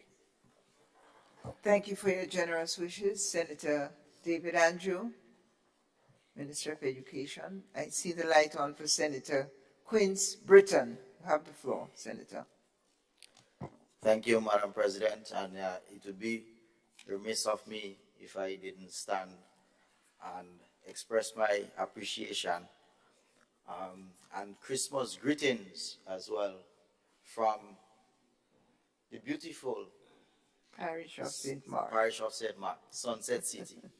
Even if as I often say, that I am not the elected representative, but I have a responsibility as a caretaker for the National Democratic Congress in the constituency of St. Mark.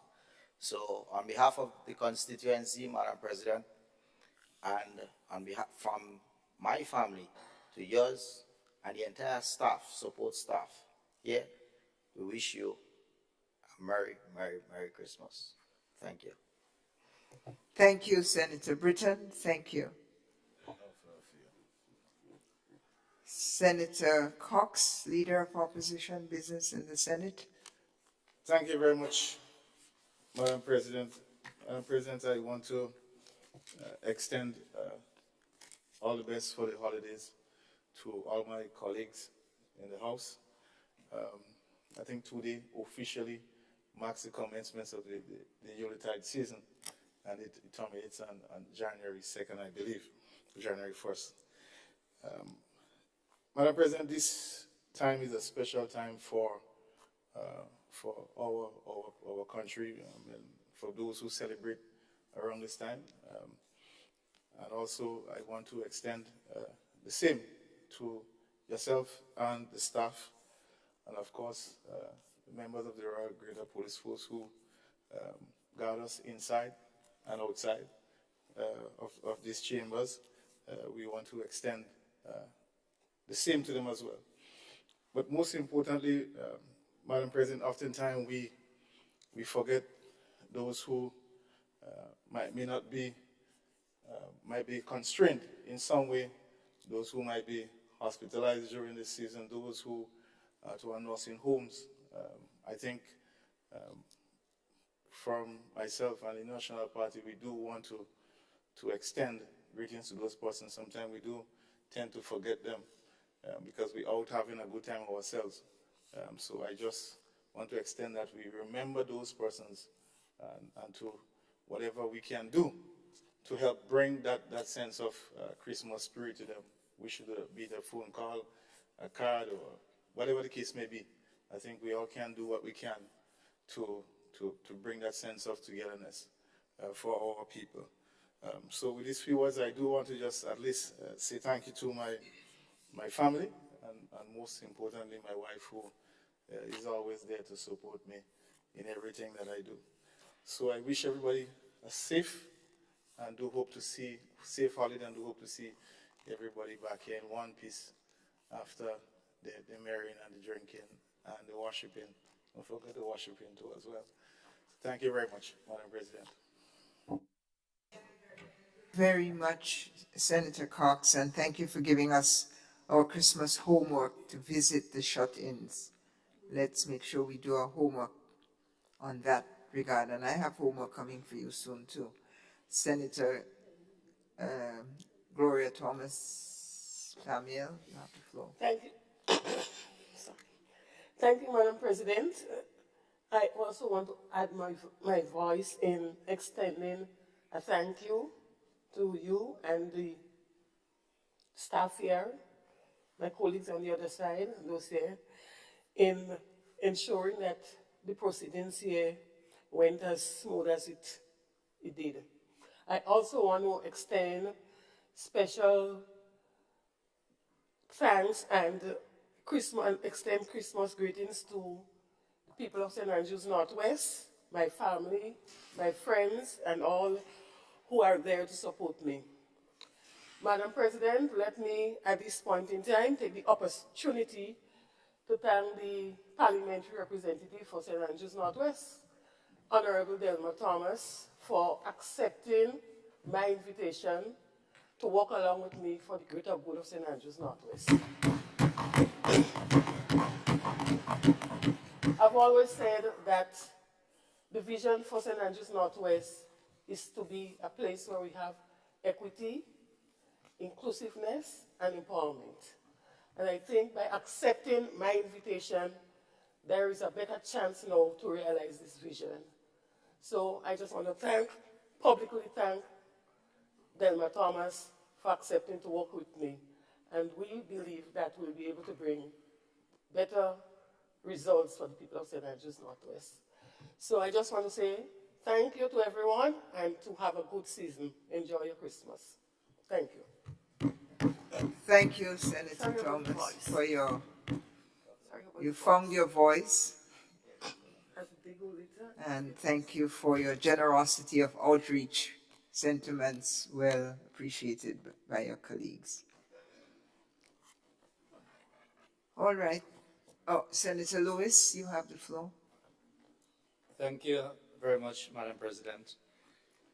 Before I get to the aspect of wishing everyone all the very best, there was just some, what I call, close to big ticket items that I just wanted to put on the table that certainly next year will occupy Labour's attention, and certainly we look forward to the resolution of the matter between Bank and General Workers Union and the Republic Bank as they struggle to get better increases for the workers.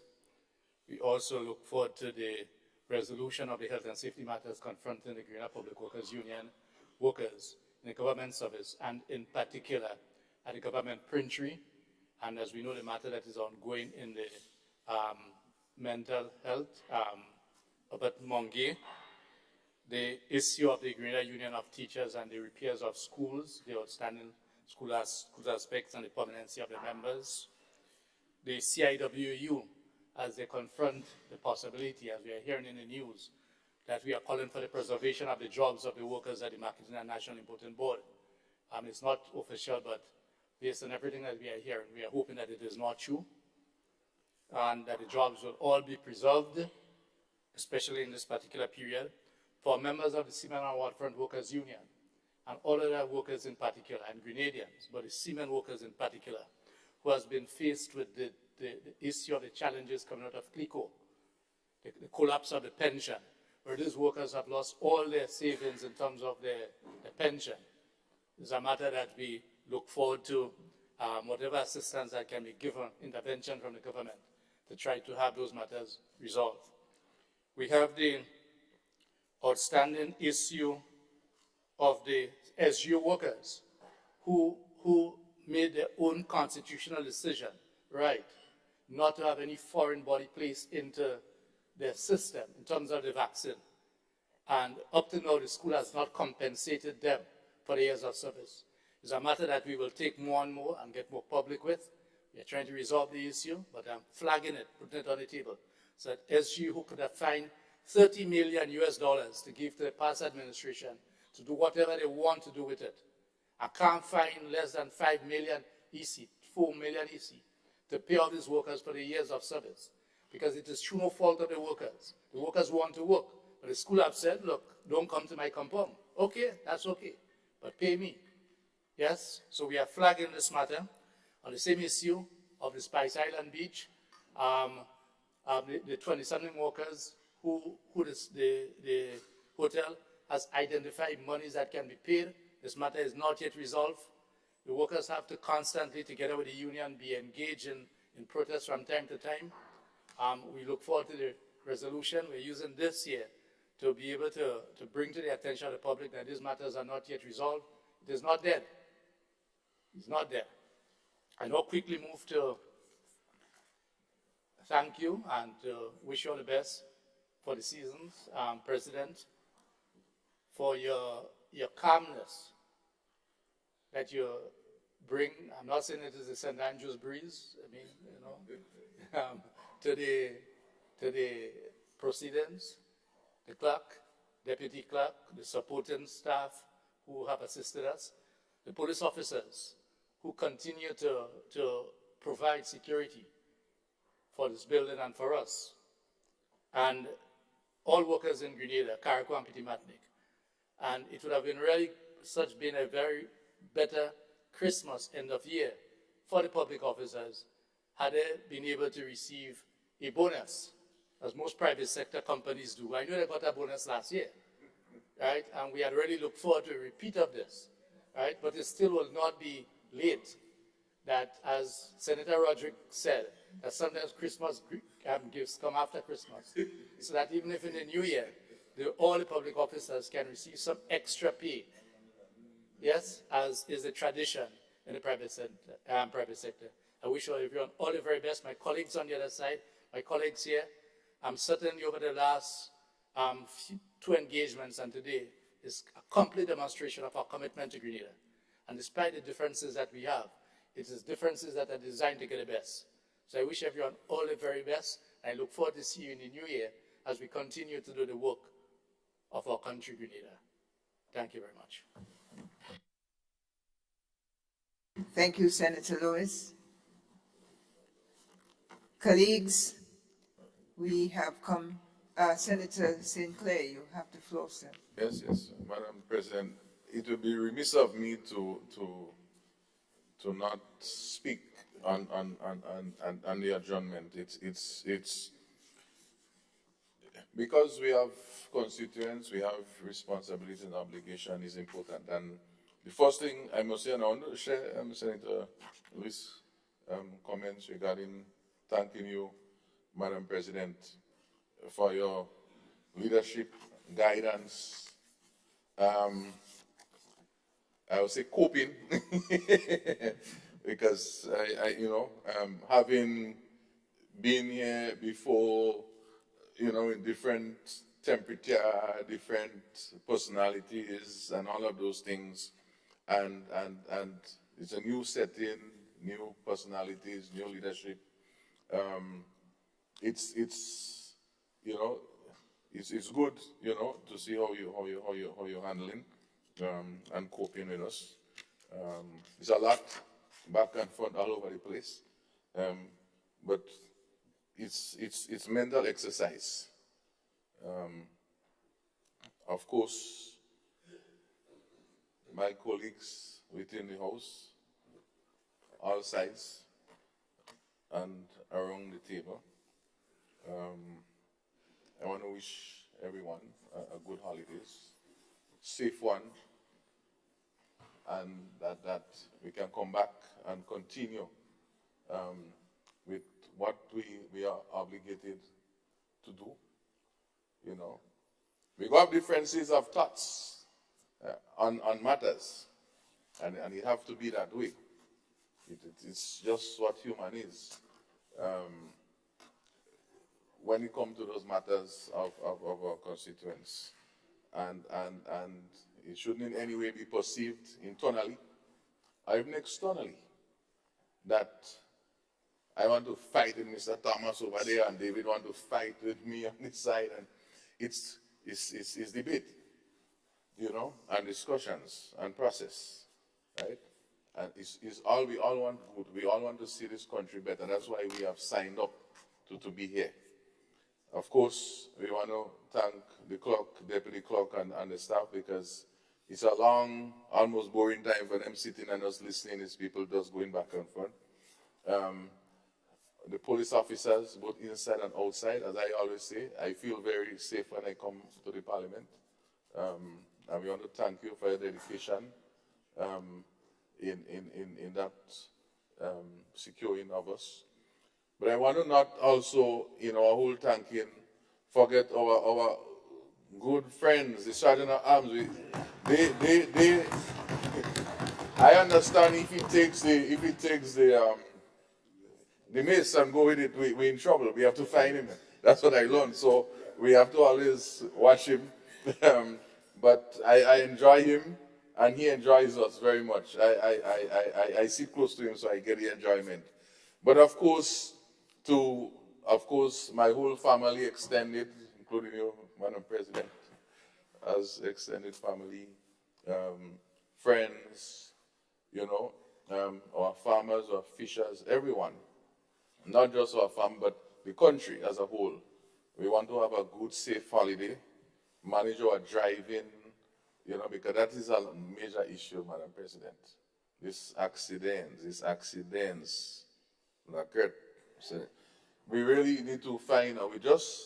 I'm not saying you can't drink, I'm not saying you can't drive, but let us do it in a safe manner and responsible manner. Because who we may damage, maybe our own friends and family, then you discover that.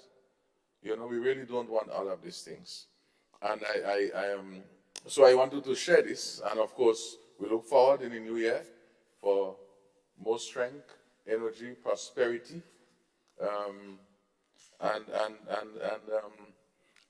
Senator Joseph. As I say, I do have a present for her. I carry today. Well, I don't know if it's protocol to give inside the house, but I did bring the nutmeg cooler. You know, that's GCNA is using the nutmeg pods and making different value added. And I thought as a good gift, you know, for members, right from the soil. You know, it's not a bribe, but of course, I do have, I brought one for everyone, okay? So make sure you get it before you go. Thank you. Thank you, Senator Sinclair. Thank you. Thank you, Madam President. If I may, just a few words. I would like to thank God Almighty for the opportunity and the engagement, the discourse, the listening and the sharing of our thoughts and our views on the most important money bill that our nation has to approve for us to be able to pay and to run our country, the affairs of our country. I'd like to thank you and for your personality and your patience and your insight. I would like to thank the clerk and deputy clerk as well for the advice and the phone calls and the WhatsApp messages to get clarification, and the staff that serves us all, the background staff that, you know, people hardly see and no one sees on the TV, for their work in preparing all of the documents and emailing it to us in time so that we could have it to review and to do the nation's business. I would like to thank the security officers that provide security and safety for this, for this to happen. You know, the new year, I would like to thank the business community who has asked me to serve in this capacity. I'd like to thank my staff, my company, for the work that they do and a little bit of my work when I'm not there. And generally, the people of this country for affording us the opportunity, those who are in government and those who were in government and those who are appointed here as independent senators, for offering us the opportunity to represent them and to serve, to ask God Almighty that He allows us to serve in a manner with distinction and to serve the people that put us here adequately.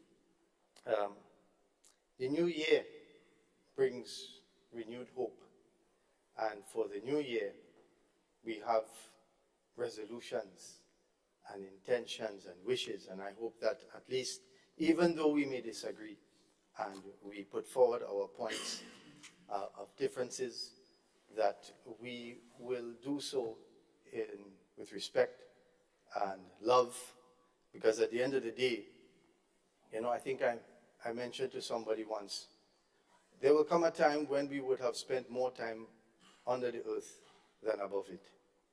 And what we will remember is, you know, who we were when we were above it. So I hope that, you know, throughout this experience, we can get to know one another, and that can enrich our lives and enrich our nation. Thank you. Thank you, Senator. Senator Lacrette.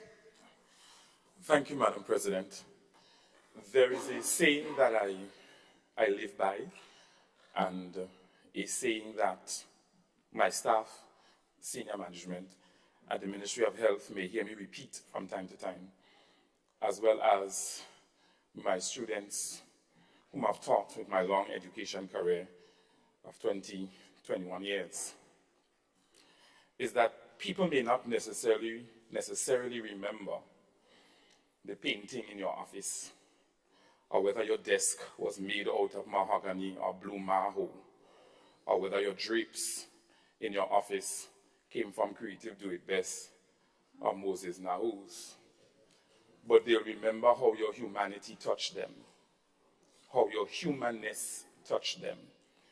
And as a result of that, I want us to be very mindful, especially around this Christmas season, as to how we treat people.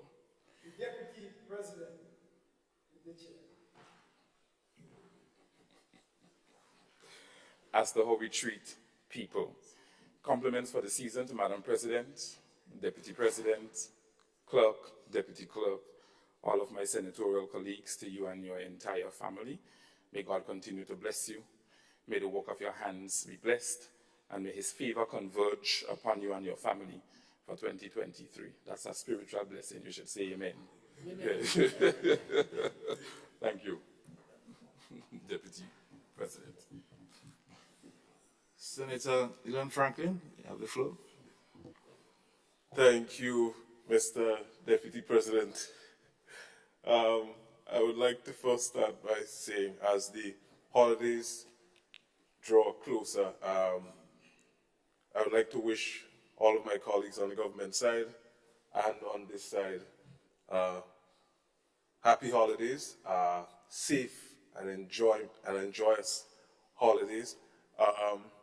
Eat as much as you can, but keep it in mind the urge that the Minister for Health gave us yesterday. Health and wellness first.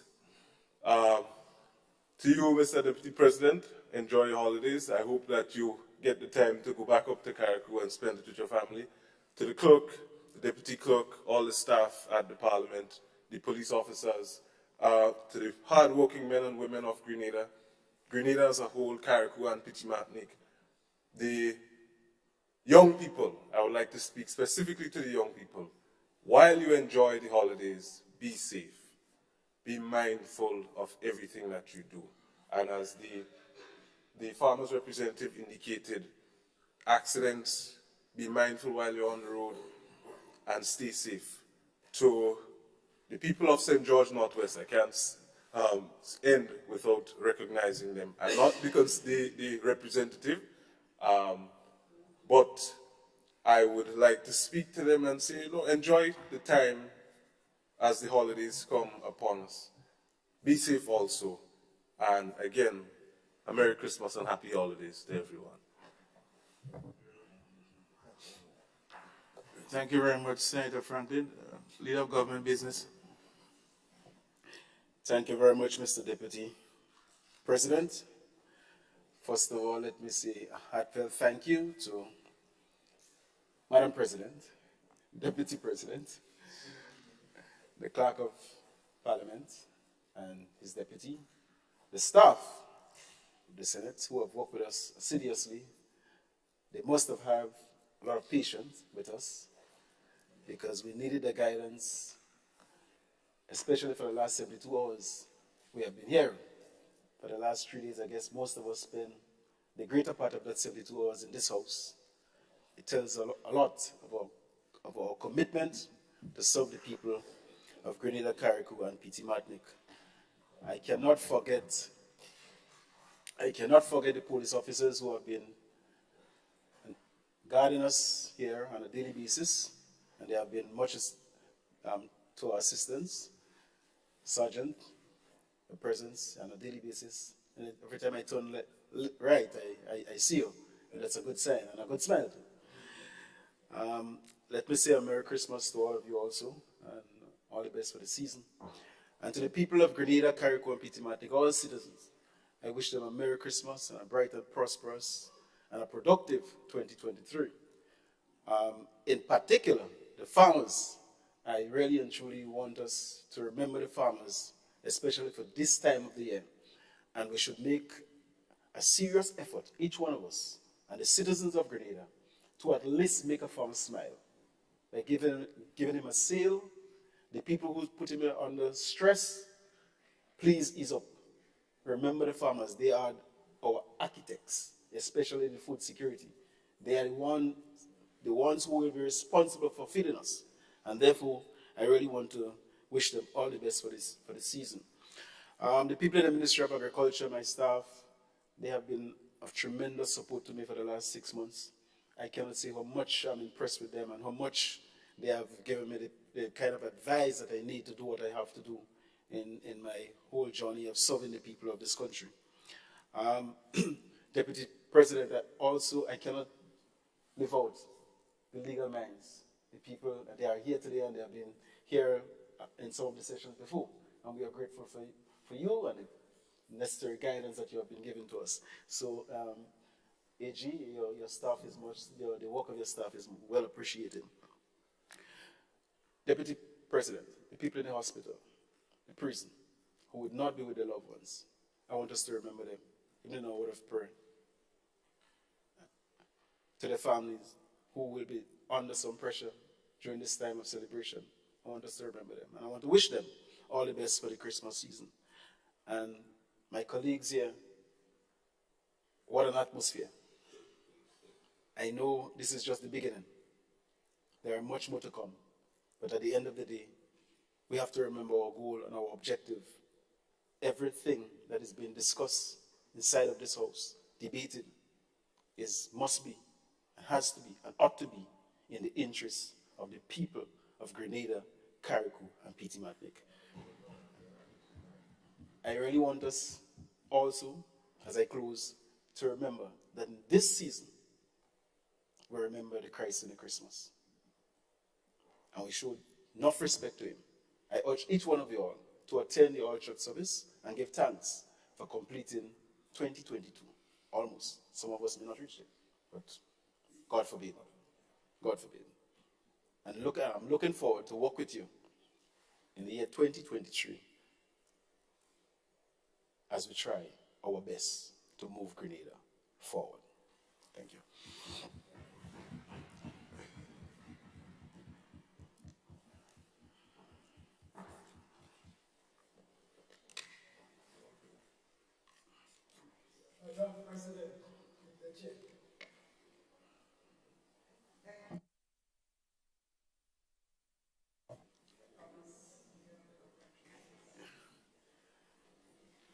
Madam President, I beg to adjourn this sitting. Sorry.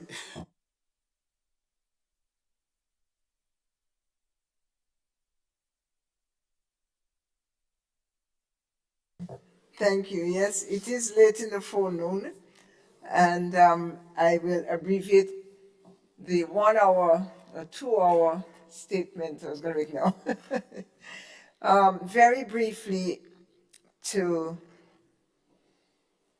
close as well. Oh God, even Ray Charles can see the budget is warranted. Remember that? And that is how we went through this budget, seen through it. And I just want to thank Senator Lacrette, of course, for his dramatics, but in it a very powerful insight that the budget is warranted because of the many promises it holds of, and I say this sincerely, of transformation. And I heard him link the capacity of the budget and of the health budget in particular to be of short-term value, short-term he meant a year thereabouts, to longer-term goals. And every one of you who have contributed so elegantly and so sincerely to the budget made the point that your interest was in making sure the country and all the people and constituencies in it would be made better. So I want to commend you on the passage of Grenada's largest budget, but in many ways Grenada's most warranted budget from your own assessments, from wherever you sat. And on the rest of what we've undertaken here in the last 2 days, well, before I leave the budget, I intended to pass out a poem written by one of our former presidents of the Senate during the budget debate of the 1990s, 97, I believe in particular, in which the president lamented the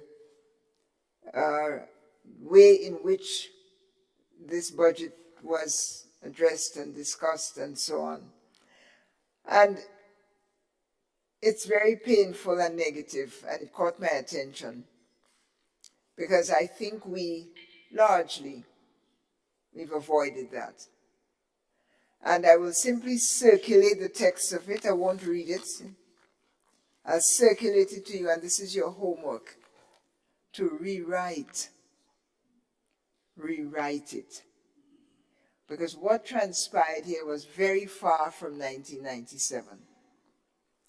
That was, she says, it was I personally found budget debates to be particularly galling and soul-searching, and would resort to writing in poetry some of my turmoil. I am so happy this has not been our experience. I speak for all of you, presumptuously. But I think you can give yourself a pat on the back by rewriting this history that is on the books about the Senate debate process. So it will come to you. And for the rest of what we have discussed, let me again commend all of you for your cooperation one with the other. You have said yourselves what you felt. I only want to add to it that I think there was a common direction of travel. Though methodologies and timing differed, the direction of travel was towards something better for, again, your constituents, your departments, your political organizations, and inevitably Grenada. And that could only be a good thing for our country. A common, positive direction of travel here in the Senate. I wanted to also give a report on my activities that are relevant to the Senate since we last met in October 11th, led by or topped by Grenada's participation in the Climate Change Conference in Egypt and the participation in the Parliamericas Conference, its General Assembly, in Colombia last month. I will write those to you. What is left now at this very late hour is for me to again thank you for your insightful maiden statements, which I have taken the liberty to compile in a booklet. So moved I was by your statements. And the booklet in its draft form is already out, just to us.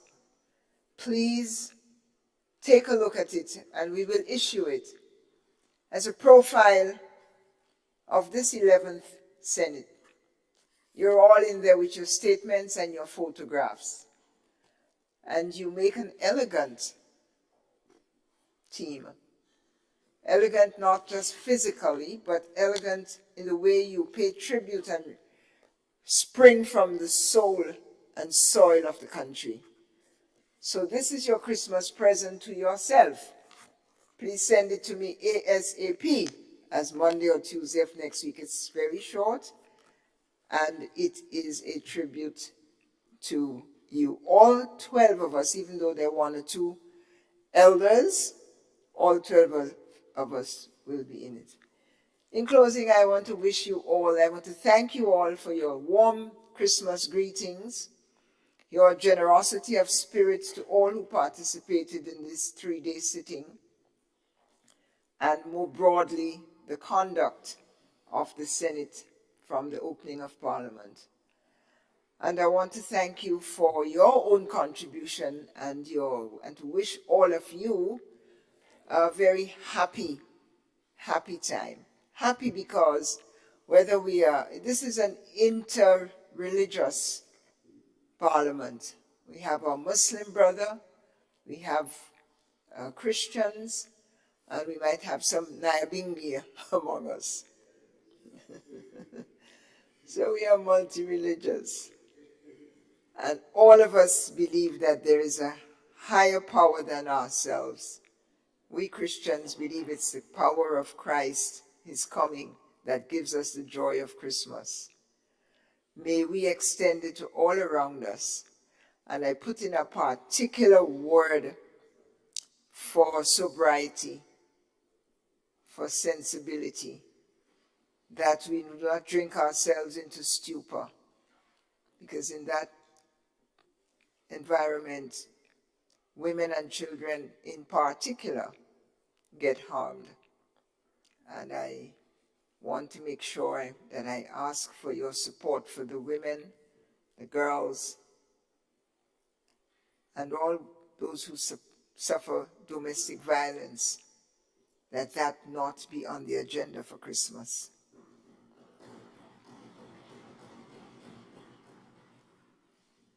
Go well, go in peace, serve God, and come back refreshed to serve your country. Thank you. The Speaker, and I must thank the Speaker of the House, among all others. I forgot to thank my partner in good crime in that other place, Speaker Leo Cato, and to thank Prime Minister Deacon Mitchell, wish him a very Merry Christmas, a very happy first Prime Ministerial Christmas. And actually to advise you that there's going to be an event on the premises of the Parliament on the 28th of this month. The design architect for the Parliament, Brian Bullin, will be hosting an event to present his book about that process and others, the process of the design. He was the recipient of a Commonwealth of Nations award earlier this year, and that is also on the agenda, 28th of December. Go in peace and go in love. Honorable Leader of Government Business in the Senate. Thank you very much, Madam President. I rise to move the motion to adjourn this sitting. Send.